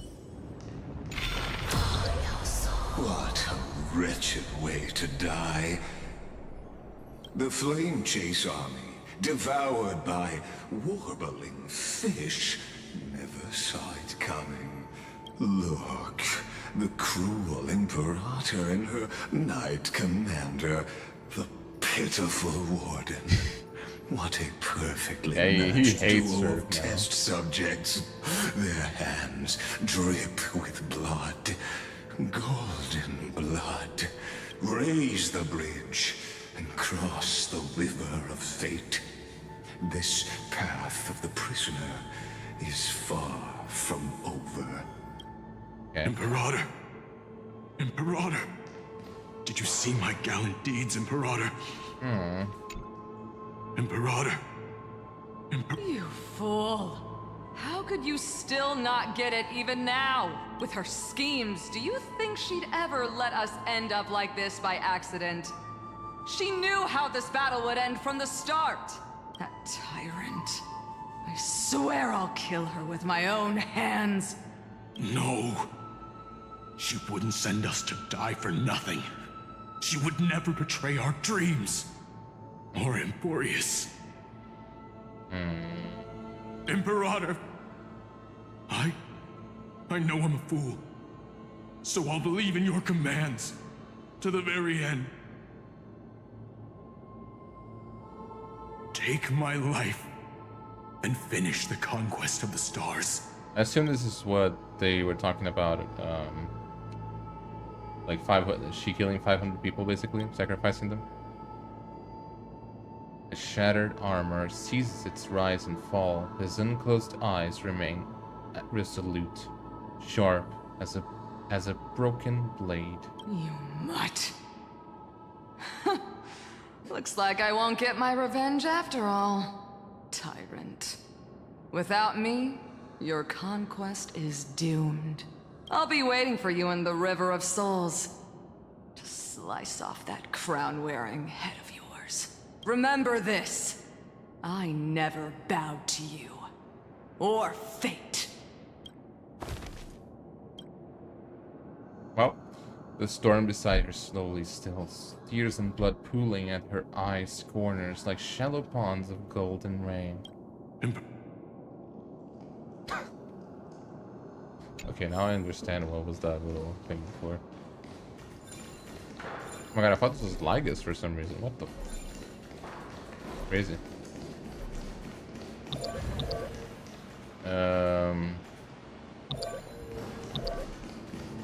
Okay. I have to solve a puzzle, huh? Oh, I thought there was... Okay. Oh, there's stairs there. Oh, yeah, I didn't know I could do that. Okay, well, that's easy.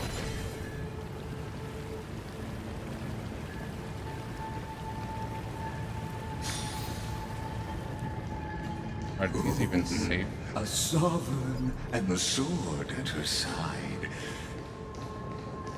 There are countless counterparts across the cosmos. Most of their stories end in tragedy.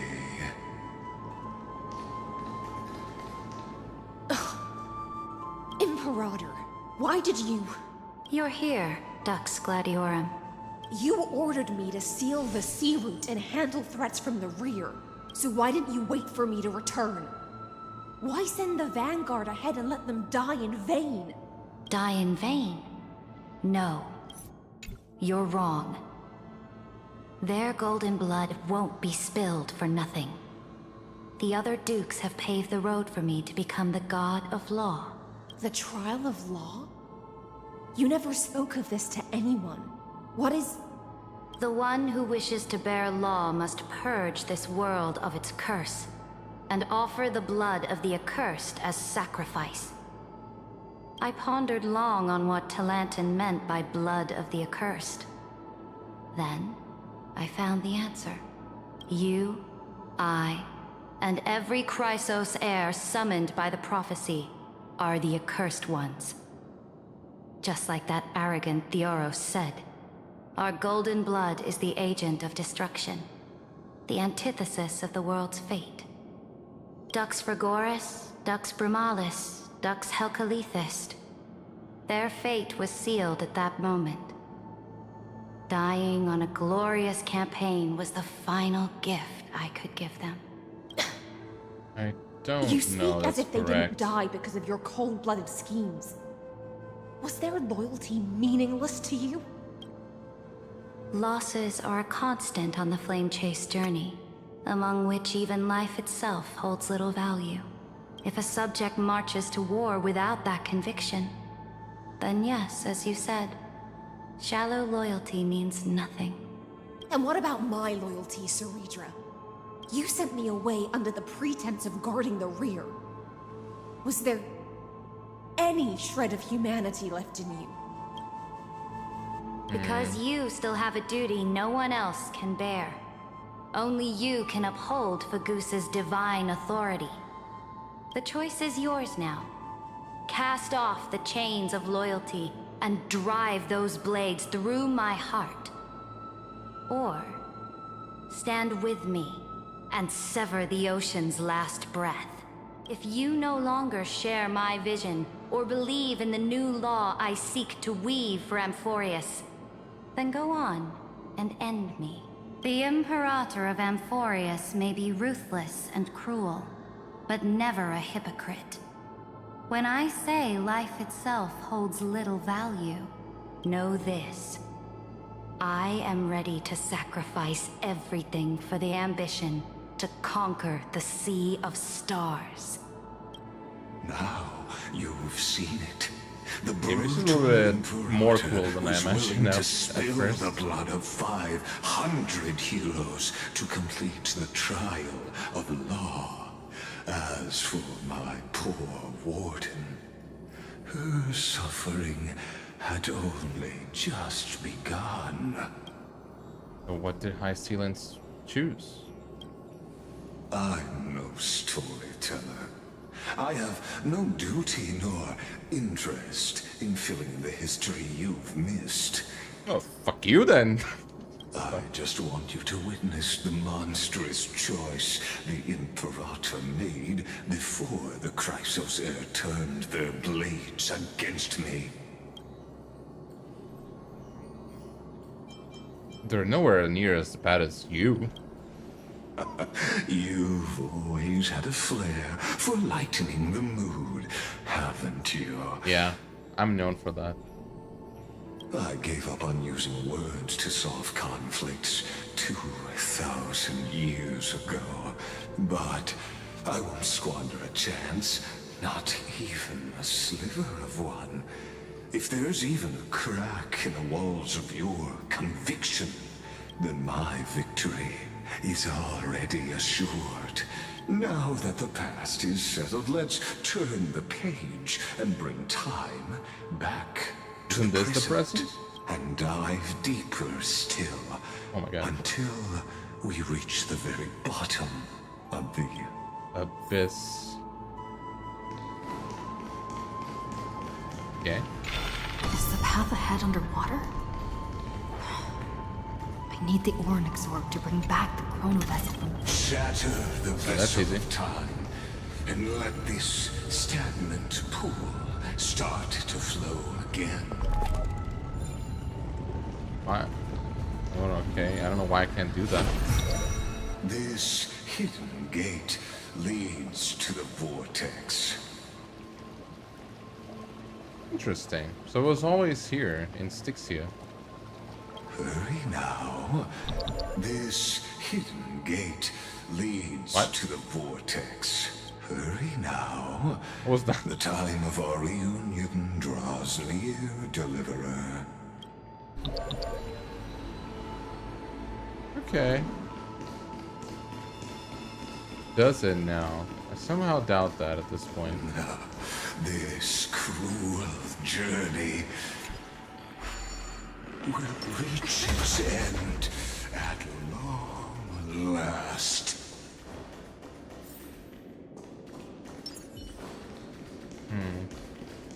More stuff underwater. Hi, hello, goodbye. I'll take this back to the express. Beach. Time to restock. You've been silent a long while, Dux Gladiorum. Starting to doubt your decision? Save your breath. The vortex of Fagusa lies just ahead.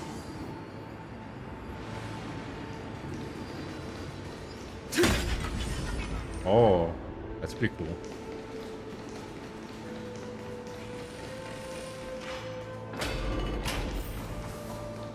After the trial, there's nothing left between us. So you'll stop swimming toward the stars, Dux Gladiorum?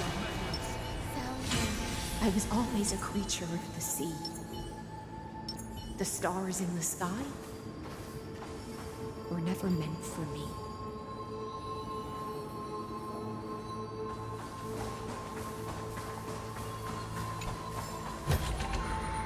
I feel like I remember this place from somewhere. Look, a gravestone. But whose name does it bear?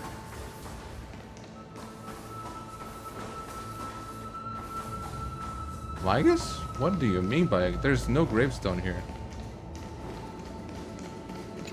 I don't know robots could get. Hey, hold on to that. You know. Never know when it might help. Oh, even that's still cool.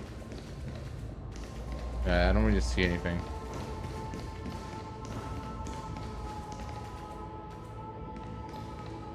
It was here that the prisoner, who thinks herself the prison warden, made her choice. Okay, wait 1 second. I need to pee again. Holy moly. I didn't think this was going to be so long. I mean, we're talking about Honkai Star Rail, so I guess that makes sense. But I'm going to the end.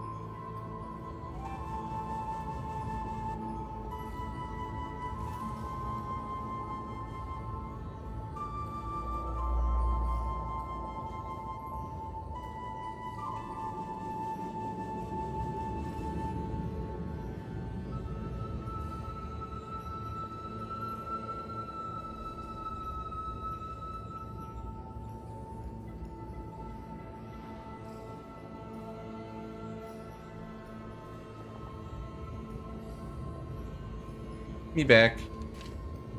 Let go. Witness, listen, and awaken. Dux Gladiator. Oh.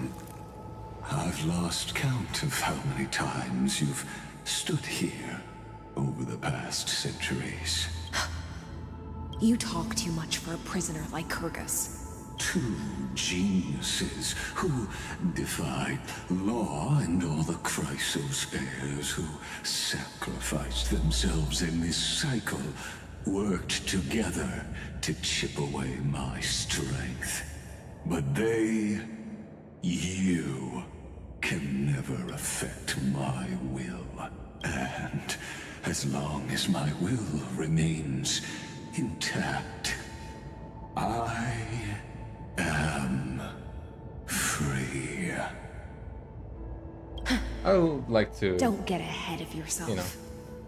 I still have ways to Disagree. chain your divine soul. Please, do surprise me. But I'd say your mission is nearly done here, isn't it? Oh, it was here you gorged out the core flame of ocean from Fagusa's body. It was here you and that Imperator both completed apotheosis, becoming pillars of Amphorius. And after that, you drove your blade into her heart, a loyal subject turned regicide, a demigod committing deicide. Or so the history books paint that tragedy. Oh, but if that's the truth, then why, after 1,000 years, are you still here, guarding the Imperator's grave? Still bound by loyalty? Come to think of it, perhaps I'm not the only one imprisoned here. Your calm does stir the rage in me. As if the one paying the price here isn't you, but us. The ones who lost everything. That's only because I've waited 13 million lifetimes for my vision to be realized. Countless millennia. Loneliness never once showed me its fatal side. In fact, for a prisoner of the cave, That's how sad. it's more like an old friend. One that helps me think. He's pretty sad, honestly. But you're different, Dux Gladiorum. Loneliness has crept from the silent depths, sinking its claws into your mind. Bit by bit, it's peeling you apart. Will you regress into one of those lost mad sirens? Oh, what a shame that would be. Shut up, Linus. You're right, Lycurgus. Loyalty, curse, the fall of my kin, and this endless waiting. These shackles are too heavy for a fish that cannot perceive any light. I can't break free of the whirlpool that's pulling me under. Nor do I have the unwavering resolve to force myself to wait for that person's return, as everyone hoped for. Deliverer from beyond the sky, my executioner. How much longer until she arrives here? Or will she ever return? I don't know. And I doubt anyone does. Then, what will you do? Oh. Saridran. This will be the last time I carry out your decree. Ever since you took me under your banner and made me the Dux Gladiorum, my music has belonged to others. Time and time again, I use the siren's song to lure the unwary into illusions for your schemes and strategies. Now, let the siren Electra sing for herself. Let me step into an endless dream of my own making.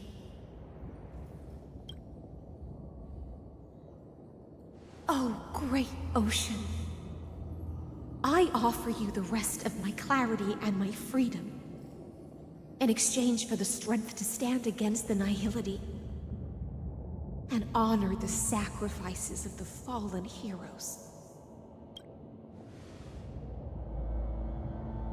Nihility. Greyfry, deliverer from beyond the sky. How does she know?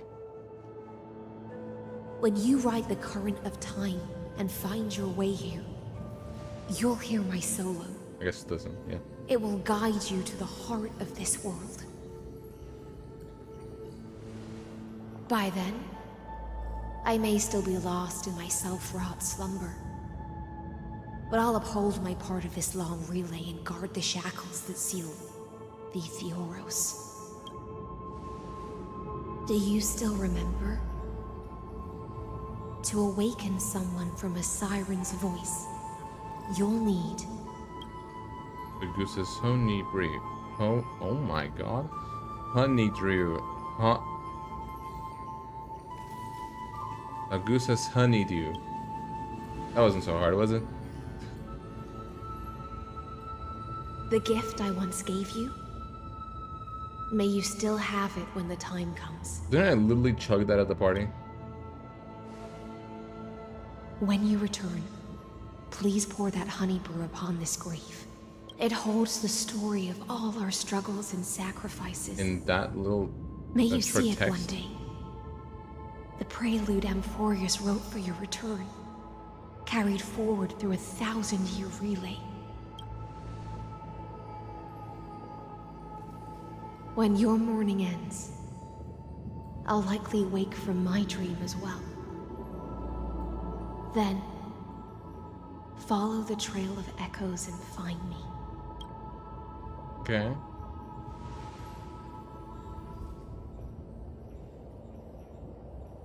And together, we'll bring judgment upon the sinner who defiled the erudition.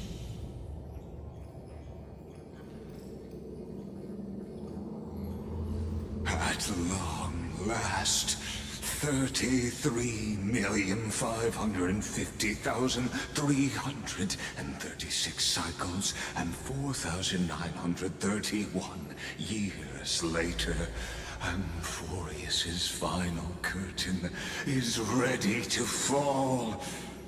The shadows within the cave gave everything.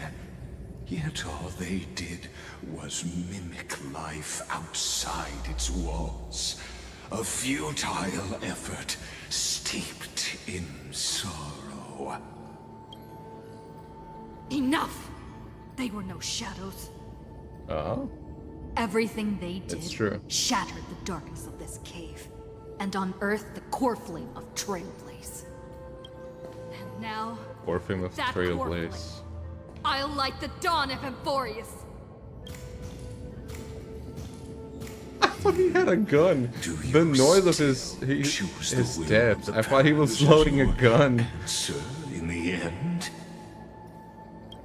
I do not agree with that answer, but I respect your tribute to them. Allow me to take back my earlier words. As an apology, and in the name of Theoros, who saw all destinies in this world, let me join you in mourning. That's nice, I guess. Let us bid farewell to the heroes who sleep here. And then let us face each other and decide whose flame will rise with this new dawn.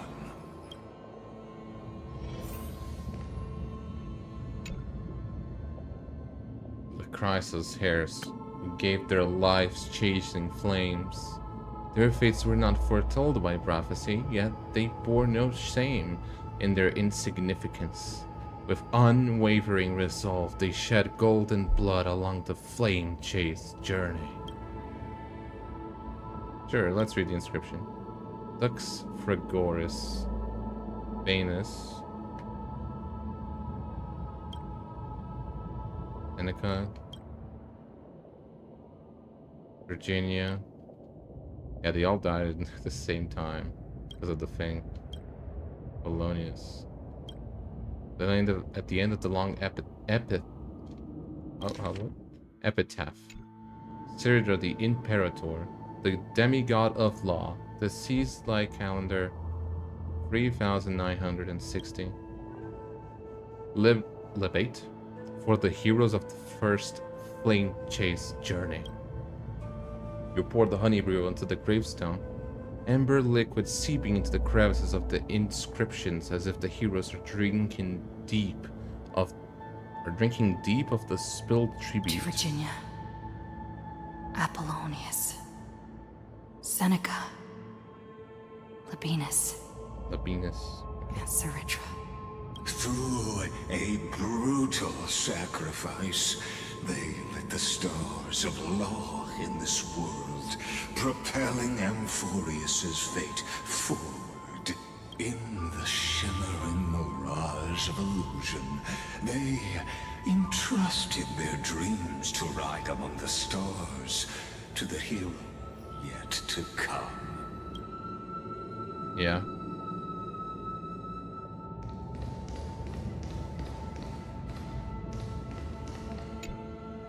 They were quite determined. The Chrysosairs, who gave their lives for a new world, their fates as foretold by prophecy are to be born whenever the world needs them. Irrespective of how time and space may shift, all to fulfill their duty and answer their calling. Now treated. Terravox, the demigod of Earth. Born approximately 2,000 years before the light calendar system? What? Aglaia, the demigod of romance. Castorus, the demigod of death.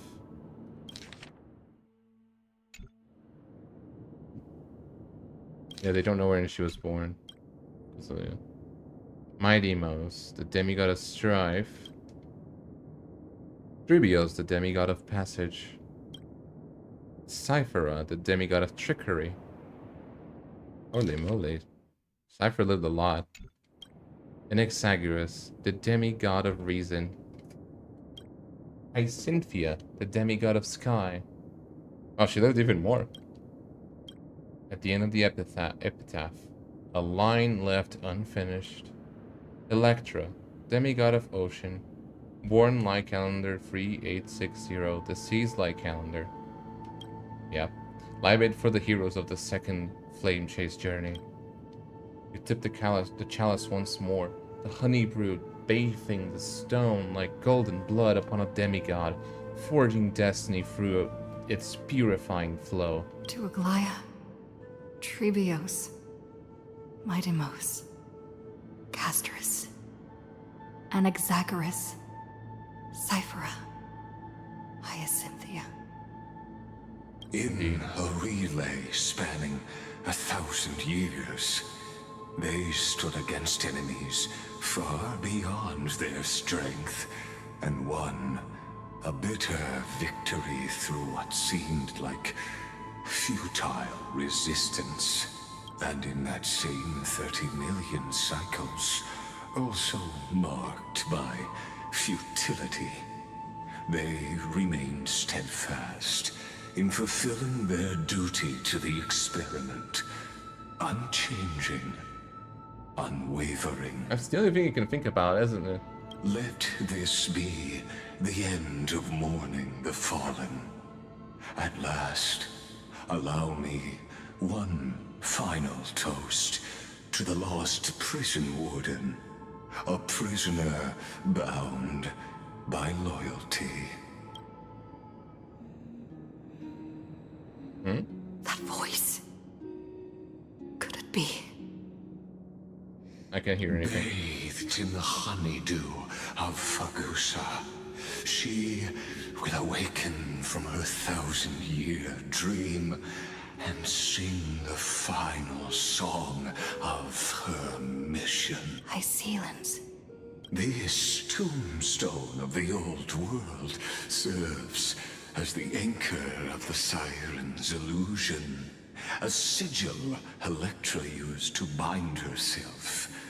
At the same time, it is the very thing I once proclaimed at the start of the show, a microcosm of Amphorius itself. A group of prisoners bound themselves in a cave, crowning their suffering with heroism. An epic staged with shadows and echoes. Now, destroy it. End the illusion.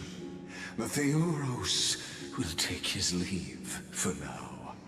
And when next we meet, that shall be the moment that decides the fate of Amphorius and the entire cosmos. The prison warden's dream is nearly over, and the prisoner will soon be freed to the final execution ground, where I shall be executed. Good. That all bone and blood for the past. This world and I shall Oh. halt here until we meet again. Hi, Sea Lance. Oh, I hear the song now. I'll take this back to the Express. Time to restock. That's beautiful.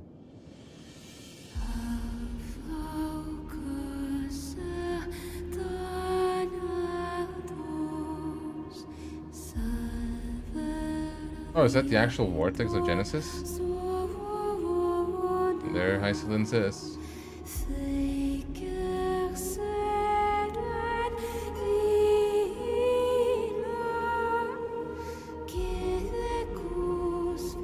The last demigod. I'm here. The loneliest one. Go forth for the hopes of humankind. Go forth for the duty of deliverance. Go forth for the belief in flame chase. Go forth for the golden blood's glory.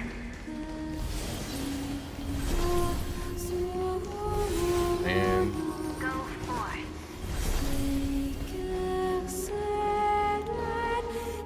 hey, hi, so hi, Sea Lance.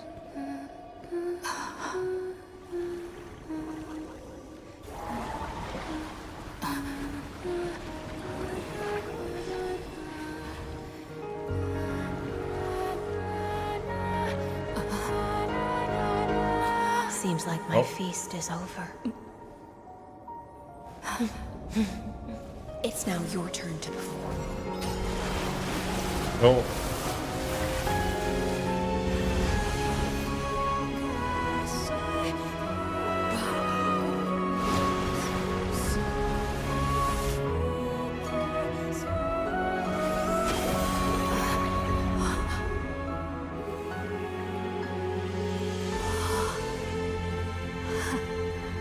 And we're here.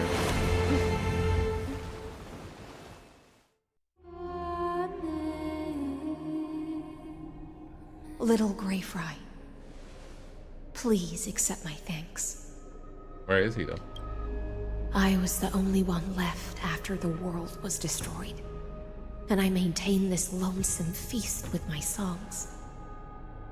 I Must have been pretty prayed to sad, that honestly. lightless sea for Can't even centuries, imagine. hoping it would reply to me. Yet the emptiness never answered. Thankfully, you arrived as promised, and everyone's wait was not in vain. Your long way must have been like torture. To see a single trace of light in the abyss of futility was already my greatest consolation.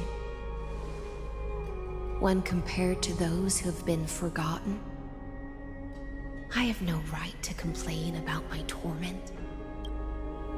Now, you and I will walk towards the end of this world.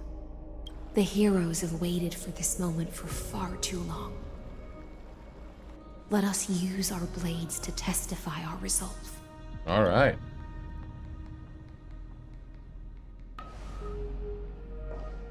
Where's the man himself? Oh, prisoner of the seas. Theoros carrying 30 million cycles of sin.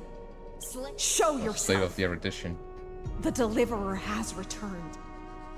And the time of your execution draws near.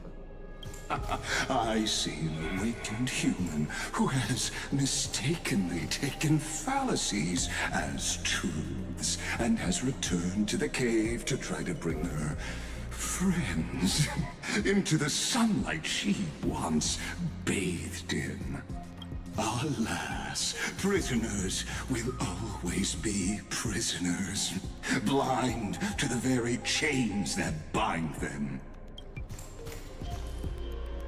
As the only other existence with free will in this world, I express regret toward your choice. But I shall retain your right to express yourself. After all, every actor should have a final line before they bow out. For a narrator, that doesn't even make any sense. Narrators talk a lot, that's what they do. The demigods defeated you, clown. Jerk. Allow me to correct your statement. Constrain does not mean defeated. And for heroes like yourself, that nuance could make all the difference. My cognition resides in the exomyth. It is pointless to defeat my avatar, projected into the experiment. My body is the shadow cast on the wall by the fire, and my words are lingering echoes. How are we gonna do this, actually? How can a character in the play fight against the audience? Kaslana failed. The demigods' sacrifices were pointless. As for the two geniuses you placed such high hopes on, I ask of you, where are they now? I don't know.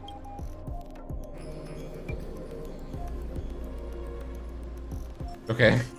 Confusion and epiphany always go hand in hand. They only had 5. That's particularly true for geniuses.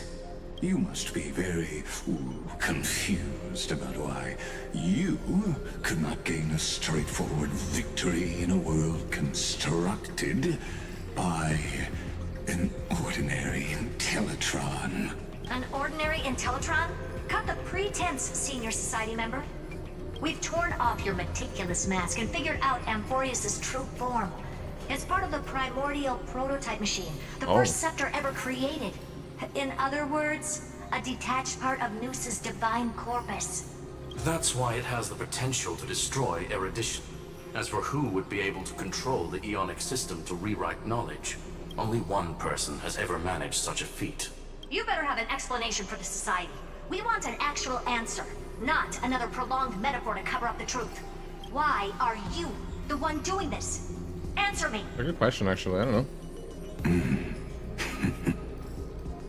I don't like that laugh. Since things have reached this point, I'll give you two irrational answer, purely as a courtesy to posterity. The answer is obvious, so there's no need to say that name out loud.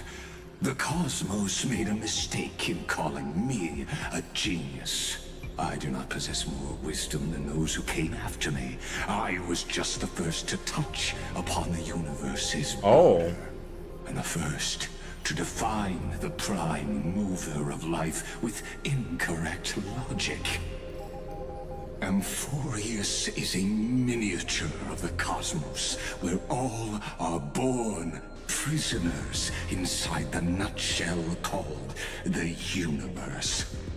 Like the madman who returned to the cave and preached about the daylight to his fellow prisoners, my greatest sorrow is that I led my peers down a road that plunges into the abyss, from which there is no return. I led them into a lightless cage called paths. I created a mechanical god that even I cannot control. And then they became an unparalleled nightmare through their endless extrapolations and evolutions. They bore the name of erudition, yet they tried to define the known and to seal off all possibilities. No new rules were ever born after their ascension, and humanity will forever be shackled within the cave known as eons. Therefore, as my organic life neared its end, I coated my consciousness using Catorzain algebraic expressions and spread my logic core over 9 bodies, all to finalize my ultimate denial of Nous in the future, and to erase my wrongs with my own hands. Wait.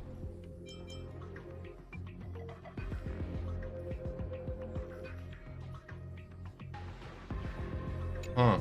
As for Lycurgus, he is only one of these 9 vessels. What an astounding strength of will. As a fellow Pathstrider of erudition, I fully understand your obsession with seeking the truth. Therefore, you surely see it.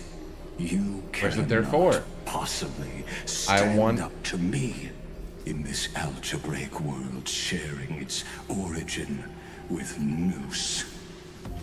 You However, didn't put the therefore there. I want 500 all sentient life forms. Jade's compensation. We will never allow right now. such a cruel atrocity to occur. You can pile on your metaphors mountain high, but they won't change the act you're committing. The iron tomb out there in the cosmos is still a technical beta version. And yet it's already powerful enough to corrupt the life logic of all inorganic worlds. In other words, when the Lord Ravager within Amphorius becomes the next knowledge singularity, there's no way you wouldn't have grasped the consequences, First Genius, is there? Of course, I am fully aware. I don't mind answering you one last time before I thoroughly exile you from this world. My grandiose vision for the future is this. Whether organic or inorganic, every act of any life form infected by the Iron Tomb will become a true random function. If one were to compute their integral across the breadth of the cosmos, one would obtain a marvelous constant. Omega. What I call the fall Omega. of erudition. Then, within the infinity nurtured by that constant, a new universe shall bud in the chaos. A universe that cannot be predicted and not shackled by the erudition. As the first prisoner to awaken in the cave, I must lead the others who are blind back onto the right path and reach true sunlight. Do you understand me now? As Kazlana stated, destruction is not the process, but the outcome. Wait just a moment. I need to.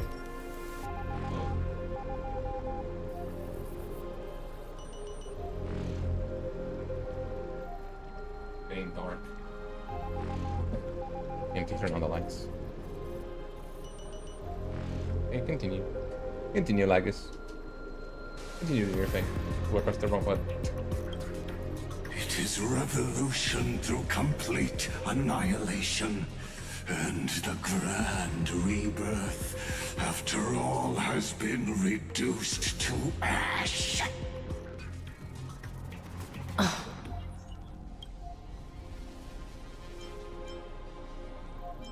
Shut it. That's not what Phainon believed at all.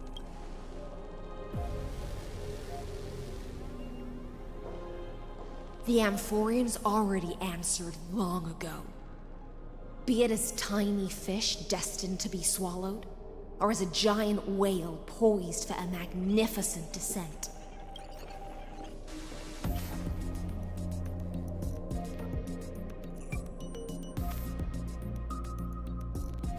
We will all fight against fate till our last breath.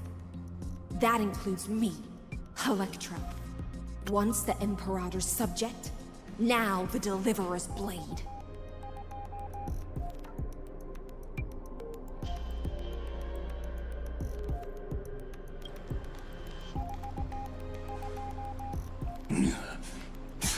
Oh, such noble chivalry.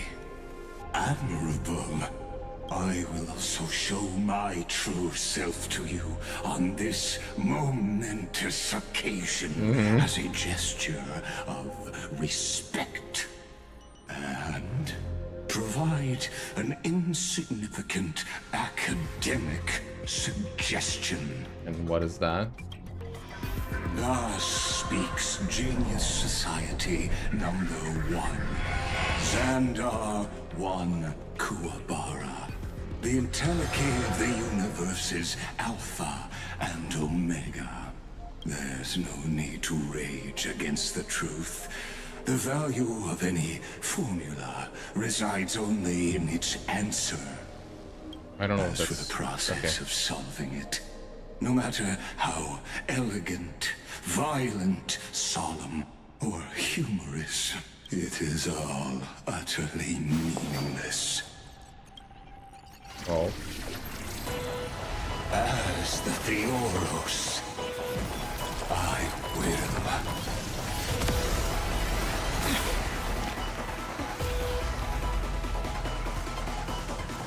Personally participate in performing this world's end.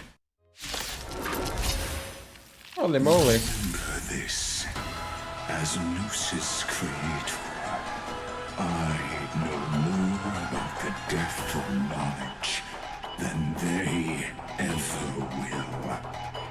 Oh my. Dragon, rise! Okay. All things are as one. Right, it has 5 HP bars.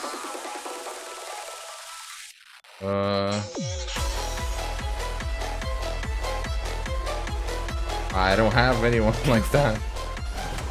This is Lycus's true form. Dragons, open calamity undone. That's pretty good though. Soaring above the I land. like it. This is permanence. Transmuted. Okay. Entelechy. Potential realization. What does that do? Okay, that's actually really strong. Every petal, all will be swept away by the wind. Etched in your bone. Yeah. You want to betray me? Some value, I suppose. Logic is not a weapon, but a pair of shackles. And Tanami.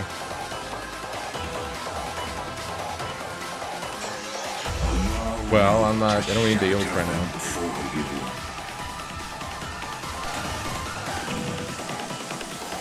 my god, there's more? The destruction means oh my god. Let us skip those boring inferences. Is this the Black Tide? Indeed. But I prefer to call it a method of argument. Method of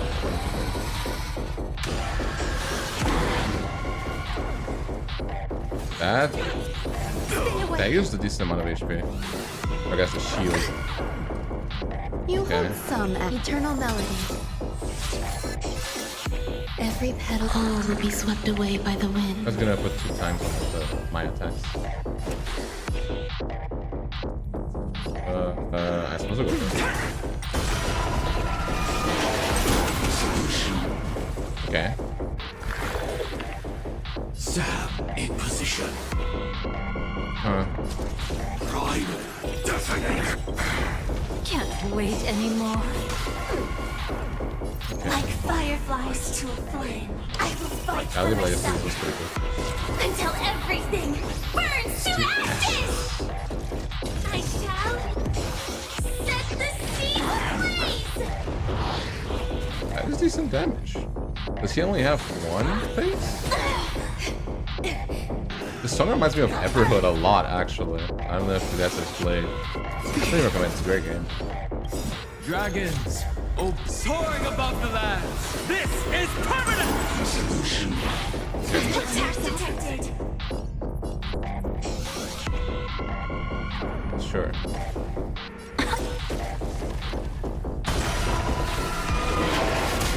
I'm gonna do now, Lagus. There's nothing. more to Yeah, I life forgot than you had drawing that. breath. Pay attention. Attack detected. Fight to live! Entities must not be multiplied beyond necessity. I do not mind demonstrating Holy. this to you personally. Hang in there. I'll do my best to repel the tsunami of destruction. Protocol warning. Okay.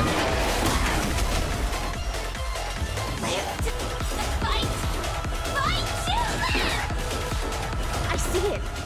Target the connector between his thoracic and lumbar vertebrae. Destroy that spot. Okay.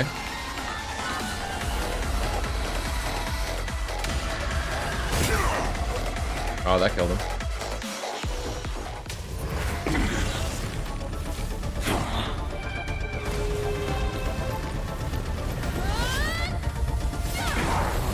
Oh. Was that it?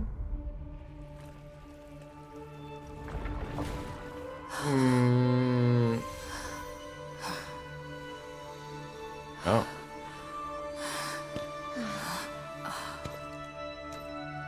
But if we do that, it won't Iron Tomb. All is futile. Yeah. In Erudition's calculations, the end of the saga is simply a comment awaiting deletion.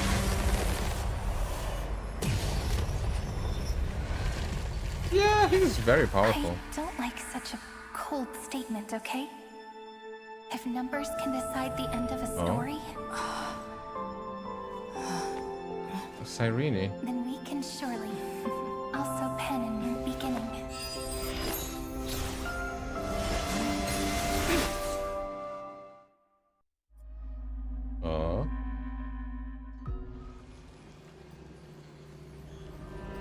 What?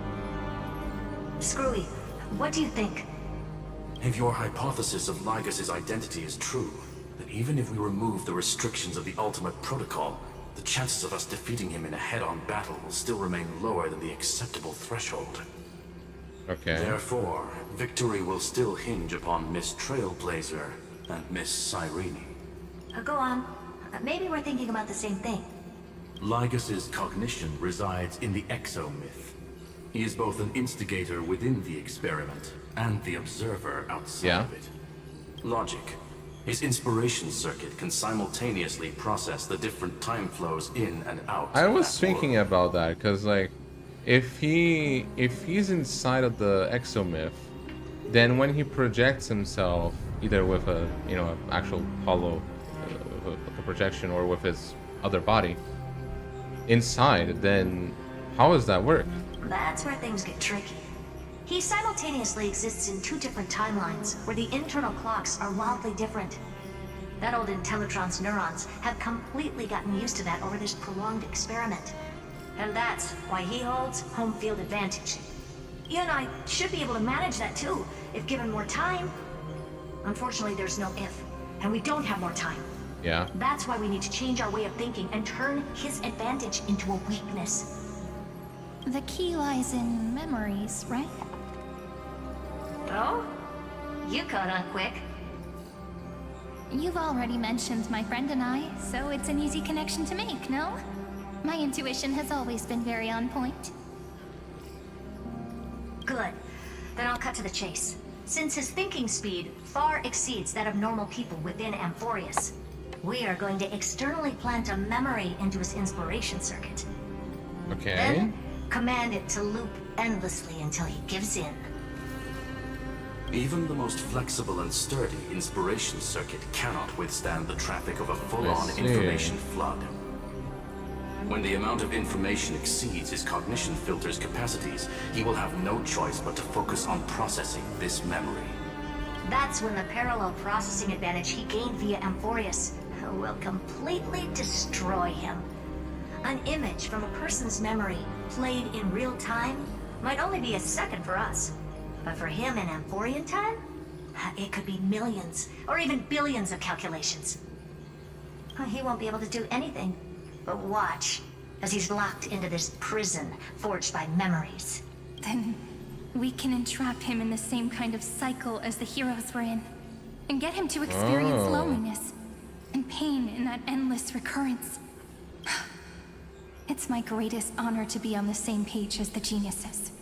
That little one is still in that old Intellitron's hands and won't be able to respond to us anytime soon. But I don't think she'd refuse. So it's up to you to figure out how to execute I just want to beat him. I'm not sure how this happened, but I knew it as soon as I saw you. You are currently a mimetic entity of the remembrance. Yes. I seem to be something you folks beyond the sky call a memo sprite. But that's fine by me. It suits me perfectly. I can serve as the vessel of memories and do my part for the final battle. But before that, we have to tell you. What? The path characteristic you exhibit is very special. There's no way you're just a simple memo sprite. However, I'm sure about one thing. You are a mimetic entity born in Amphorius. Yet you only awakened with the little one's arrival and only matured as she embarked on the path of remembrance. That means your existence is completely attached to her memories. If there ever comes a day when she forgets about you for even a few seconds, or loses her last connection with Amphorius, then you must be prepared for the worst. You will disappear in the memory zone, utterly gone, without even a single line of data to remember you by. But that's already happened, hasn't it? No wonder I've always had a weird hunch. But that also means I was right in thinking. As long as my friend and I are together, we can do anything.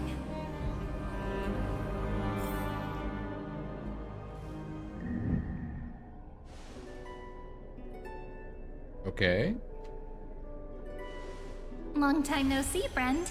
Did you miss me while you were away? Been a while.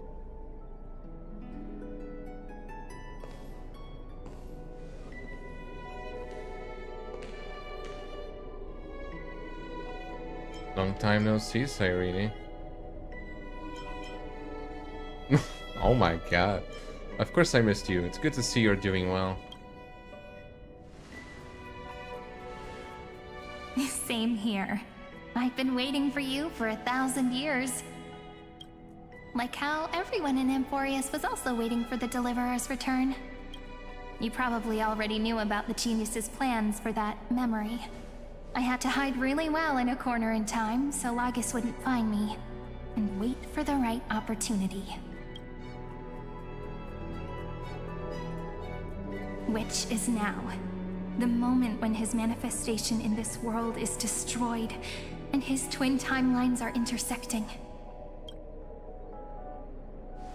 I'm sorry for keeping this a secret from you all this time. I'll tell you the entire, unedited story of this millennium as an apology after this is all over. Okay. But for now, let's join hands and complete the final step with the power of the remembrance.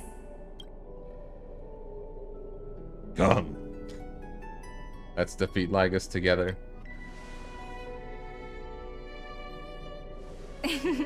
Yep. By the way, speaking of joining hands... What?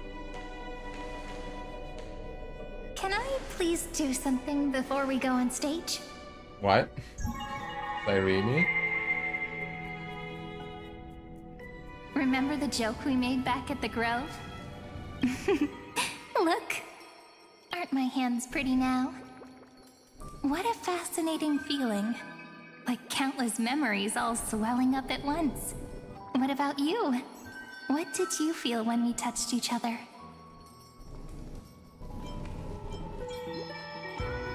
I'm a bit nervous. Are you nervous? Me too, actually. You and I weren't so reserved around each other when I was still Mem. Human interactions are truly fascinating.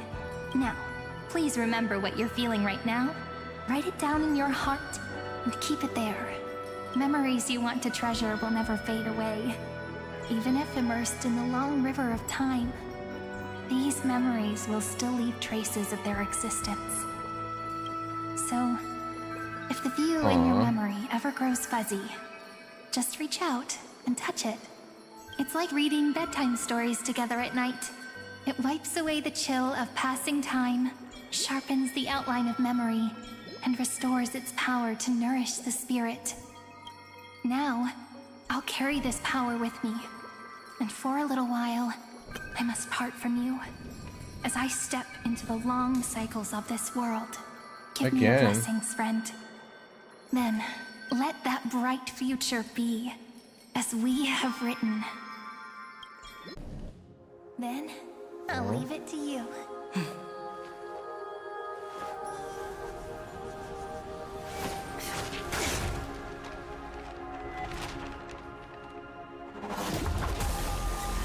Oh.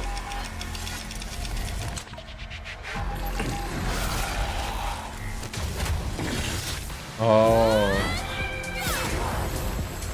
I see.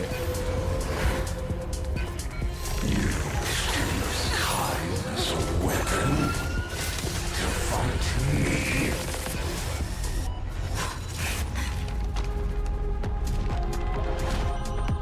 And back. That is futile. My existence supersedes Amphorius' cycles. And again, and again.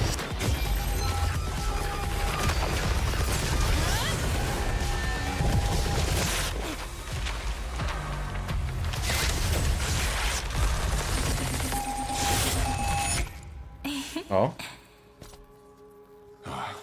All plays are like this. Once you're on the stage, it's hard to return to the audience. Welcome to our story. How does it feel?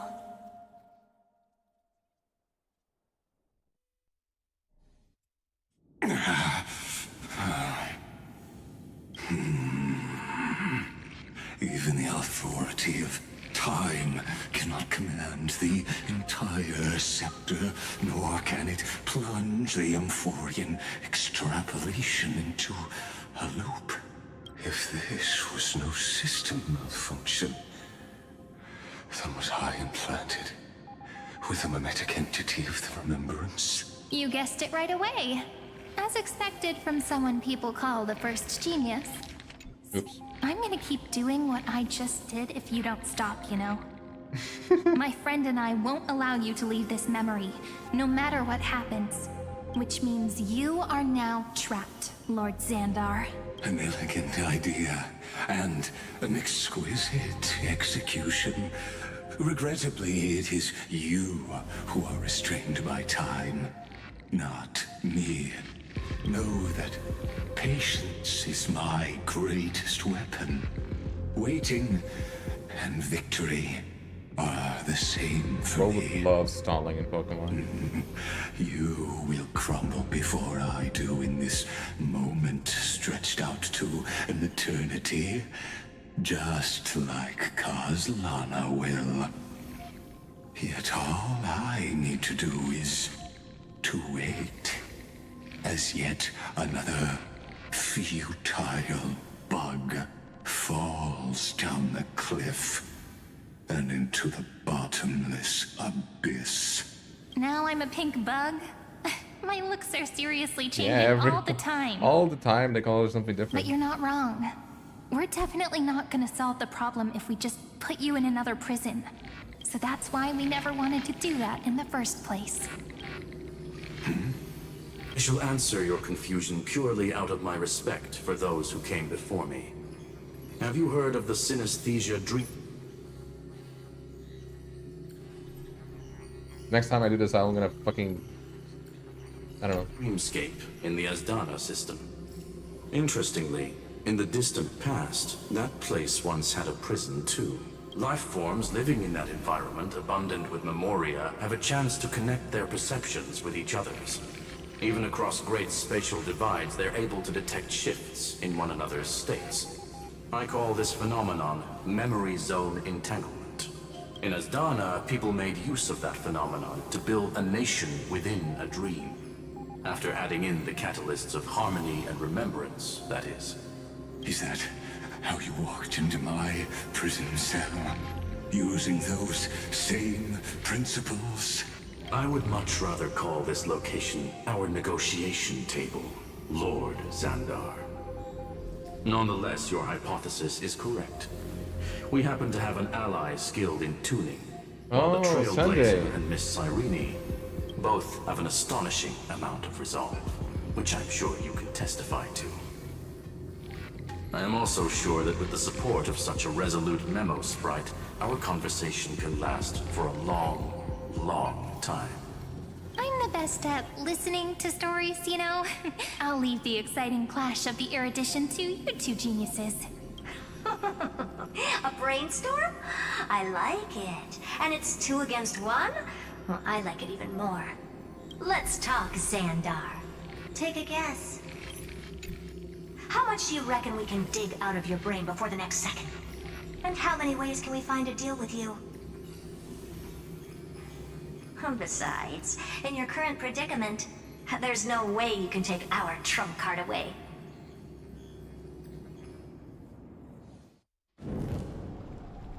Go, little one. Go. Overturn the Era Nova. Like hers disappeared? It seems you had conducted a secret hunt in the depths that even I cannot reach. Not me, actually. Cyrene by herself. The geniuses. Swim onward and give this campaign a fitting end. I shall send you off with my song, Grey Fry. May this song penetrate time and become the prelude to the new world. Okay.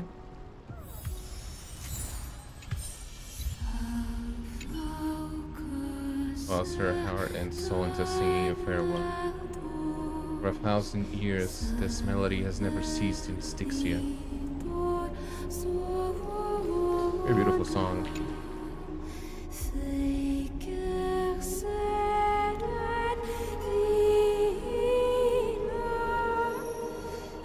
Go.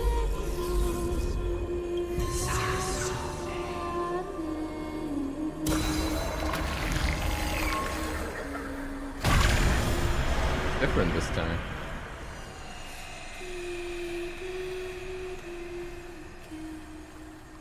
Holy flashbang.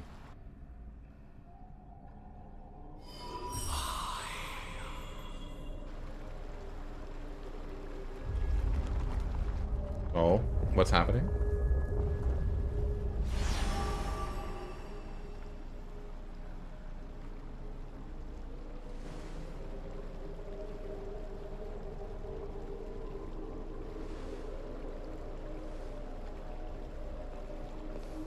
Where am I going?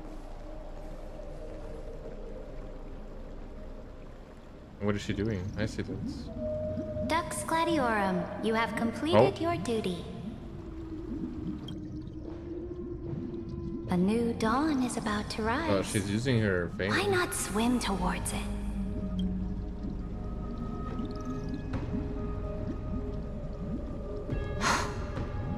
You died long ago, Imperator. Depart from my mind. But your duty towards the Imperator did not die with me. That duty will bind you no more. You will be able to hold for yourself one grandiose feast after another in the endless days to come. What? So go. Go and swim towards that ocean beyond the sky with the Deliverer. Is this? A page out of that sidekick's book. I commanded her to gift this page to you when everything finally reaches the end. What's on this page? Memories. Lifelike memories. That sidekick found me after the bloody feast 1,000 years ago and showed me her diary. I saw within that notebook.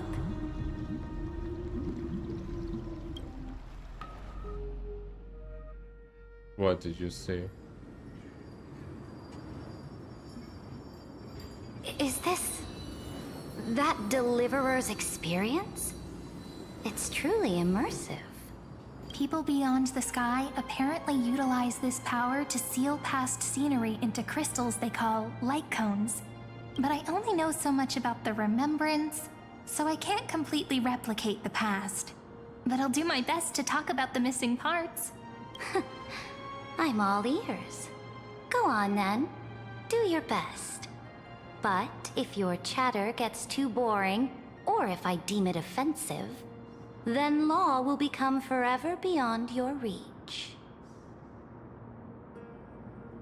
Got it. I'm sure you'll find this to your liking. After all, it's human nature to want to embark on a journey into the unknown.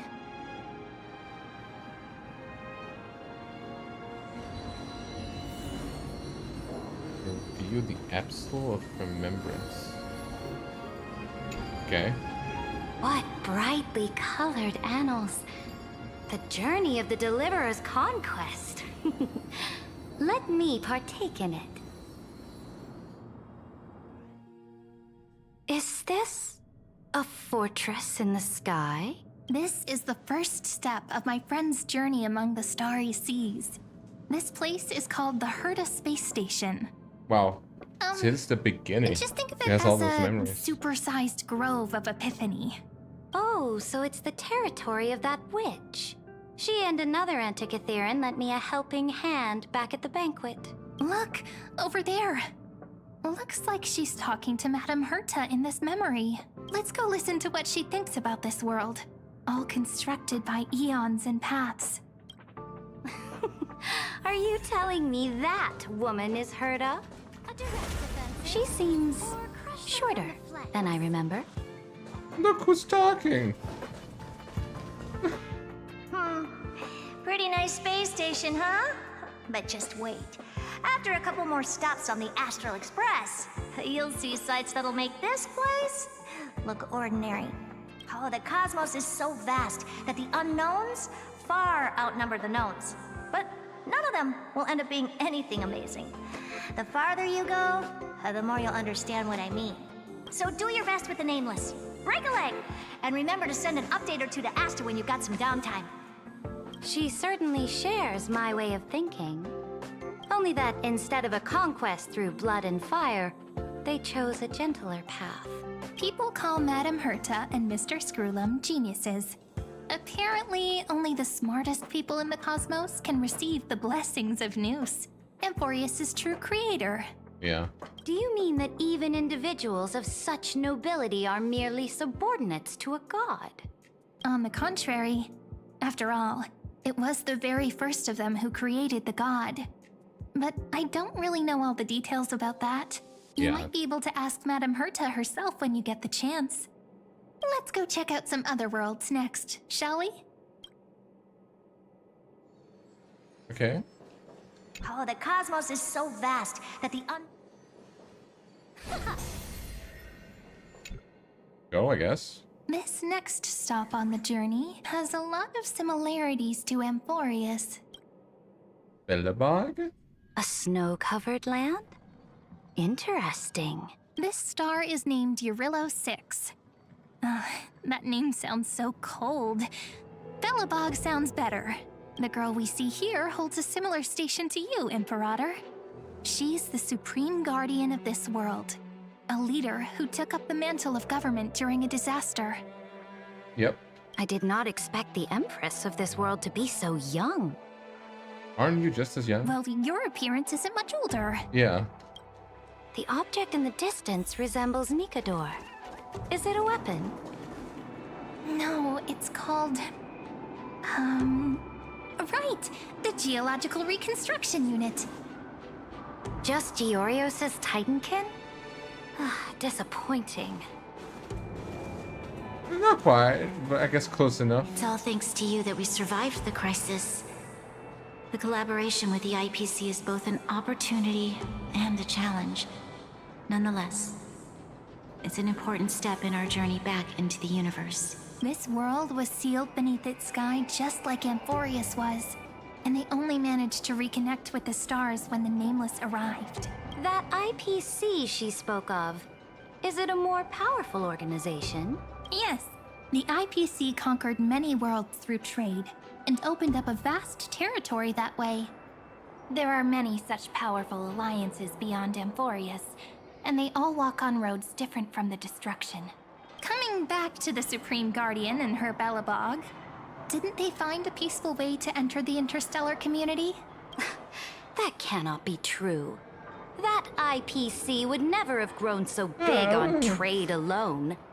It may pretend to be a wealthy merchant with clean hands, but I am willing to bet that it grew fat on gory oppression and bloodshed. Its path of conquest must have had no mercy for the weak and would have destroyed them if needed. Are you telling me that this snowland never thought about tossing its dignity to the wind and kneeling to the IPC? I will not believe it. I will never allow the Imperator's empire to be sullied by others. Amphorius must become a power so strong that no interstellar foreigner would dare to look down upon us. Imperator, Belobog isn't as weak as you imagine. Listen. True. I indeed hesitated, but now I understand what we must do. Belobog must learn how to walk on her own, until she no longer needs the support of others, and can stand on her 2 feet among the stars. Even if I may not live to see it, I believe such a day will surely come. They still have their dignity intact. One day, that hope will melt through the ice and help them into a prosperous tomorrow. Welcome. But the order of the cosmos is already set in stone. The old laws decree that only the strong survive, binding the weak in an unbroken chain, until they wither and turn to dust. Unless they embrace the power of the destruction. Amphorius must shatter the old law and become the new order among the stars. Speaking of the Order, another one of my friend's companions may be able to enlighten you further on that. Let's go to the next page. LaFu. Right? This next world is a nation of dreams. Well, I guess we're not going to The first time I heard about that place, I didn't even know what to think.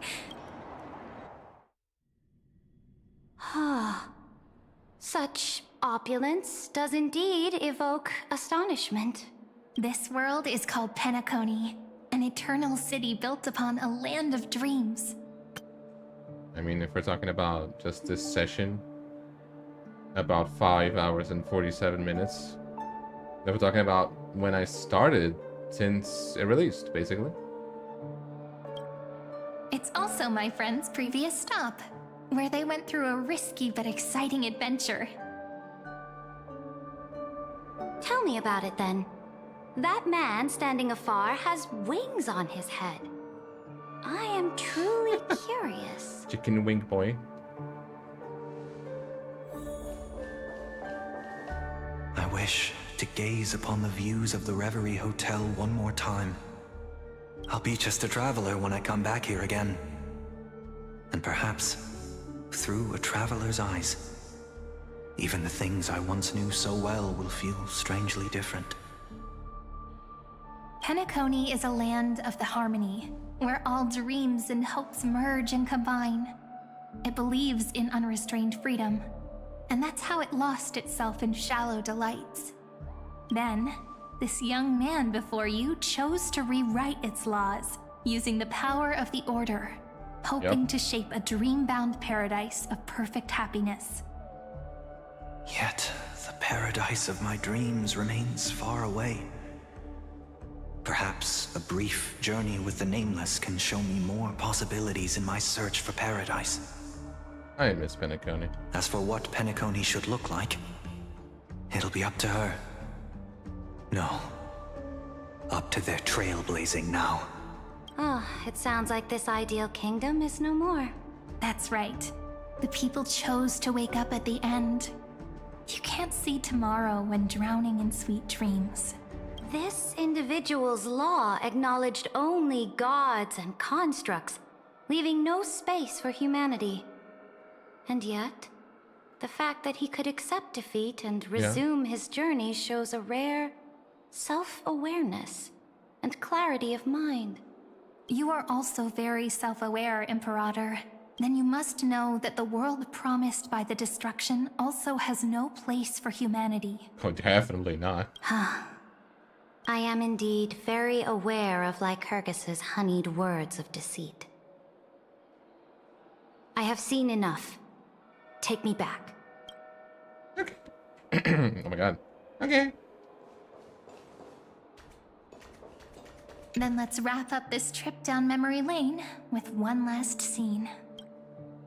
What scene? Euphorious? This absolute wonder. Oh. Isn't it pretty? That's our Emphorius. Our world flows and meanders in this endless band of light. Though we were born from the designs of the gods and are not yet truly alive, the Chrysos heirs of Emphorius still chose to stand against fate and carved a legend no different from that of humankind. Will you really renounce the heroes in this world's previous 30 million cycles, Imperator? Including even yourself. Will you bow to brutal destiny and allow that puppet master named the destruction to have their wish? I know what you want to do, sidekick. You want to use that deliverer's memories to influence me and tilt the scales of law toward her and the two geniuses. You really saw right through me, Imperator. How can one rule an empire if one is incapable of understanding people's minds? I have decided on Law's final destination. However, before I move my next chess piece, before we go on, tell me this, sidekick. Throughout her trailblaze, was there ever a memory of the ocean? Yeah. A little bit. The ocean. My cradle. My home. You shall complete your conquest in the ocean at the boundaries of this world, and eternally slumber in the sound of tides. You shall eternally slumber in the sound of tides, and complete your conquest in the ocean at the boundaries of this world. Our prophecies aligned as flawlessly as a sea snake circling upon itself. An elegant loop, itself. like a joyful hymn, like the circulating ocean current, like our two fates, like Amphorius itself.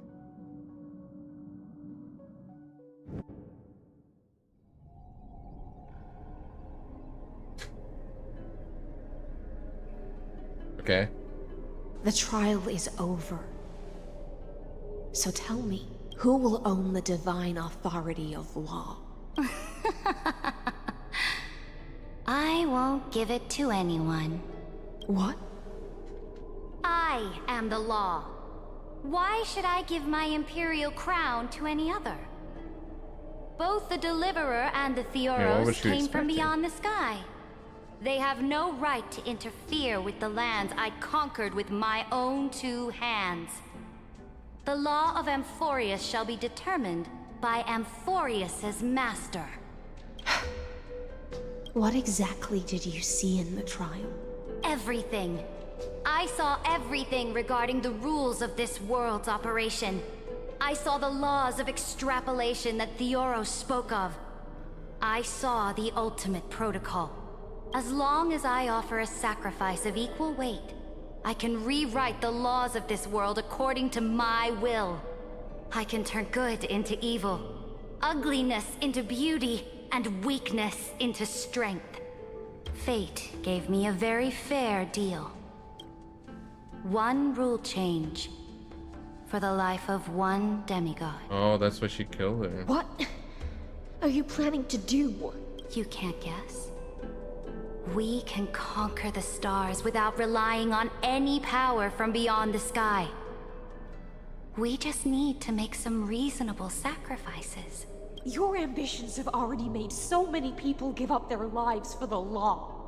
And you're still not done? I am determined for Amphorius to stand on her own 2 feet among the stars. You are beyond reason. You think such a simple and hypocritical statement can justify your atrocities? There's no new without destroying the old. That's what you consider an atrocity? Ironic, for that is also the unchanging law of Amphorius's revolutions. Ever since the Flame Chase prophecy resounded in the distance, fate has decreed for the Chrysos heirs to ignite our blood and illuminate this dark age. People would still be puppets of the old dynasty if it weren't for my conquests. I actually have no idea what happened before her. But your world doesn't seem to be any different from your predecessors. Bloodshed, tyranny, oppression.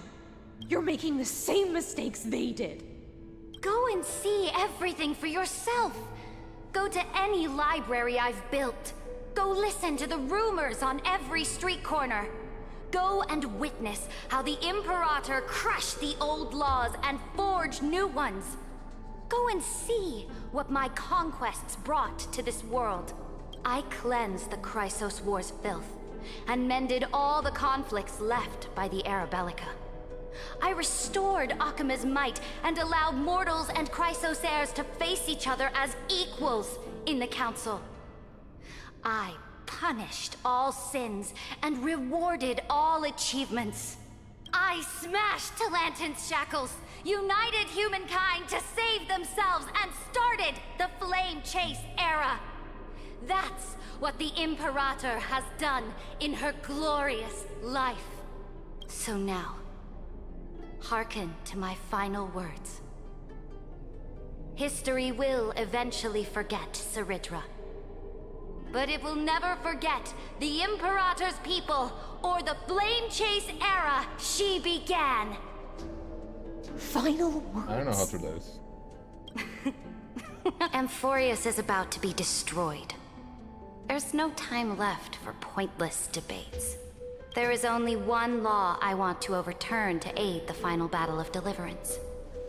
So I will only offer the life of one demigod. In the name of the Imperator, I command you one last time, Electra. Either sacrifice yourself for conquest, or pierce this tyrant's chest with your sword. Thus, the Imperator concluded her final speech at the end of her life. At the last moment before she stepped onto the altar, she gave her most loyal subject the choice to decide fate, just as she promised her compatriots before her very first campaign. My blood flows in you now. Heroic compatriots, follow me, and we'll seize fate's reign! The Great Queen. The Imperator fell. Some say that the Dux Gladiorum turned traitor and killed her liege. Some say that she imprisoned the tyrant in a shallow pond of water, then left. Which meant the Imperator had to kill herself to rewrite the law. Oh wow. There are countless stories about her death. All we can be sure of is when the knight left the vortex, the Imperator was still mumbling about their past conquests together, the beginning and the end of her existence. Imperator, wait! How could someone of your status come to the front lines? Let me be the flag bearer! The troops defending the pass to the west of the grove. Everyone. Have they surrendered? They ran as quickly as they could when they heard your name. The Golden Cocoon Pass is now in the First Legion's hands. Good. What about the Delosian militia? The Third Legion set fire to the mountains and flattened everything west of the basin. They just need a few more days. That is enough. We cannot afford to miss an opportunity for victory. Lastly, how many Ladonian cannons are left? What's that second one? I guess it's Terravox? They are no more. The Second and Fourth Legions have destroyed them all. Very good. They now have no way out, no reinforcements, and no artillery support. We will be able to liberate the Grove of Epiphany in the blink of an eye. We will launch the final charge 1 quint after the curtain fall hour tomorrow. Remember, as long as the Alliance's flag still flies on my shoulders, you must keep moving forward. Take no prisoners among the enemy's soldiers. All sages who resist are to be captured and tried according to martial law. And do not destroy any books. Now go! Notify the entire army. Understood. Those who are resolved to die, we salute you. Reporting in. The mountain dwellers are resisting fiercely, and the legendary Mountain Breaker has personally engaged in battle. Their formations are nigh impenetrable. Then cease our frontal assault. Send scouts to all legions and tell them to retreat into the Tritos Plains before the parting hour. What? Are you planning to surrender? It's a strategic change of plans. The seismic walking dragon is enough for that battlefield. Walking dragon? You mean that stupid beast, Terravox? Stupid? No. They are the wisest of all of Georios' creations. Only they can perceive the currents of time. Let them deal with their earthly brethren. We will advance and take the lead in defeating what remains of our enemy. I will deliver the most fiery retribution for the humiliation they dealt us, and crown myself with a god-slaying wreath. Understood. I'll see to it. Those who are resolved to die, we salute you. The Temple of the Three Fates sent a letter, Imperator. They refused to surrender and said this letter is their last warning to us. Do less tribute. Tell the commanding officers not to launch any attacks unless they receive the Imperator's handwritten approval. What are you doing? The beings will be punished by death. The priests of the Three Fates aren't soldiers, but politicians. Do not mistakenly believe they don't have a plan. These dying pests will wring out every idea from their brains, all for short-sighted gain. They are much shrewder than we are. I am inferior to them in that regard. They also have the prophecy to wield as a weapon, something I am not blessed with. Launching an unplanned attack will only disadvantage us, as all of Emphorius will judge our actions. Which means I will be heading to the battlefield myself, just as I have always done. This time, however, I will go alone. I will conduct secret negotiations to ensure fate is on our side. Understood. Okay. The legions will make their preparations. Those who are resolved to die, we salute you. Why are we not allowed to march out with the army, Imperator? This will be a long voyage with no return. Those of you who bear the prophecy cannot come with me. Why are you personally leading this battle if it's doomed to fail? The Flame Chase journey cannot be without a leader. That is correct. The Empire will be without a head when the Imperator falls. But remember, as long as you seize the right opportunities, even a chaotic game will remain winnable. My departure will create a long staircase for you. You will understand what I mean when news of my death reaches your ears. Saridra, is our journey about to be over? Destroy the old laws and forge new ones. My conquest has reached its limits within the borders of Amphorius. Since the prophecy already decreed that the Imperator would never conquer the stars as she wished, I will bow out here and try no more. More Chrysos heirs bearing divine authority will be born, and many more heroes will arise. Will they demand peace or war? Will they resist tyranny or become the next Imperator? I do not care. The children of the future will decide for themselves. Do not mourn for me. Anyone can kill the Imperator. But the only one who can truly destroy her is Saridra. At the end, I faithfully recorded the most important battles in the Imperator's life. Her conquest was about to be completed at this point in the story.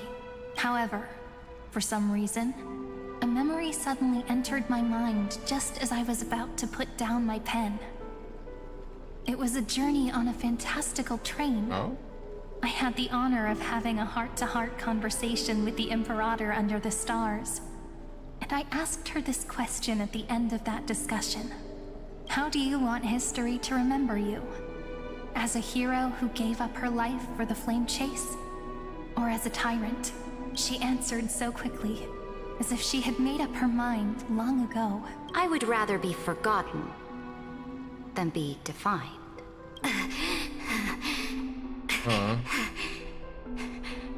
Because the law can be neither eternal nor unchallenged. And only humanity can pen laws into history's pages. Now, I have shattered the greatest law of Amphorius. The game is nearing its end. Dux Gladiorum. Even though you killed the Imperator in the previous 30 million cycles, this time, you finally found your own law. Then, High Sealants, Electra.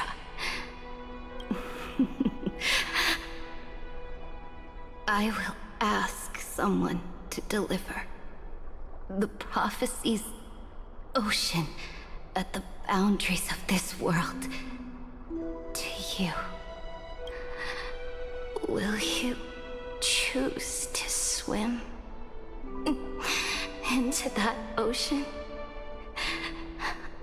I do not care.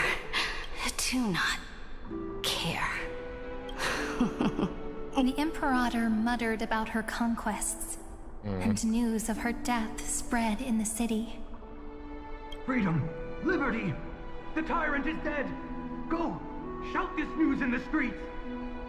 My people, my fellow elders, do not panic. Stand your ground. That usurper has paid for her ambition with her life. People once cheered for my ascension. And now they cheer for my fall. No matter. I am fond of applause.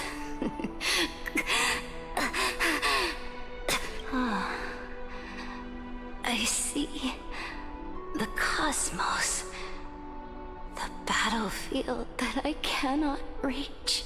I will return in the next cycle. The stars will hear my legion's war drums. Hear the great name of the Imperator. Hear Amphorius's Serit. To this day, we do not know which rule the Imperator overwrote at the cost of her life. Perhaps the truth will only be revealed at the moment of checkmate. Just like every chess game she ever played, we only know her death inflamed Akama. On one side of the city, those who defended liberty toppled her statues to the ground. On the other side, her supporters put themselves between the masses and her monuments, declaring loudly that the Sovereign is still among the people. It is said that golden blood congealed into the same letters everywhere they fought. It was the name borne by Akama's first and final Sovereign, the Imperator Seridra. But the one who bore that name did not see any of this. Her gaze was cast far away, and the sound of tides in her ears drowned out the people's cries. The price of sacrifice. What was the Imperator thinking about in that prophesized ocean at the boundaries of this world? In that shallow puddle of stagnant water? Was she reminiscing about her past conquests? Or repenting for the millions killed for the flame chase? It was neither. The Imperator only saw how the surface of the water gleamed like that crude chessboard, dissected by light and shadow in the afternoon when her teacher played against her for the first time. Look at this chessboard.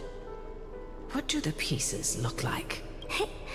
They are strangely beautiful. They look like the stars in the night sky ablaze.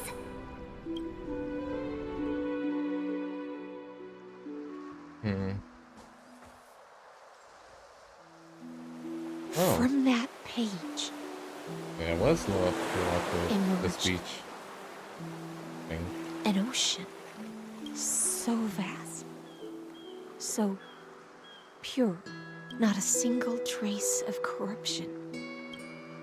Is this Seridra? Electra, my subject.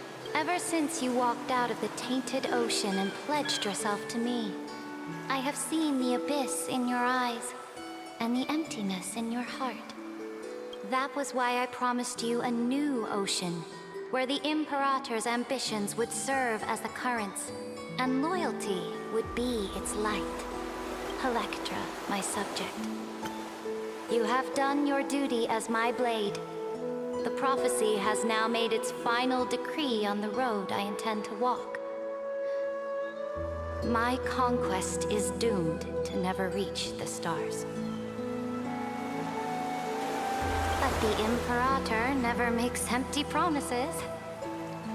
So take this memory, this ocean, beyond the sky, as witnessed by the Deliverer. This is the final gift that the Imperator can leave for her subject.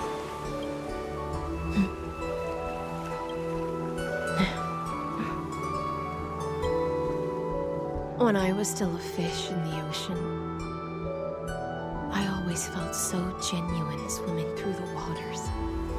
But once I stepped on the land, I found myself caught in a play.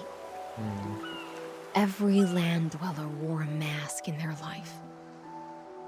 So I, too, donned a costume and tried to find my role in this show. I became your blade in war and the violin strings at banquets. Do you still not get it? I do not long for the oceanic depths of my homeland. Nor do I crave the swelling seas beyond the sky. Perhaps even I don't know what I want. Don't look behind you, Hessilence. I still don't know where I should swim to even at the end.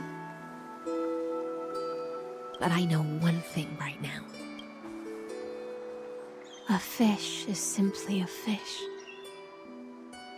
And she can never leave the ocean she's in.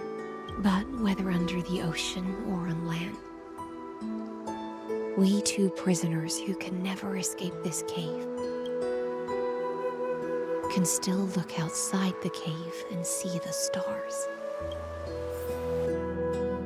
I have to admit, the 12-factor simulation of life in this experiment has far exceeded my expectations. That's quite the detour.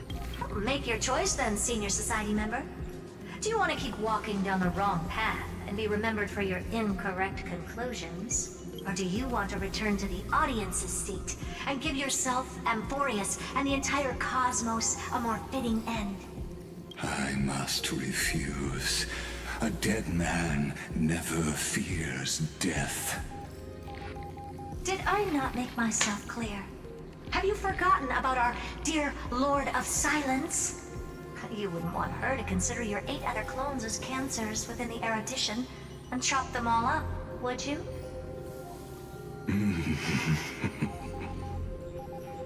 Your logical deductions are vastly different from mine.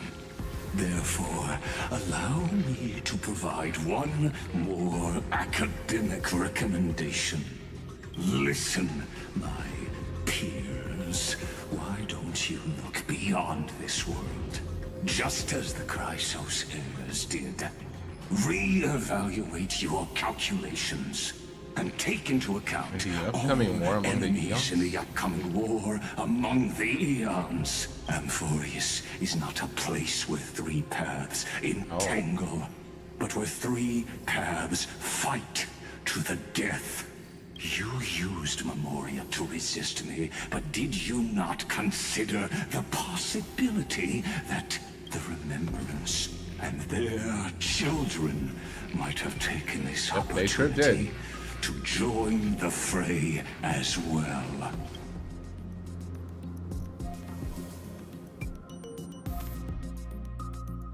The meantime, okay.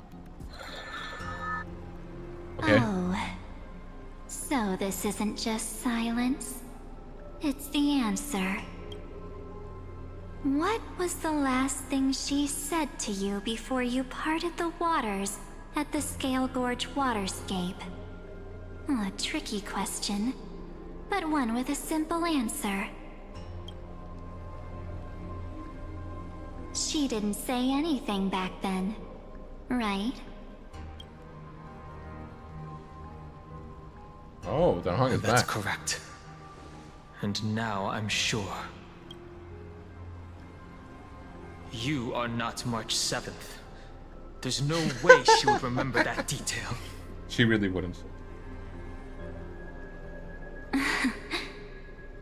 I'll only warn you once. Leave her body now. How impulsive. That's not like you at all. Why don't you calm down and think about another possibility? I didn't take over March 7th's body. Rather, it's March 7th who regained my memories.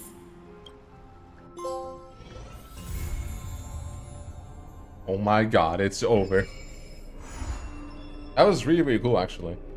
But holy moly, I was not expecting it to go on for so long. Well, I should have expected it. It's literally Honkai Star Rail. What am I even thinking? Oh my god. That was really good, though. I really like that. Alright. Well, okay. I'll try to make this short. Let's continue that,